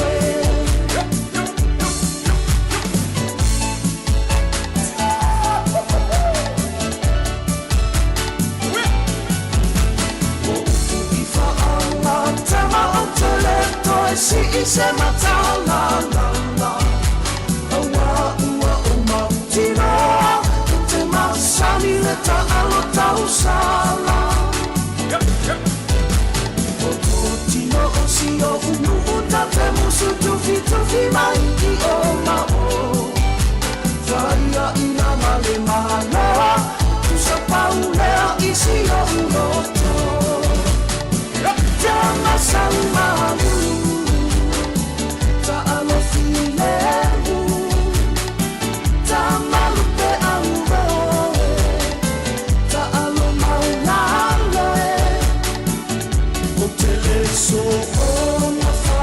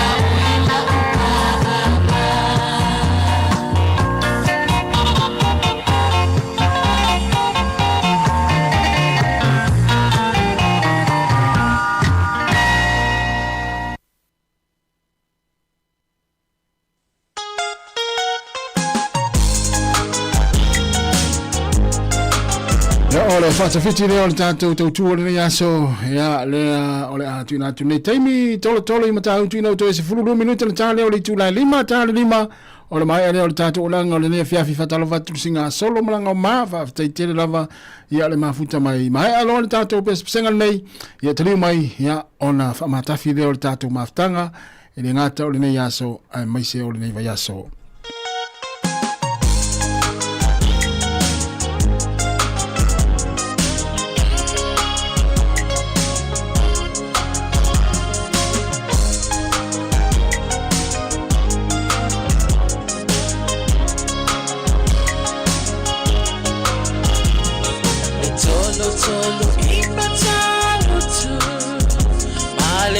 Sulla mai molino le tai tu pito ia pia si o utala manaya e fe pula vi le sau o ata uma o fetu o le lani e solo mia ia umasia o passa vali le passine sei e su solo mi Sāmoa no watu no sei fai afianga e mama atene mataba olo si vai ma pepese matata la tutulele a omae mane ilano ole na o masia ukele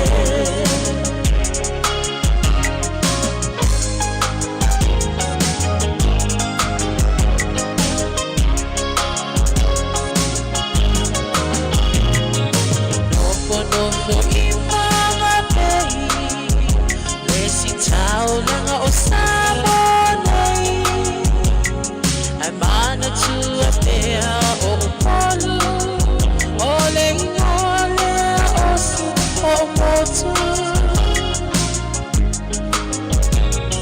ele mawhai hanga o nangalo le tape mahi o mai singano no ai tine matama yunga lona au wala lau papa le pasina sei esu solo ia Sāmoa no watu no sei vai afianga ie mama atene matama olo si vai ma pepese matata la tutulele a omae mane ilano ole na o masia ukele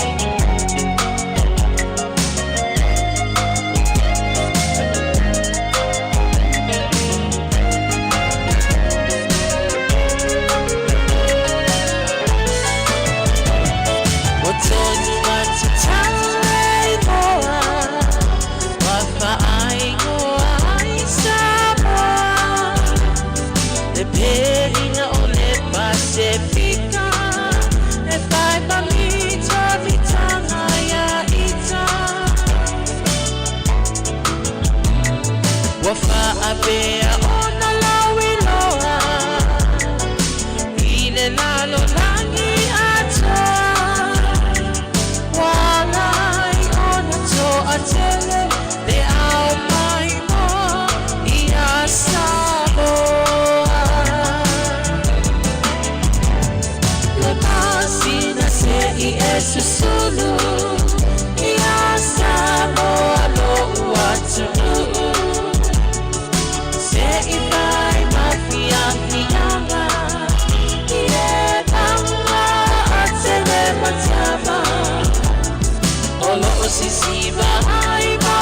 se matatala taukulele a umae bane ilano ole niu na o umasia upele a umae bane ilano ole niu na o umasia upele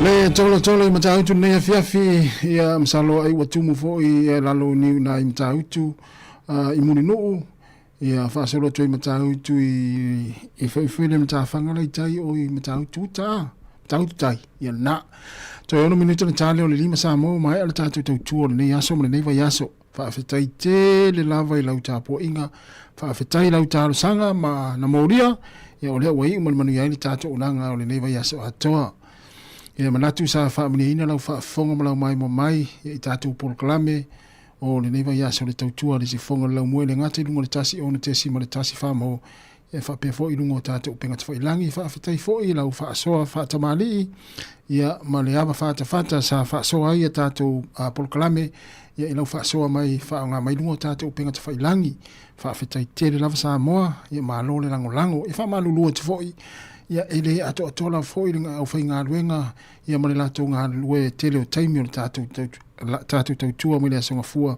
se I pa ia las frailo veste tasi ia e matou te fa mo atu Sāmoa ia I lau to fa tamari fa to tanga fa le polu e malua I matou fa le tonu ai e manuia lava le ia to tatu o tenu nga luenga o le nei fiafi nisi o le fai nga luenga ai mai se le fa ungo le nei va yaso Tātou te whelua ila songa fua le vai asa fau, a ia whaamonia tele lava le atua le tātou atino, ea ma ia manuia tele ia le nei vaenga o le fiafi, ia wha soifua ia.